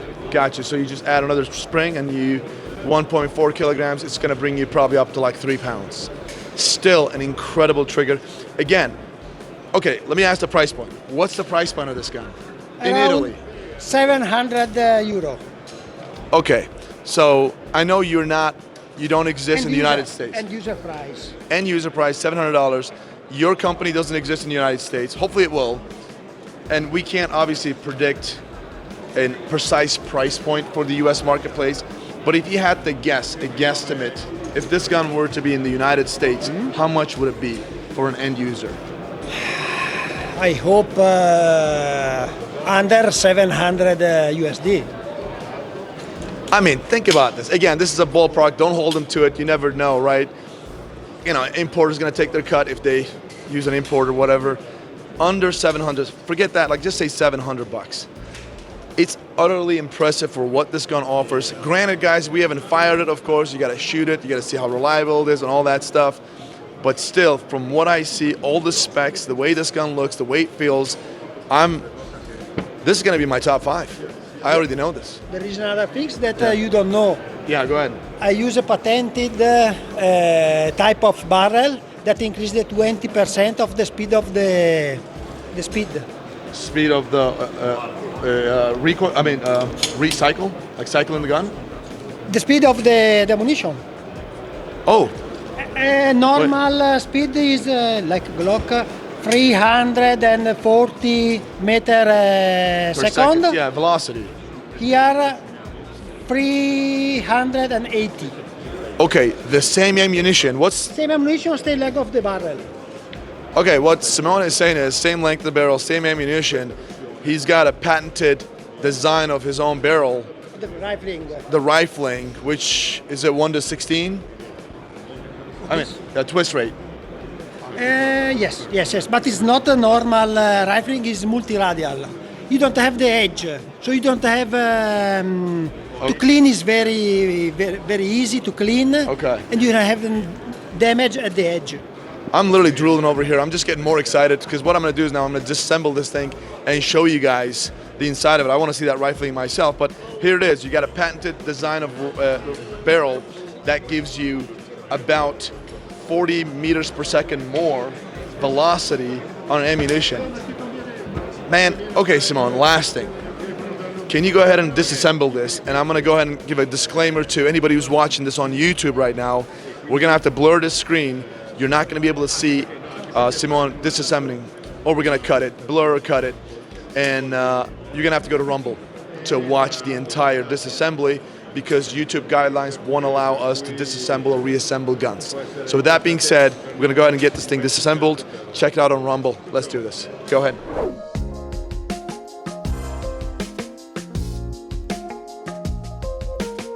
Man, I'm drooling. I love this thing. Okay. Well, Simone, really appreciate you guys. Definitely check out Revo Arms, the owner, the designer of IS, everything. And the worker, he works, he makes everything, you know, he cleans the floor and then make a gun. that is awesome. IS9, man, I really want to see this gun in the United States. Bummer we can't have it there. I want to shoot this thing. I wish there was a range day or something or back here so I could shoot this thing. I'm super excited. Simone, thank you so much. You've done a great product, and I can't wait to test it to see how it actually feels. See you as soon as possible in USA. Sounds good. Thank you. Okay, thank you. All right, here we are at Son of Gun with Bart. Bart, thanks for having us, man. No problem. Okay, no problem. So we were walking by, and I'd never heard of your company before. You guys are from Poland. Yes. And I saw these guns with Ryan. We're like, oh my God, they look different. So Yeah. let's take a look at it and talk to you a little bit. And boy, they are very interesting. So go ahead and tell us about your products, please. Well, basically, we are a gun manufacturer from Poland. Yeah, this is the first time that we are at IWA, because we're ramping up production. You know, like doing a little bit of project development over the years. We've been producing firearms for more than 4 years now. We started off with, you know, doing all sorts of AR stuff. So we've got AR-15s, AR-9s, taking Glock mags, whatever capacity, whatever configuration you would have it, right? So we do DI systems, piston systems, all barrel lengths, anything that you want, right? Because it's like Lego. You just slap in the parts. It's an AR, yes. Right? So after that, what we decided is to up it up a notch. Let's do something of our own. Let's do something that's going to be based around the concept of having something ultra light, but still on a system that's universally recognized and universally treated as battle tested. So we could either go AK or we could go AR, right? So we decided, good choice. We decided to go AR, right? Because there's not really a lot you can actually do with an AK anymore, right? Yeah. So this is where we ended up first and foremost. I do want to say, if Matt's watching this, Matt, you heard that, not from me, from Bart. So let's keep going. I mean, like, and I'm a professional AK operator, so. All right. So we've got the first product that we brought to the market. We produced over 1,000 of these, right? This was intended as a law enforcement submachine gun that was ultra light, but obviously we do provide them for the civilian market as a PCC, as a pistol as well, right? So basically, the idea about this is to have something which is ultra light. We achieved this with having the whole lower receiver, which is injection molded polymer with carbon fiber reinforcement, right? This significantly takes down the overall weight of the gun while retaining the actual working spec of an AR. Internally, if you look at this side, you will find things that are very familiar. You open this bad boy up, it's internally you looking at an AR, right? And this is a 9mm, so with the injection mold polymer, so assuming this would be just fine handling the 9mm. Yeah, no, it's not. It's absolutely no problems. This is a direct blowback gun. It's a non-reciprocating charging handle that we move to the front, so you don't have that losing your chick weld whenever you want to rack it. Takes Glock mags, as we said, you know, like industry standard by now. So you need to take Glock mags. An internal bolt hold open. Yeah. Okay. And then we've got the. People are going to ask, well, what's the possibility of going for upgrades, right? Obviously, this is a slightly changed AR system, so you cannot swap the bolt, you cannot swap the buffer system, right? And we're going to, we wanted to achieve something which is still going to be user-friendly for all you fanboys that like, you know, like your Gucci triggers and stuff like that. let me assure you that trigger packs, selector switches, pistol grips, and muzzle devices, they're 100% compliant with whatever is an AR standard, right? So you can just put in your Timney triggers or whatever, and this will run with this gun, right? Yeah, that's fantastic. And you said, a lot of people are going to like that for sure. And you said there's an internal bolt open, right? I don't know how that works. You kind of did that very quick. Basically, as you would have like a last round bolt hold open. Yes. But without a mag. Without a mag, you need a mag because it's an internal. It needs to be actuated. It is actuated by the actual mag. So okay, to get it straight, you can't keep the bolt open without a mag. On this particular model, no. Okay.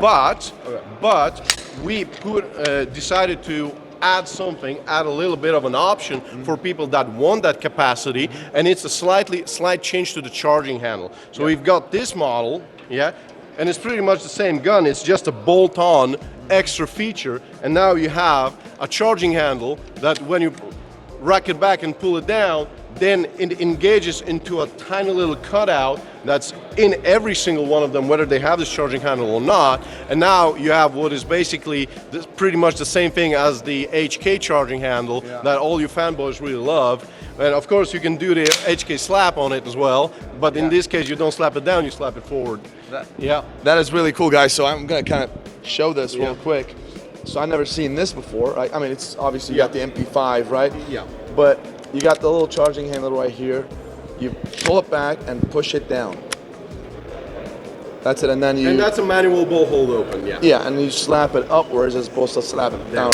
And, all right. Basically, when it comes to user friendliness, obviously this weapon was designed as a law enforcement weapon first and foremost, right? So we decided to do a little bit of, getting things a little bit more friendly to our law enforcement guys. So we decided to go for a really minimalist buttstock for all the guys that are using body armor, like they do CQB, like 9mm doesn't give that much of recoil anyway, so you can have this tiny little thing that doesn't get in your way when you're doing room clearing and stuff like that. But if your wife really wants to have that little bit of a butt pad on it, so you just grab one of these, slap this bad boy on there, and now you've got a full-on buttstock, and this is just an accessory that fits any one of our guns, right? This is awesome, and these are your designs? These are all our designs. They were all of these things have been designed in-house. Yeah, they've been tested in-house, and all of these parts are produced in-house. Perfect. So, I mean, they're obviously fantastic platforms, weapon systems, and I know you got a couple of prototypes over there. Yes. You want to take a look at them? Yes, of course.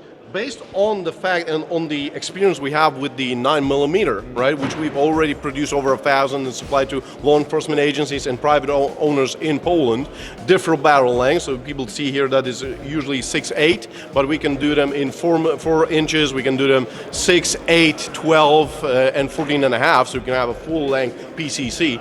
Then we decided to go, okay, let's step it up a notch again, and let's go rifle calibers, right? Yes. So what we've got here are 3 of our prototypes for the rifle caliber. This is the SOG LE model, right? Pun intended, obviously, this is going to be marketed to law enforcement first and foremost, but also to the general public. Basically, what we wanted to achieve with this weapon system is also to get a gun that is on a tested design, so internally again, as much from an AR as we can take, right? User-friendly, so interchangeable things from an AR, the ones that you would normally change. But we want to have this gun just on or slightly over 6 pounds overall weight with a 14.5-inch barrel, right? All right, so that's very light. So what's the metallurgy then on this one? What kind of metal do you guys use? Basically the receivers are usually 6061 T6 aluminum. Okay. Yeah. Cold hammer forged barrels that have been nitrided. We have our own proprietary piston system that we're working by. We can make them DI as well, right? Okay. This gun will be available in 3 calibers primarily. To begin with, we're looking at a 9mm gun. We're looking at a 5.56/223 gun, and we're looking 300 blackout, right? The way that you would change obviously 9mm and 223 300 blackout, they use different magazines. Yeah. So as you can see, the actual magwell is a bolted-on piece, right? So you have a separate magwell that is STANAG standard, and then you can swap to a Glock standard magwell, and then do your change of, like either grab a full upper that is 9mm or the other calibers, or you can just swap the barrel, swap the bolts, swap the buffer system, or you could still retain the Stanag magwell and just use a 9mm insert. Oh, adapters, okay. Yeah, you can just use any aftermarket adapters, right? That is... the idea about this gun is to have a gun that's also user-friendly. So, as you can see, we move the charging handle to the front, right? So, the manual of arms is a little bit different than a normal AR. You do your exaggerated C-clamp, you're gonna hold the gun right here, and your actuation is gonna be like this. If you're short-handed, you can use this. This charging handle obviously is non-reciprocating, and it's a forward assist as well. So you can do it, if you're short-handed and you hold it like this, you can do this, right, for your immediate action drills. Obviously, all controls are from an AR, they're interchangeable with an AR, and at the moment you can see that these prototypes, they are full metal, full aluminum construction, but the end product that we should have on the market by the end of this year, the lower receiver, the magwell, and the buffer tube housing, which is like almost one part, is actually two parts. It's going to be like our SOG X model. Is going to be injection molded polymer, which will significantly cut the weight down. As I've said, we're looking at a gun that's going to be 6 pounds or slightly over with a 14-inch barrel. Yeah. Perfect. So when do you project to get these things to a final? Well, basically, we're still looking around 3-4 months development. After that, we're going to get the injection mold done, because that's a major investment. And once the final testing on those is going to be completed, we should start full-on production with a capacity of about 1,500 guns a month.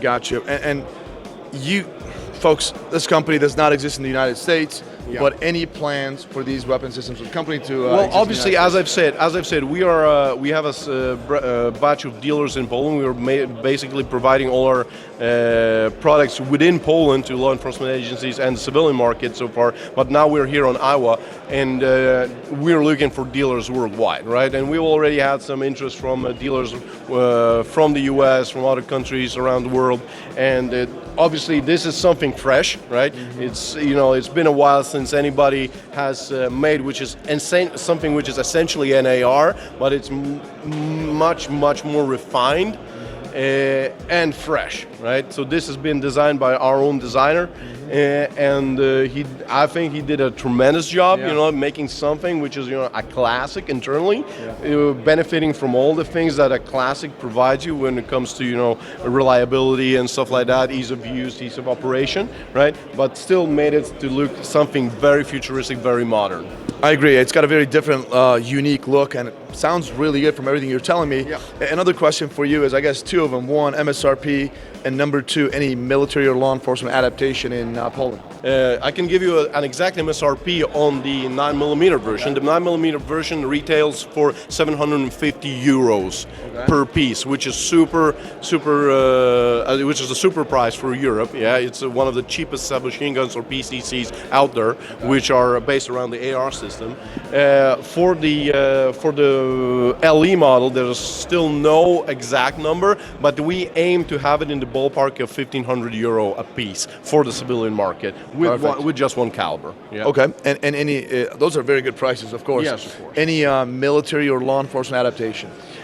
Basically, with what's happening in Ukraine, right? Yeah. That's a major, let's call it a sack without an end, right? That you can literally throw a lot of stuff in there. We're actually in the process of having the X model introduced within Ukraine. We'll see where that goes, but obviously with this being a very competitive gun when it comes to the price, we are pretty much sure that we're going to receive a lot of interest from other law enforcement agencies, because we are also a NATO registered vendor, so we have all the paperwork to ship anywhere around the world and supply directly to any NATO affiliated country. Perfect.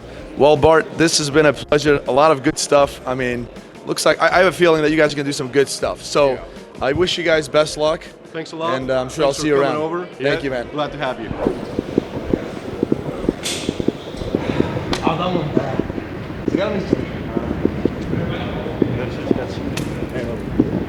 All right, here we are at Ranger Arms, and I've got Mehmet over here with us. Mehmet, thanks for having us, man. Welcome. Thank you.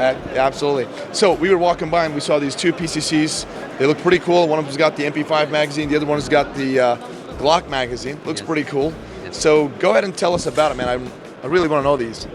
First of all, thank you for your visit. We manufacture since 2 years this old model. We have two type for magazine, Glock type and MP5 type. And this model from the aluminum RMG 9 simple blowback system with the you can choose your full auto or semi-auto. It's all optional. If you want, you can use on one gun all options, or semi or full auto the same gun. Okay. And this model from 7075 aluminum. And barrel is steel, 4140 steel, and then you can use with the foldable stock. If you prefer, we can remove the stock from the gun. If you want, you can use like this. So it's a 1930 Picatinny, so you can throw your own brace or your own stock on it. Yes, yes. And then we have a military standard Picatinny rail, and you can use. And we have many important things. You can use ambidextrous with left-handed and right-handed because cockle handle, very simple system. You can use. Wait a minute. Okay. You can use here and you can use here. Okay. And then you can see here very similar part. Here So it's a AR compatible AR. Yes. Like it's an AR platform gun, obviously, and the trigger I see is that an AR platform Yes. trigger? Like you can use any other AR trigger on there? Yes, you can use for every trigger model because it's compatible one. You can customizable for yourself. Okay. It will be right. Okay, that's pretty good. And it comes with these mechanical sights? Yes, Does it come yes, with these? yes. You can use. Okay. You can see here, and then you can use with the treat with the suppressor or out of suppressor. It's optional every time. So yeah, you're talking about flash hider? Yes, yes, flashlight. If you Okay, want. and it is obviously Glock magazine here. We got the 1913 over here. Yes. So availability wise, so these guns are currently they're not in the United States. Yes. Not yet. Yes. Not yet. Not yet. Okay. Obviously, we cannot have fully automatic machine guns in the United States unless you're in the military or law enforcement. For civilian market, will there be just semi-automatic versions available?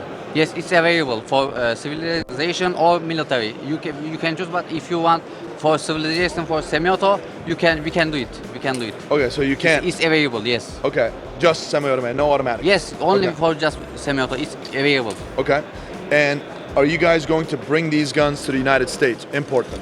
Yes, we will. We will send in 3 months. In about 3 months? Yes, in 3 months. So you guys are going to apply for permissions Yes, in yes, about 3 months? we need to process for permission. Okay, and then it's going to come to the United States? Yes. Okay, and what? And I know you guys haven't started the process yet, so if you can't tell me the price, I understand, but can you give me a ballpark price? What is this going to be priced at in the United States, I think, you think? this price is will better for USA civilian market. I guess $450, like $450 for civilian market. Okay. Maximum $499, maximum. Okay, so maximum $499, could be in the neighborhood of $450. That is actually pretty freaking good. And can I just manipulate it a little bit? Yes. Play with this? Okay. All right, so we're talking about, oh, that wasn't fully seated. So, there you go. Okay.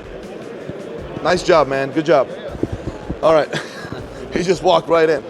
All right, so this is actually pretty good. So you fold the stock over here. Good to go. System foldable. Yep, it's locked right here. And you can just deploy this thing. So charging handle, the action is pretty good. It's a good old Glock mag. Maximum magazine type is 30 rounds if you want. Yep. You can choose. Okay. It's available. All right, so let me take a look at this real quick. So safety selector feels pretty good for the price point, I think. And charging handle, easily changeable. Pretty good. Huh. All right. Well, Mehmet, thanks a lot for your time, man. This looks pretty exciting for the price point, guys. So I'm excited to check this out, see how it shoots. So I guess we'll find out when this thing gets to the United States. Mehmet, thanks a lot for your time, man. Appreciate it. Thank you for your visit again. All right, here we are with Sordin at Spur. Spur. That's what you guys know. You guys probably don't know what we're talking about. But anyway, Spur, obviously known for their awesome mounts, and he's got something brand new here being unveiled at IWA 2024, correct? Yes, sir. All right. So what we have here is our new RDF series. So RDF means Red Dot Flip. So basically, it's a Red Dot mount with a built-in magnifier yoke, so you can easily move the magnifier back and forth depending on whether or not you need it or not.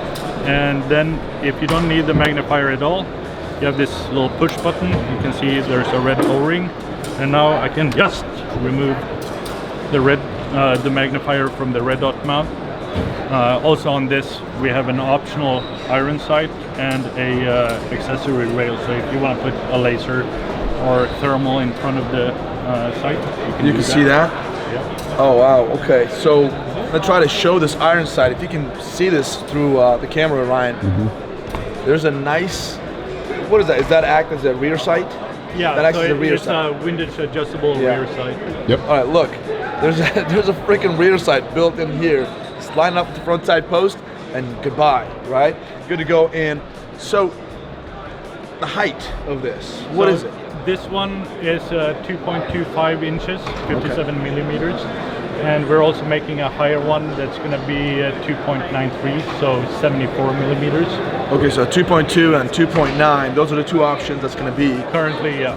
And what's the footprint on this one? There's an aim point on here. Aim point micro. We will look at doing it for other Red Dot as well. We're definitely doing it for other magnifiers, so people can kind of choose the magnifier that they want. Gotcha. So there's going to be multiple options there, yeah. Okay, and this is a brand new product. You guys... brand new product. Begun last year. There was a requirement out from a European government. They wanted a aim point mount, and they wanted to be able to use a magnifier. And then everything looked like existing products on the market until they specified the weight. Someone had a bad day and wrote 200 grams maximum weight. And that 200 grams? That opened it up for us, so we got this. So yeah, 6.7 ounces, I think that is. That is super, super light. And I just literally, I put it together myself. Yep. This is insane. Yep. This is really cool. And I love how slim profile that is, guys. Like, if you look at it, let me push this one in. It's up here, you got obviously 2.2 here. A lot of people love this height. When you push it down, it is literally out of the way. It's not really like some of the ones that we have with the A-Tec, right? That's really far out. Yeah. And it could get caught up on your gear, and it's just not maybe as practical. It works, but this is just super innovative, and it's just out of the way. Yeah. You just bring it up, just very little travel, and obviously this is from Spur, so you guys are known to make some of the best mounts out there, so of course this is going to be another one. Yeah. And if you didn't want it, you don't need it for your mission, you want to save weight, you're going to get into a house, right? That's your mission only. Maybe you don't need it, you just press the button and take it out. Yep. Simple as that. Okay, so I want to know the metallurgy. Is this what kind of metallurgy is this? So the mount body and the body of the magnifier yoke, that's 7075 T651 aluminum. Then we use a steel spigot and steel locking block. And for the cross bolt, this one features a steel cross bolt, but we will also make a more lightweight version that's aluminum, because as you probably felt, the spring tension from the detent is sufficient to hold everything in place. So basically this is just for protection. If you drop the rifle, that's when you want the cross bolt engaged. So that doesn't need to be super durable. Gotcha. Like, it doesn't need to be steel. Aluminum will be sufficient. Probably, exactly, and hold it in place and still save some weight. Yep. All right, so you said some military or government agency asked for this. Yep. Any adaptation?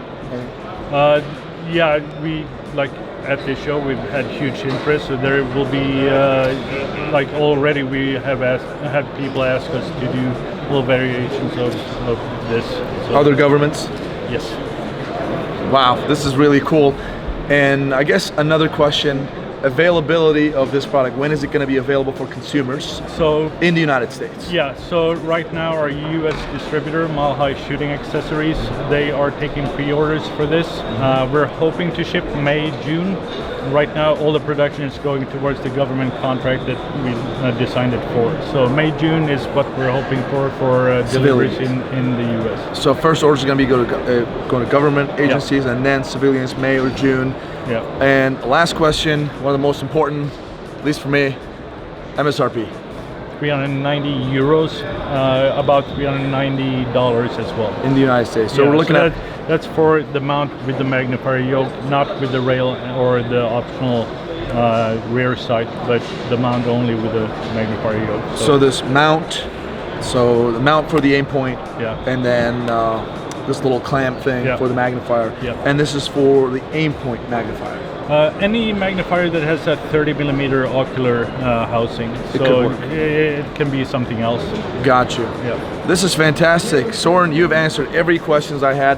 Thanks a lot for this. Thank you. It looks like an amazing product, and it's coming from Spur, guys. So now you guys gave us another option because we've been very limited.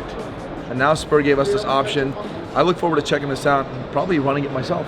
So thanks a lot, man. Guys, check it out, Spur. All right, here we are, day 3 IWA 2024 here in Nuremberg, Germany.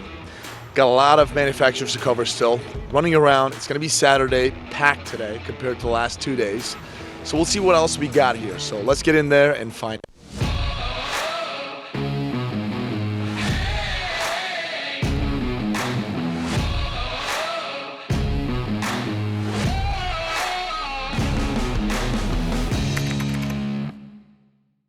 All right, here we are at Dentler's booth, and we've got Thomas here with us. Exactly. Thomas, thanks for having us, man. Thank you also for your time. Of course, of course. Now, we were walking by here, we're like, hey, what is this booth? Because it's kind of outside the showroom back inside. Yeah. And walked in and saw this thing, which looked like a bolt pop to me, but wait, that's a bolt action gun. Exactly. Something completely different. Yeah. And after we talked to you guys, we're like, oh my God, we have to have this on camera. Because guys, Dentler is a company that made just scope mounts. And now they're like, you know what? There's that empty space in the market, and they wanted to come up with something different, which they did. And this is the very first rifle they've ever made, and it looks like a home run. But you guys will be the judge of that. So Tom, tell us about it, man. Yeah, it's a new DR21, a brand new innovation from Dentler. What was the aim of this gun? The aim was to have it very short. So we have 87 centimeters of total length of this rifle. Which is, we looked it up, 34 inches. Yeah, okay. And still have a long barrel with 52 centimeters. So and that is 20 inches. Exactly. So this is a very, very short rifle. And the main focus was also on the security of the rifle, So we have a hand cocking system here. Okay. Which means when you press it, then you can shoot. If you don't have your hand on it or you reduce the pressure, then it is 100% safe. You can't forget your hand cocking. And I got a question about that. Yeah, this is what he's talking about, the safety feature that we're all used to, like on 1911, some Springfield handguns, where you got to have a good grip to get that gun going. And on this rifle, it's a little bit stiff. So does this affect the trigger press? No, according to our experiences in our testings, there's no impact on your shooting performance. So it seems to be, because it's a little bit unusual, of course. But if you had tried 3, 4, 5 times, then you got it, and it's a normal thing for you. Very good. Yeah, it looks definitely different, but hey, you said safety is a big thing here in Germany, and it should be, firearms, right? Exactly. So that's very good. Yeah. What else you got here? So the secret behind the shortness of the rifle lies here in this part of the rifle. Okay. So we have a removable magazine here, and the normal standard bolt action have the magazine here in front of the trigger. R8, for example, the market leader in the European countries, have it here. and we have it integrated in the buttstock. So this is why we are 20 centimeters shorter than a normal bolt action and 10 centimeters than the R8. This removable magazine has a capacity of 7+1 rounds in mini calibers and 5+1 rounds in standard and magnum calibers. This is at least one more than the other ones have. So you have enough ammunition for get the wild. So, okay, speaking of ammunition, the calibers, what kind of calibers do you have in this platform? At the moment we have 308, 3006, 8x57, 300 Win marker and 223 Remington. So these are the normal hunting calibers in the European countries. I know those 6.5 Creedmoor would be interesting, of course, in other countries. But now we are starting with these calibers. But the platform itself is possible to do 222 Remington up to 338 Lapua Magnum. So it's flexible for all calibers of the world. That's fantastic. I know. I'm glad you mentioned that. I'm pretty sure the comment section are like, hey, where's 6.5 Creedmoor? Well, folks, here in the European countries, 6.5 Creedmoor is not all that popular. Perhaps with your interest, if you just keep dominating the comment section, maybe it will happen. We will cover the demand. Yes, yes. So, okay, and I hope you do, because 6.5 Creedmoor is a fantastic ammunition. So, who designed this gun? Because it's so different. So it's not a copy of anything. It's so different. Who did this? Me, a little bit, and of course my colleague. So we are two company or co-founders. Okay. And my colleague is the technical one. I'm the man for the money. Okay. So he did the most of the work in a lot of night shifts. It was very exhausting. But now we are presenting it on the market, and the feedback is very, very good. So you have, of course, two groups of people. One who like this a lot, and the one who says never, never. Yeah. No, you're right. Some people are not open to change. I personally love trying something different because it really comes down to practicality and also obviously how accurate this gun is and price point. So there's also that. So I have some more questions, obviously, because it's a straight pull and all that.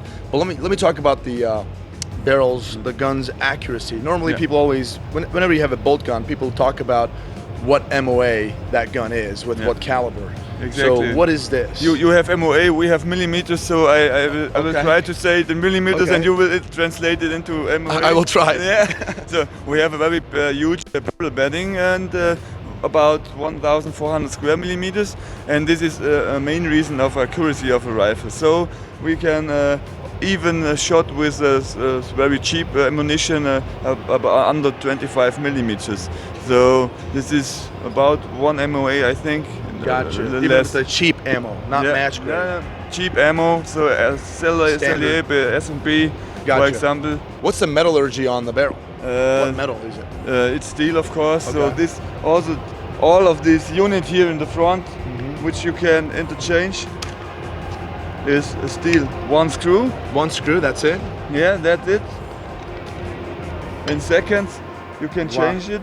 And this unit is full steel, yes. Look how clean this is, guys. This is actually super nice. You got locks right there. Exactly. And you got also this so-called base rail from our mounting system. Yeah. So this means you can change your several optics on several rifles. Because on the first rifle you have a fixed one, then you can re-zero your optic with the adjustment of the optic. And on the second barrel, here you have adjustments of this base rail, so you can adjust this barrel to the optic. So you can change the optic between some barrels. This is very unique. So you can actually adjust when you mount your optic on here. This is so freaking different. But hey, we are market leader for this in the German-speaking countries. Yeah. So a lot of German-speaking guys are saving money, of course, because you only need one optic or two optics for 3 or 5 rifles. So no, this is really good, and especially Dentler. You guys make all these mounts, so you guys know what you're doing. Very, very clean looking thing right here, which will show the B-roll for sure. Okay, so putting back in there, what about the bolt? I know that bolt mechanism is very unique. Yeah, it's also very unique. As you have spoken about, it is a straight pull. A straight pull, but we have a rotating bolt head in it. Okay. So you see, straight pull and rotating bolt head. This means from here you have a rotating bolt head which is locking the whole system. So it's very, very safe. It's about 120 square millimeters of plane in the barrel. So this is over the M98 system, for example, which the whole world knows that this is a very safe rifle. Gotcha. So all right, so this is straight pull. It's locked. Okay. And so then you have to, if you would like to remove the ammunition, press a little bit here and then you can open it. I see. But when you have shot, then it's open, of course. Then you can repeat. Of course. Like, So if you don't want to press the trigger, so right now it's locked. I Yeah, can't put yeah. it back. You just got to press. I got to use both hands. Yeah. Exactly. So you got to press this safety just a little bit. Yeah. Yeah. Very, very cool. And you can also load from top. So if you are on a driven hunt, for example, and you have done 2 or 3 shots, you can Load from the top, so you don't have to remove the magazine, which is very easy. You just press this button and it just comes right. Exactly. Okay. Wow. I know, guys. You probably can't see it from this angle, but I'm sure B-roll will show everything pretty good. Okay. So, can we remove the bolt? Yeah, we can remove the bolt with or bolt head. any tool. Okay. So you can make your rifle make unusable, and also do easy and fast caliber change, of course. Wow. So you change your barrel, you change your bolt head, you change your magazine, and then you have a new rifle. That is really, really cool. So you guys provide other barrels then? You sell those? Of course. And the bolt itself, I know you have this mechanism in here where you change the calibers or magazines. Exactly. Okay. So we can remove this jig peak. It's also adjustable in the height, but in 98% of cases it will be in the lowest position because we have a very low sight line here according to the construction. Yeah. So we can remove it. Then that's what I'm talking about right here. You will see the cycle stops. So these are adjusted from the magazine. Here you have planes in the magazine. Yep. And the magazine is saying the rifle which stop is here to take. Stop, right. Yeah. So if you have a 308, it's a shorter way to cycle, and if you have a 300 Win Mag, it's a wider length for cycling. So it's automatically done by the rifle. Yeah, so guys, it's kind of hard to explain. We're going to try to show it to you. There's notches right here. If you look at it, it's kind of one longer than the other. Yeah. And this actually matches to this area if you look at it. And there's notches underneath the bolt too. So in this case, this is a 308 magazine. You could tell, just like the Barrett MRAD, it has different magazine. Like magazine length is exactly the same, but up top it's kind of restricted for the caliber. So if you put a 338, this would be obviously a lot longer back here. So it would tell the bolt that it needs to travel further back when you're pulling it back. With the 308, it stops shorter than 338. It's hard to explain, but we'll try to show it to you as best as we can. An awesome concept, really, really cool. Okay, so put this right here. Is it? Oh, trigger. People want to know about the trigger. Trigger is a direct trigger with 800 grams. It's not adjustable because we have decided it's the best weight for the trigger in our testings. So for the accuracy and for safety reasons. Gotcha. An adjustable butt stock, obviously, right here. Is there anything else am I missing? I mean, it's a very unique thing, and I don't want to miss anything. No, we have done, I think, all features. Mainly, of course, we have suppress fire, yeah. Okay, of course, we have a thread here for the silencers. Yeah. What really is impressive, the 3.8 kilos which the rifle has is very back-sided. Oh, so the weight in the back. You have a perfect swinging of this rifle. So I will mount it again. So you have a very shoulder. So I do have one question about that. For when it comes to a balanced bolt gun, and I've recently learned this, and folks who do long range shooting, they probably know this a lot better than me. When you mount a long gun or bolt action gun on an arc rail, or not even an arc rail, on a tripod, it needs to be perfectly balanced. Yeah. How would you? This is pretty much back heavy, right? Exactly. How would that be balanced on a tripod that a lot of people like to shoot? The perfect balance of the rifle will be when you get some weight here in the front, of Especially course. if you have suppressor up there, right? Yeah. Or I know they use bipods and bags too, Exactly. to weight it down. And if you combine it with a silencer, you have the perfect balance, because now it's a little bit back heavy, of course, but it's very good for driven hunts to have a good swinging of the rifle. Yeah, and I do have to say this, guys. There's always a give and take when you change, I guess, products. In this case, the company wanted to shorten the length of a sniper rifle or hunting rifle, and they gave you that. And with that, you're gonna have more back heavy gun. That's just how it works. Pick your poison in this case. Fantastic gun. Now, I want to ask you if this is available in the United States, or is it going to be? It is going to be available in the United States, but not at the moment, because we have a big demand in the European countries at the moment.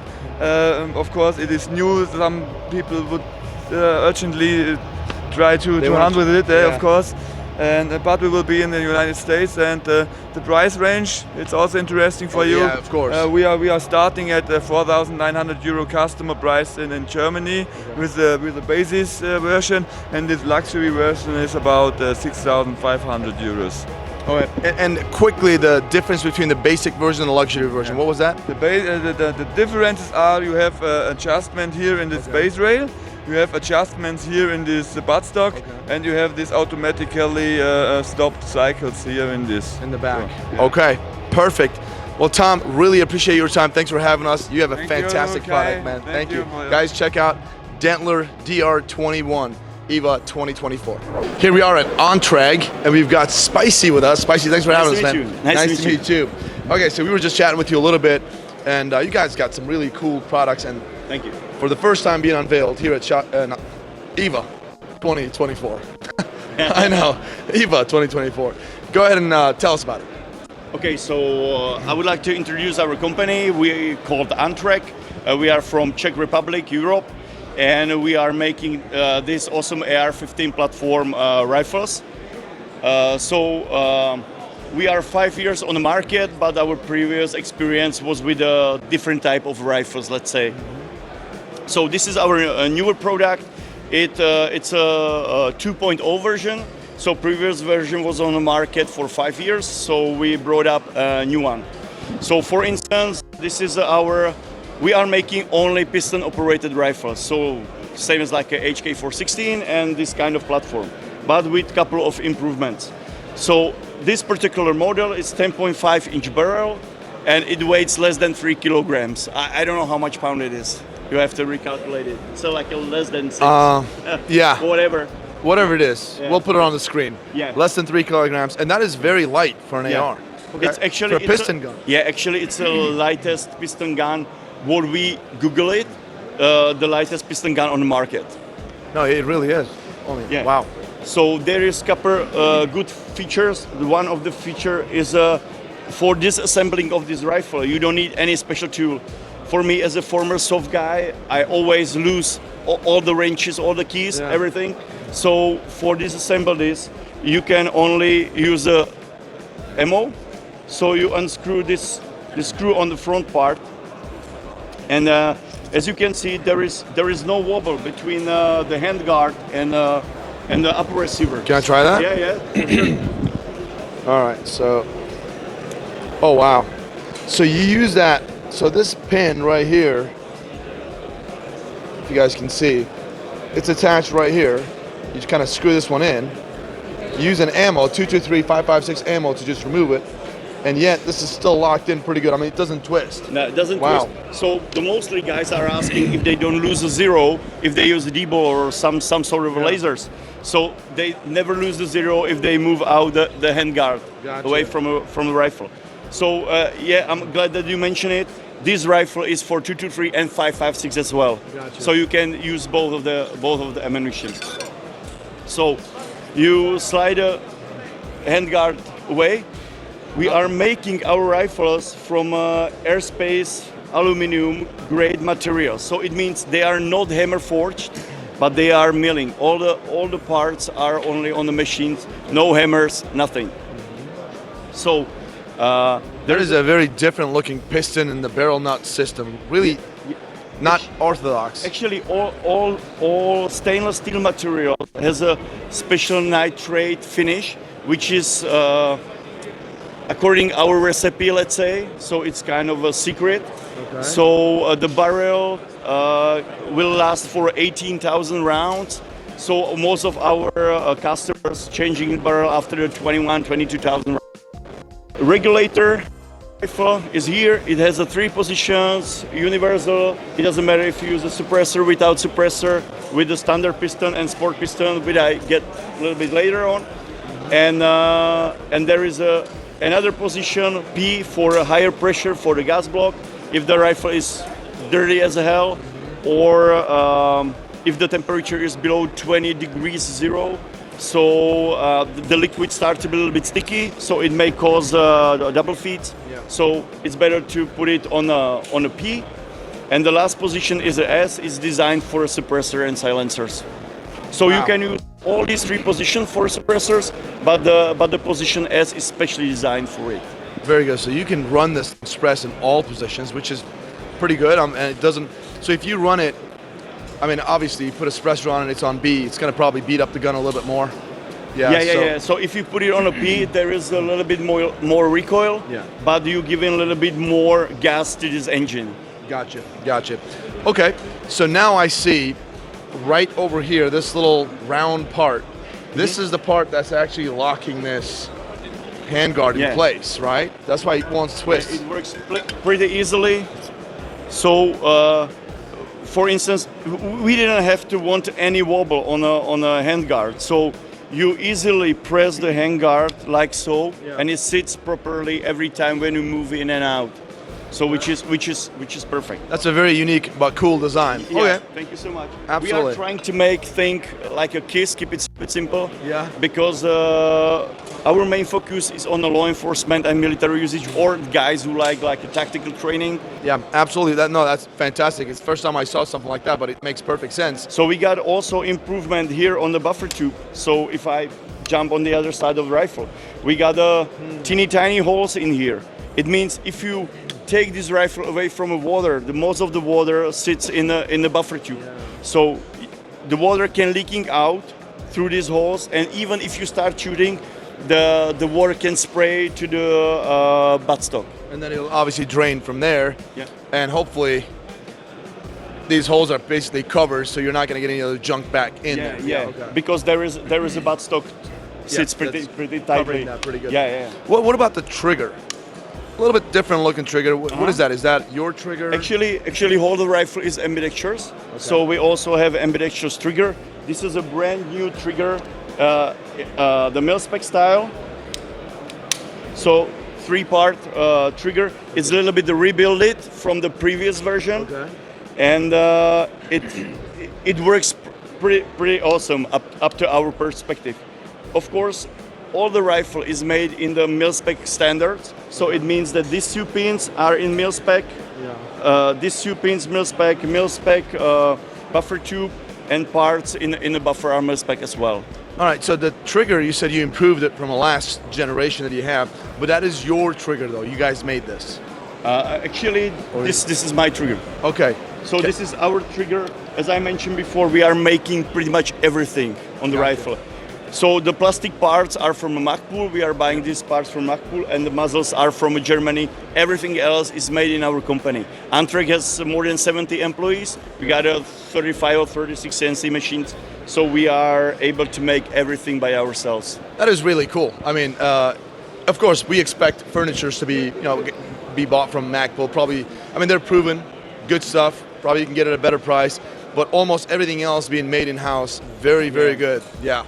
Okay, so is there anything else that you want to talk about this gun? Because I know you got... That's going to take 2 more hours, but these are the main parts. Okay. Okay, just one more thing. Yeah. Our BCG group, if our bolt is broken, it's almost impossible, but if it's broken, you can use the bolt from different rifle, let's say Daniel Defense, HK, whatever, to put to our carrier group. You cannot do it vice versa because we have a 2-state stabilization. If you try it, there is no wobble as well. It sits proper. This is actually... It's like a butter. Yeah, what'd you guys do, man?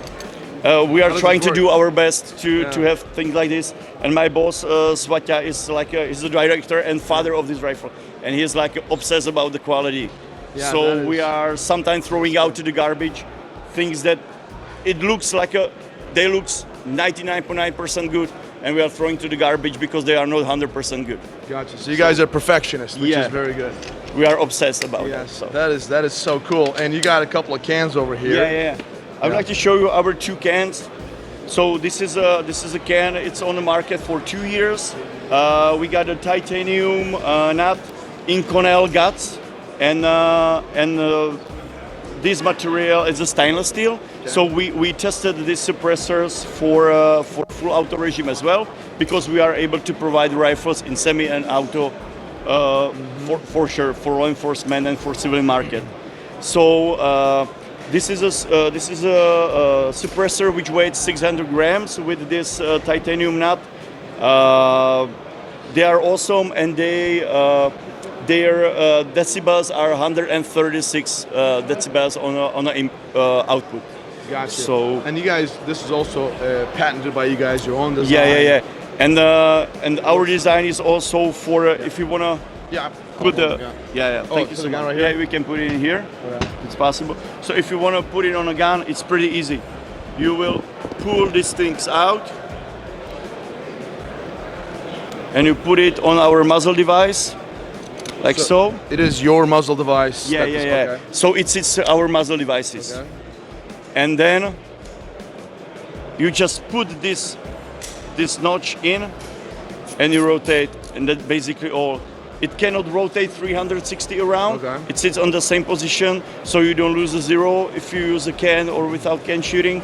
So if you want to move it out, you screw, you pull it out, and then it's down. Comes right out. And so one more thing, sorry, I forgot to mention before.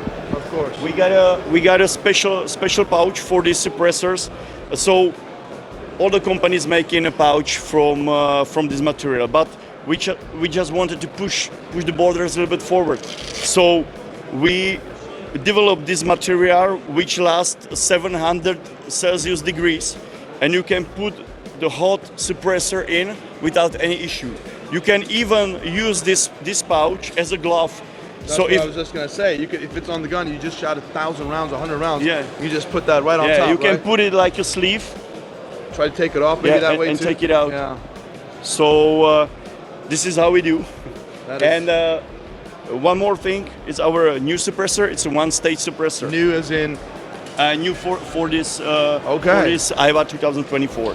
So no one else is making this product. So our customers always ask for a blast deflector, but we were not happy about the ball of fires which makes at the end of the blast deflector. Mm-hmm. So we try to improve inner part a little bit.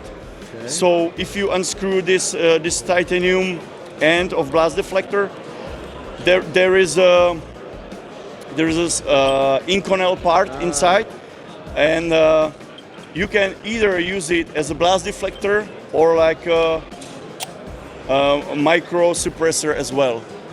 So That's two in cool. one, cool. Easy to use, and yeah. Can we see how that looks on a gun? Yeah, for sure. And the weight of this mini suppressor is 290 grams, so it's pretty lightweight. So the same attaching system. Yeah. Just pull it in, lock it, and lock it up like so. That's all. Yeah, this looks pretty cool, even without the handguard. You know. Yeah. Very low profile. If I will put it on this 12.5 inches model with a quad rail, it looks sexy as a hell. Yeah, that actually does look really good. That looks pretty cool. Okay, so I got another question for you. Yes. You guys aren't in the United States. Number one, any plans to?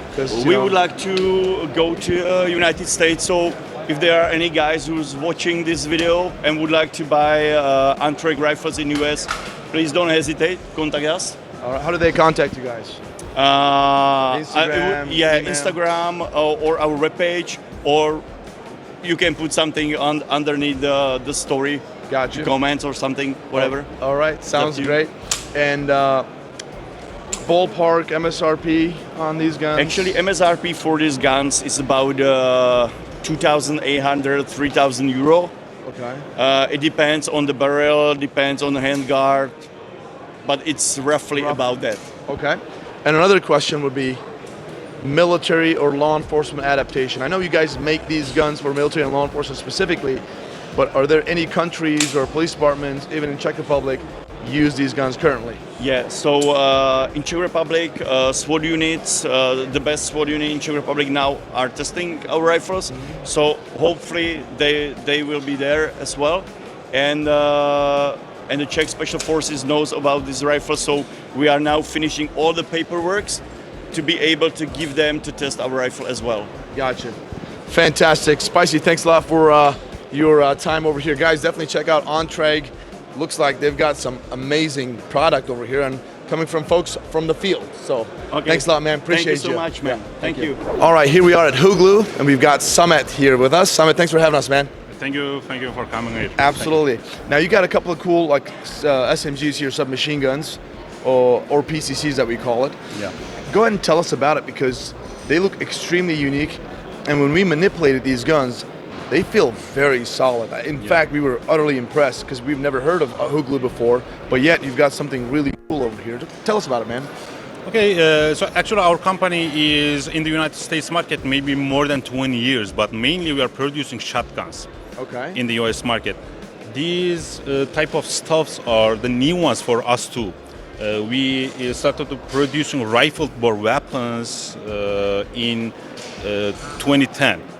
And we are trying to improve new things like SMGs, like bolt action rifles, and this stuff is also a new one for us too. And we are trying to get in the market, get in the different markets all over the world, especially in the United States as well. Okay, and this is a brand new weapon system for EVA 2024? Yes, that's correct. This is the first EVA show that we are launching, that we are presenting this gun, and that we are trying to get different markets in the world. Got you. And this is the first submachine guns or PCCs you've ever made? That's correct. Well, I mean, I haven't fired it. Obviously, we've got to test this thing, but just feeling it it's amazing. It's really good for a first time. Yeah. Go ahead and tell us about some of the specs of this gun. Sure, of course. First of all, I'd like to tell you that the cycling system is simple blowback. Okay. You know, there are many guns in the market using AR platform weapons, and we didn't want to do that because the market, especially the American market, is almost full of AR platform guns. This is a simple blowback guns. We have a charging handle here that you can replace from left side to right side. So it's ambi, you can just swap it. It's a fully ambi gun with a magazine release button, with a bolt release catch, and a safety button as well. Dude, fully ambi, man. Hey, in your face, Jason. Yeah. Let's keep going. Our grip is also compatible with AR-15 guns. The other important thing is that our magazine is compatible with CZ Scorpion 3+1s. Oh, that's a very popular magazine. It's a very reliable, good magazine. Oh, nice. Yeah. When we compared our guns with the other ones in the United States market, one of the other big advantage is we are fully producing the lower and upper receiver from aluminum. There is no polymer version for now. Maybe we will think about that in the coming years, but we will be launching this gun with completely aluminum made. Okay, what type of aluminum, like 7075 or 6061? 6082. 68, oh. Yeah. Or the third option. Okay, yeah. that's good. It's very close to 6061 actually. Gotcha. Yeah. And so it looks like a monolithic one-piece upper. Obviously, it's a very small gun. And a lot of companies obviously have polymer lowers, and you've got the full aluminum. And I know that kind of drives the cost up, but it's sturdier, right? Yeah. Okay. Yeah. And what else you got here?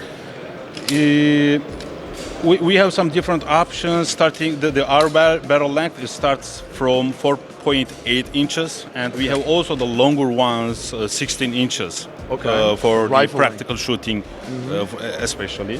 When we have a look in general at this gun, the system is not common, but it draws a lot of attention.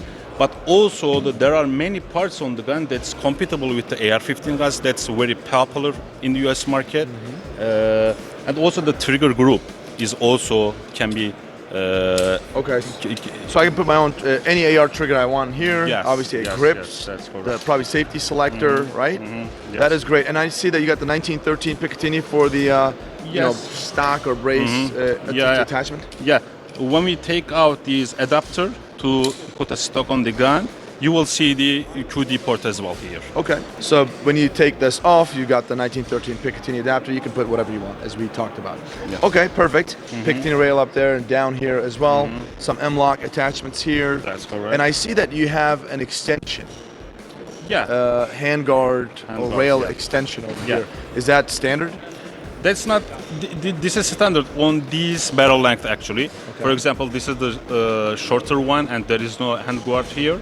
When we start making the barrel length bigger, so we will be adding in different size handguards to the gun. Gotcha. I'm gonna be honest with you, man. I do not like these sights. Yeah, I don't it's like them. just for the show actually. Gotcha. It won't be coming with a sight. Gotcha. It won't. Yeah, it will not have. Will it have mechanical sights like this? Yeah. Okay. Yes. So it'll have some basic mechanical sights, which, you know, it's good to have. Better than nothing. But most likely, if I had this gun, I'm gonna go ahead and immediately upgrade the sights on it. Throw some nice aim point or a A-Tec or something along those lines on this thing. And this is a foldable stock, right? Yes, Obviously. this is a foldable stock. Yes. You can that's put whatever correct. on there. Yeah. And this is pretty good. So price point, if you Yeah. had to guess, and I know you guys aren't in the United States yet, Yeah. and I know you can't maybe give me one spot-on pricing. Yeah. But can you give me something in the neighborhood of? Yeah, actually, I would say what we are targeting right now, more or less 700, maybe between 650 and 700. This is our target, but we don't know what's going to happen after we enter the market because we need to make some more preparation for the mass production. But I would say this is our target. And under $700 sounds fantastic, especially like between $650 and $700. I think this will do well, especially like $650. And the reason for that is if this was, I've checked out some other PCCs. At that price point, they wouldn't do well. But I know some folks are watching, like, oh, this is another Turkish company out there. Guys, I promise you, you got to feel it yourself. We were so impressed with the action. It is buttery smooth. The gun feels good. I'm just checking these Picatinny areas, very well machined. Because you can tell when a gun is not, like the QC is not there, right? It's the rough edges, the prototype. No, this is very well put together. It doesn't move at all, like lower, upper, super tight. The gun overall feels really good. I'm super impressed with this, especially with the Caesar Scorpion mags, which is very popular and reliable. I honestly think this will do well at that price point. And so when do we think this will be in the U.S. about? Yeah, we will be able to start ATF permission process in 4 or 5 months. So I would say the gun can enter the market in 7 or 8 months because the ATF process takes a lot, at least 3 or 4 months, I think. Perfect. So about 7 or 8 months, it could potentially be in the United States at the price point that we talked about here. I think you guys will be very impressed.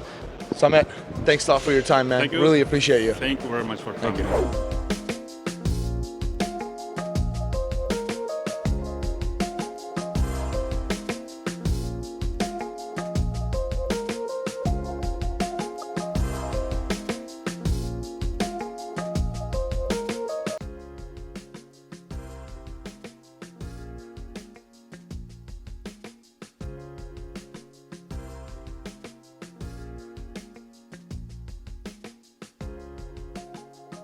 All right, we're going to Canik's booth. Adam Brunole is over there. And we're going to play a little game with him. We should have a keyword and have a discussion and try to get him to say that word as many times as possible. But what word? What word should we use? Girthy. Girthy? How the heck am I supposed to get him to say that? Come on. Really? You got this. All right, let's give it a try. Girthy it is. All right, let's go. So he's sitting right now at the booth right now. Of course, look at him. He thinks he's so cool. He's just with his freaking jacket, nice freaking tennis shoes. He really thinks he's just, I mean, look at him. He's like, oh, I'm the tallest guy here. I'm handsome. I'm this. Oh, I'm with Canik. We make the best guns in the world. I mean, they're pretty good, but him? I mean, look at him. Seriously, just look at this guy. Anyways. All right, Adam? What's up, man? Kaya? How you doing? Oh, what are you smiling like that for? What are you doing? Just don't look at that website. Is that VPN? You have VPN. I hope you had VPN. Anyways, we can't talk about what he was looking at. But Show's pretty much done, and But yet you're not. I'm not, because I told you yesterday we're gonna shut this show down at Canik's booth, and we should do something together, but I don't know what. So I want a live discussion here. Well, brainstorming. Okay. Considering last year we did the shooting competition, and I'm pretty sure I dominated you. No, I'm pretty sure you were doing push-ups in the booth. See, Why do we have to talk about that? That was last year. Now we're in 2024. Ultimate definition of a diva right now, and like I feel like this show, like you're back in Europe, like it just feeds into your ego. Like I'm pretty sure I actually even saw you sign an autograph. Yeah, people ask for it. What am I supposed to say? No? I think we should have an autograph session. Okay, you want me to sign? No. I think we do the shooting competition, and loser has to ask for the winner's autograph on them. On them. Okay. All right, we'll do that. Fine, but before we do that. You want a selfie? No. Oh, we can do that too. I'm looking at your wrist, your arm overall, and I'm looking at mine. I mean, you're taller than me, but I work out. Right. Okay, you don't have to get up. I'm listening. Okay. Why don't you have a seat? No. All right. Talk. Whose arm is girthier? Did you just ask another man about his girth? Well, is this girthy or not? Just tell me, you girthy? I'd say it's fragile. Well, it's not girthy. Is it girthy? Not girthy. More girth and more length. Why don't you say the Y? I think it's girthy. Is it not? I mean, look at it. You're taller than me. Tell me. Girthy, not girthy. Don't touch my hand, please. Look, something else is being girthy. I mean, let's be honest. You're definitely a grower, not a shower. So it's not girthy? It's not girth. There's zero girth. Damn it. Use the Y. Just say girthy. No. I don't know. You guys decide. Did we get something? But let's go do the show. Whatever it is. Let's do it. Let me ask you a question. Yeah. All right. Girthy or girthy? That definitely has much more girth. So this is not girthy. I think that the girth is very evident in that particular game. Okay, what's a definition of girthy? Define girthy to me. A word that Kaya made up because he doesn't know English properly. Why do we have to go there? Why do you keep going about man's girth? I think we got this done. I mean, we've accomplished our mission. We used the word girthy, yes. Okay, there was I gotta tell you this. We had a little challenge. How many times could we get Adam to say girthy? You did well. Yeah, you said girth a few times. I think that counts. And now it's time to dominate you. You know, I'm so confident in my ability to beat you. I mean, you work here, so hopefully. This is like the second time I've done it the entire show. All right, excuses has started. You know, or have started. I mean, my excuses are a little bit girthy. I would say. Wow. That I'm going to dominate you. Let's see how girthy you are. Let's roll. That sounded freaking bad. Shooter ready? Stand by. Go.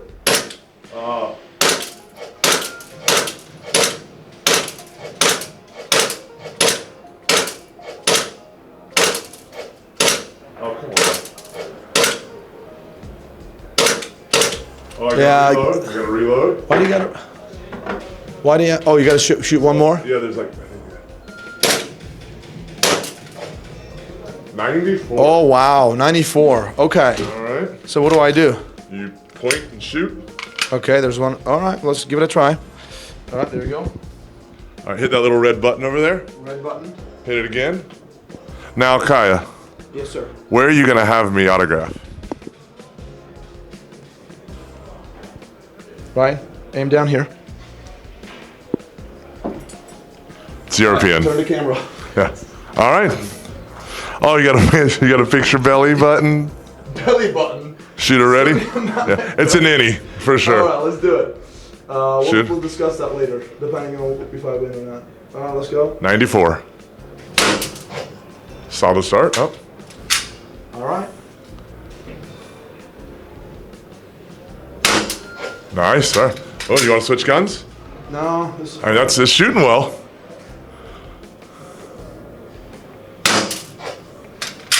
I love that you're having a racket.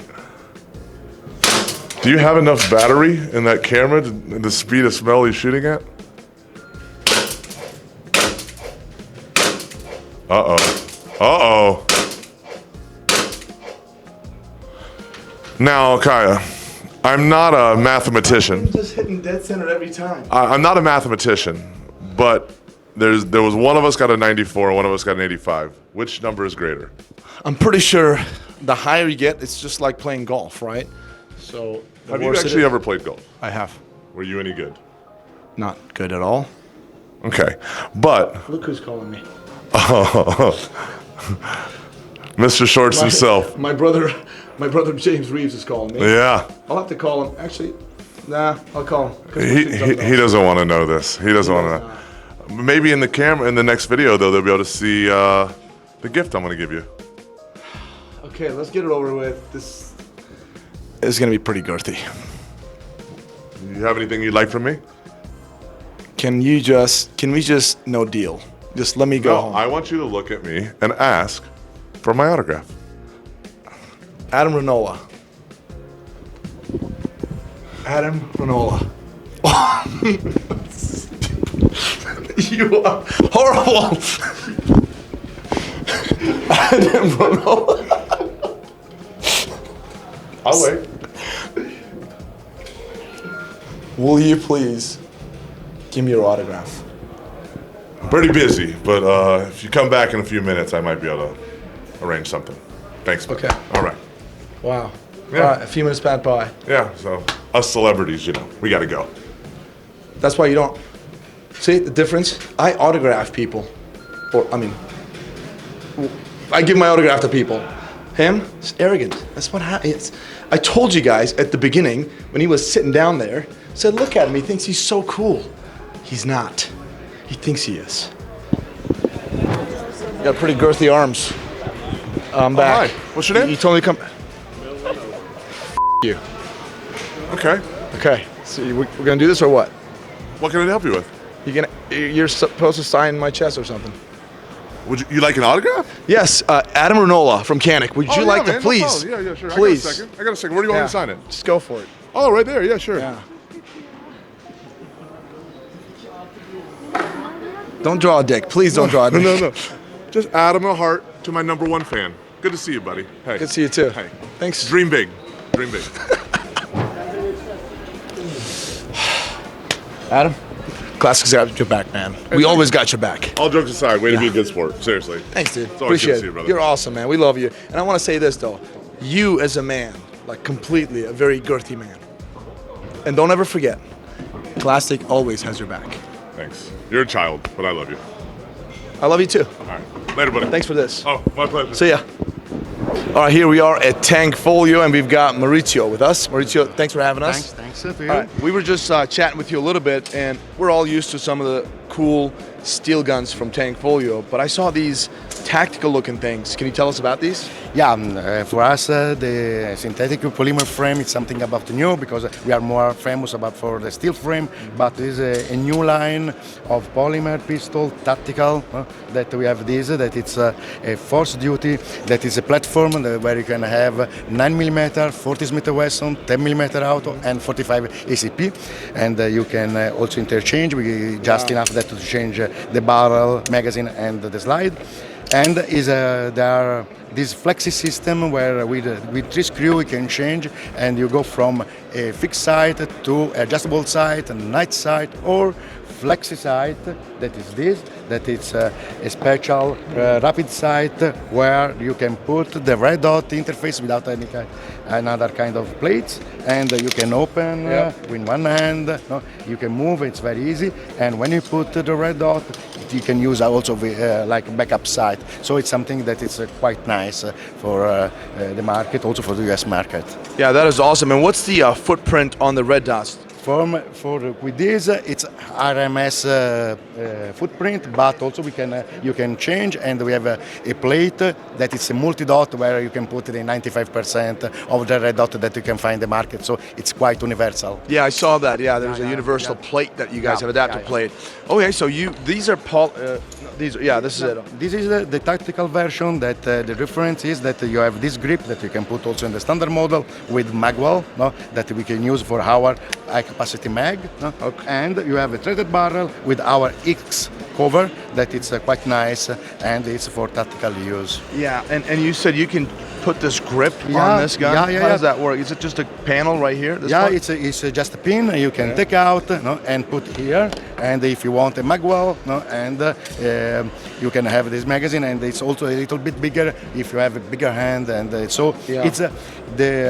all of that. It's very flexible, so you can adjust and do what you want, what you need. So it thinks that it's quite nice things. Very, very nice. And these are single action, double action, or single double? They are single action, double action, so you can have in both way. Only single action, or if you want, single and double action. Gotcha.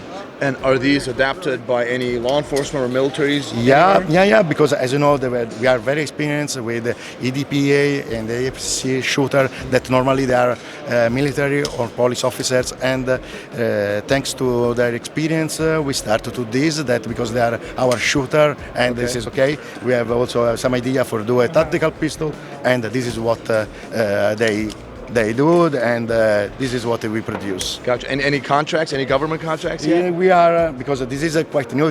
We finished the last samples 2 days before this IWA show, so we are not able to have it a shot show, but we have just some corps that interest and that we want to sample to try. Gotcha. Yeah, these are brand new handguns from Tank fully unveiled here at IWA 2024 Nuremberg, Germany, and they're very different, because I'm very used to some like competition style guns, and you guys kind of adopted some of the stuff that you learned from the competition and applied to the tactical side, which is really, really cool. Another question I have is availability in the United States and price point. The availability in the United States can be May, June, because we are going now in mass production, and the price is starting from $750 and goes up. Perfect. Well, this is fantastic, and definitely check them out, guys. Tankfully, they know what they're doing. I mean, I've had one of your guns before, and the full metal gun, they run real fantastic for the price point. Now, we've seen something really cool over there that caught our eye. So can you tell us about that too? Yeah, sure. All right.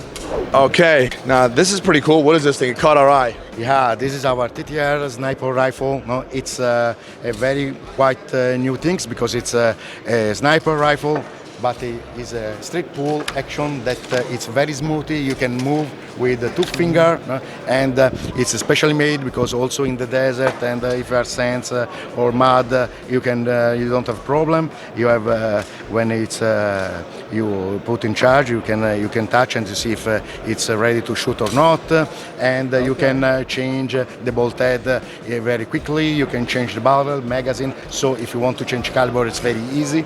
It's very strong. Foldable stock or aluminum, and I think that it's very special things, very expensive, but it's something that we have a special barrel that it's for long shooting, it's perfect, and I think that it's something that you cannot find in the market now. Cool. What's the model? What's the model name on this one? TTR. TTR. Okay. And caliber?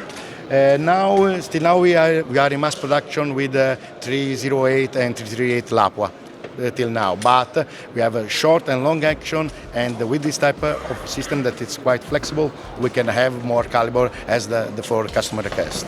Cool, because I know a lot of people in the United States will be asking for, of course, you got the 338, 300 Win Mag, 6.5 Creedmoor, we know those calibers for sure.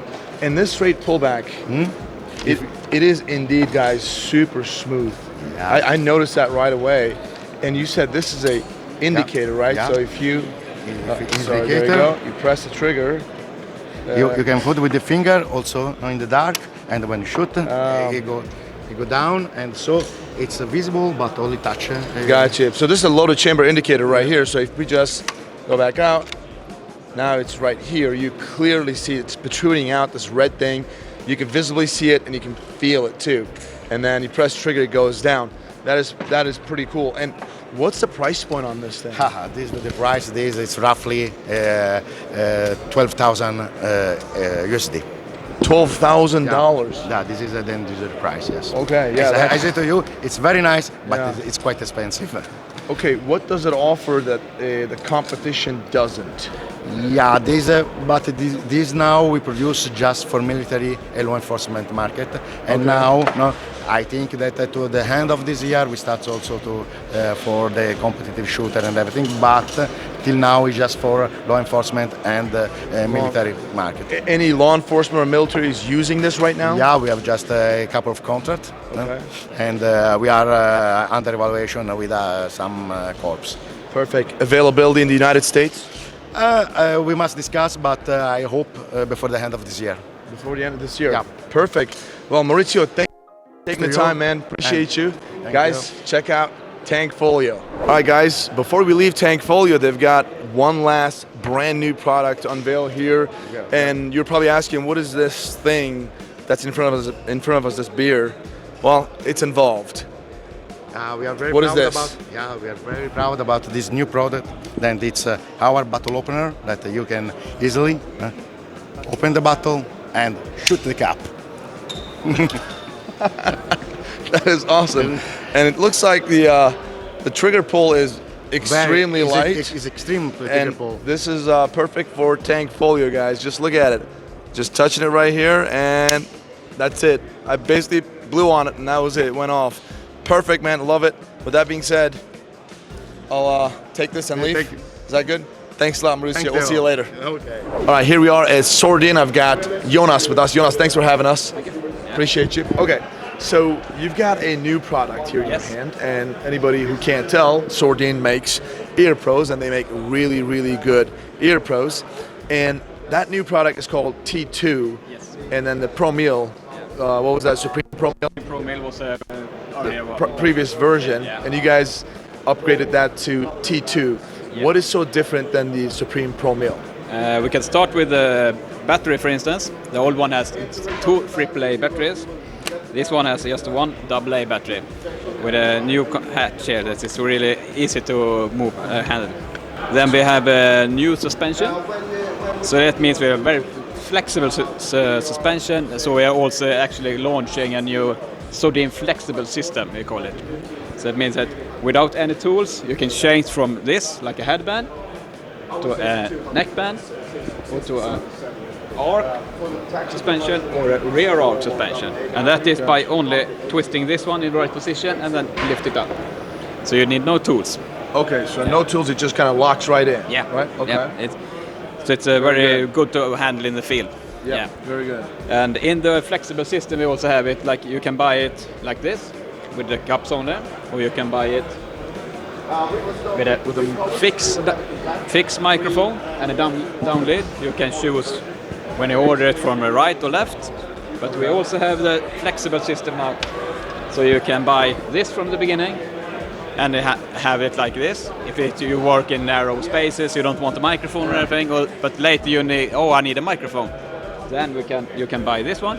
It's a detachable microphone with a down lid. So you just plug it in here. You plug it in and it screws it on. And then you got the headset with a microphone on it. Oh, very good. So you can actually buy this and just go to the range shooting all day long. And if you want to go to work, plug that in separately. It's a separate one, right? Separate product? Yeah. So you buy that first and then you add up with this one. Yeah. Gotcha. Super light. Okay. Yeah. What else we got? We have the construction is new and the design is new, so we have a new pattern on it. And with the new construction, we have increased attenuation level. So now we have SNR 29.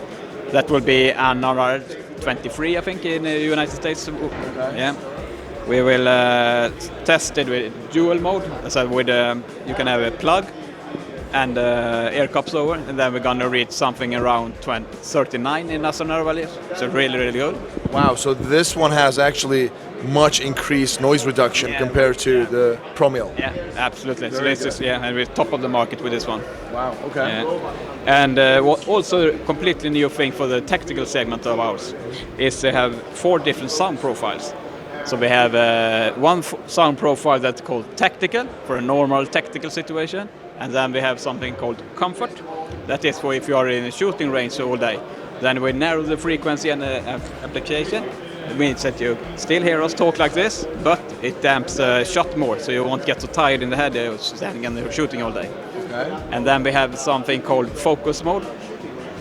And that means we can have, when you're sneaking around, and then you increase so you hear everything, or if you use earplugs under, you hear through the earplugs but have the same protection. With voice feedback. So when you change the mode, you have a voice that, oh, you're in tactical, you're in comfort. Gotcha. So it actually tells you which mode you are. So yeah, you just adjust the frequencies and you got all these different modes. That's really cool, and that's really simple. So you started there with this middle button, and then when you change mode, you click once, you go from shooting, from tactical to comfort, and if you want to go into the others, you just go up and down with the volumes button. And with this button, you also enhance or lower the ambient hearing. Yeah, and I really like, that's awesome, I really like these button profile too.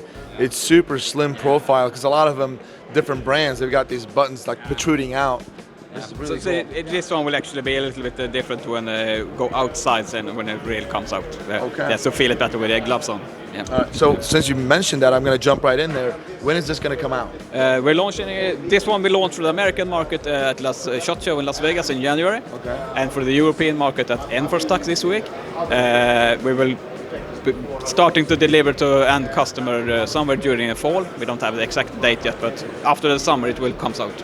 So around summer or past summer, these products will be available for the U.S. market for the consumer. Do you have any police or military adaptation? Any contracts? Can't say really. Okay. So you can't talk about it yet. All right, that's fine. All right, so what else we got here? I know you've got the foam in here that's really comfortable. Yeah, so we have 2 different versions. We have the old one, the gel ring that we had on the old one also. It's really, really good, especially if you wear glasses. Yeah. And it shapes really nice around. And then we have another option, this is memory foam. So it also shapes after your body when it feels heat from your body. So it's like, I don't know what it's called in English, but I know in Sweden we have these mattresses for people who have problems with the back. It shapes after your body. And this is the same material. So Tempur-Pedic. Yeah, exactly. Yeah. So this is the same kind of material. Okay. Yeah. Very, very good.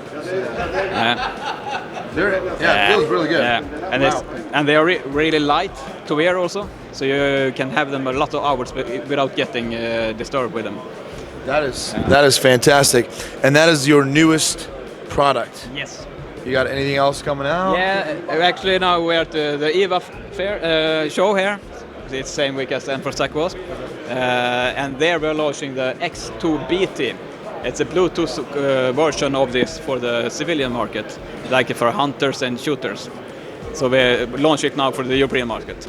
Okay. And then for that you have a possibility to connect to like a phone, and we can have multiple Bluetooth. So you can have 2 phones connected or a hunting radio with a Bluetooth. Okay. That is awesome, man. Guys, check out Sordin. They make absolutely fantastic ear pros at a very reasonable price point. So, Jonas, thank you so much for your time, man. Appreciate you. All right, here we are at Czech Small Arms at IWA 2024, and I've got Henry here with us. Henry, thanks for having us, man. Hi, nice to meet you, man. Very nice to meet you. Okay, so we know your weapon systems.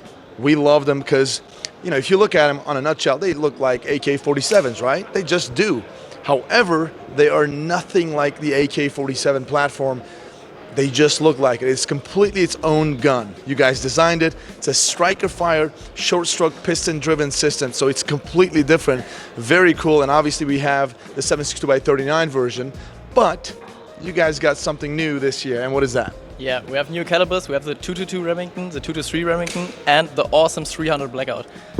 I want one, 300 Blackout. Somehow get that thing suppressed. Oh man, good to go. Okay, so 300 blackout, and what are the barrel lengths or configurations? Yeah, we have different configurations. It starts with the short barrels. It is 300 millimeters, and we also have 400 millimeters, so 16-inch. And for the Canadian market, we also got longer barrels, so they are legal there. They are about 18 or 20 inches, so you can have it in Canada. We also got bolt action rifles. If you can't have a semi-automatic rifle, like in California, I think, you can have a bolt action rifle. It has the lever on the other side, so you can load it fast. So on the left side, so for a right-handed shooter, you'll have it on the left side. Right. Just like this, so side charging. Side charging, yeah, Okay, right. that is fantastic. Okay, and I see that you've got the furniture differences too. Obviously this FDE color and with the rail up here, that's something new you said, right? Yeah, the classic models, they only had fixed stocks, but we have new models with standard AR-15 buffer tube, and we have collapsible stocks and telescopic stocks. It uses standard AR-15 stocks, so you can change there a lot. And what about the grips? Are these typical AR style grips or no? No, they are only for CSA. We have rubber grips, plastic grips, original grips, so plus grips. Yeah. Okay. And magazines, are you guys making these magazines yourself? Yeah. These come from us. These are plastic magazines. We have 5 round, 10 round, 20 round, and 30 round. Okay.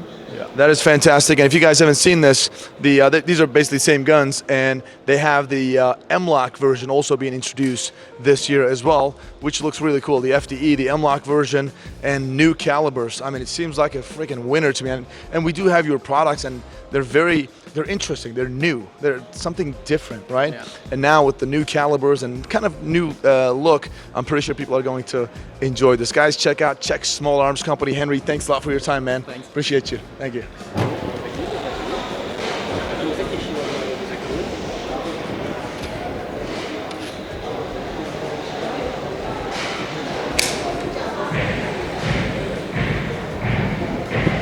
All right, the last day of EVA is here, and we are done. It was a great show. I highly recommend everybody coming down here. If you're in the field, definitely you got to check it out. Fantastic products, awesome companies that we don't see in the United States, and the show is getting bigger every single year. Awesome personnel making this happen for us. So we met a lot of cool people, saw a lot of cool products, and we will be doing some top 5, so definitely check them out. Let us know in the comment section what are your thoughts about the products that we showcase here. If you missed anything, just let us know, and stay tuned for top 5s. And don't forget to check out the cfcontest.com for some really cool stuff. We actually may put some products that we saw here to cfcontest.com. I've gave my card to a couple of reps here. Let's see what happens. And you guys take a guess which products we're thinking about. That's all I'm going to say. Let us know in the comment section. Again, it was a blast. I'm a little tired. Now I want to go get a beer, get some food, and then go back home. That's it. And with that being said, Classic Firearms was here. See you next year.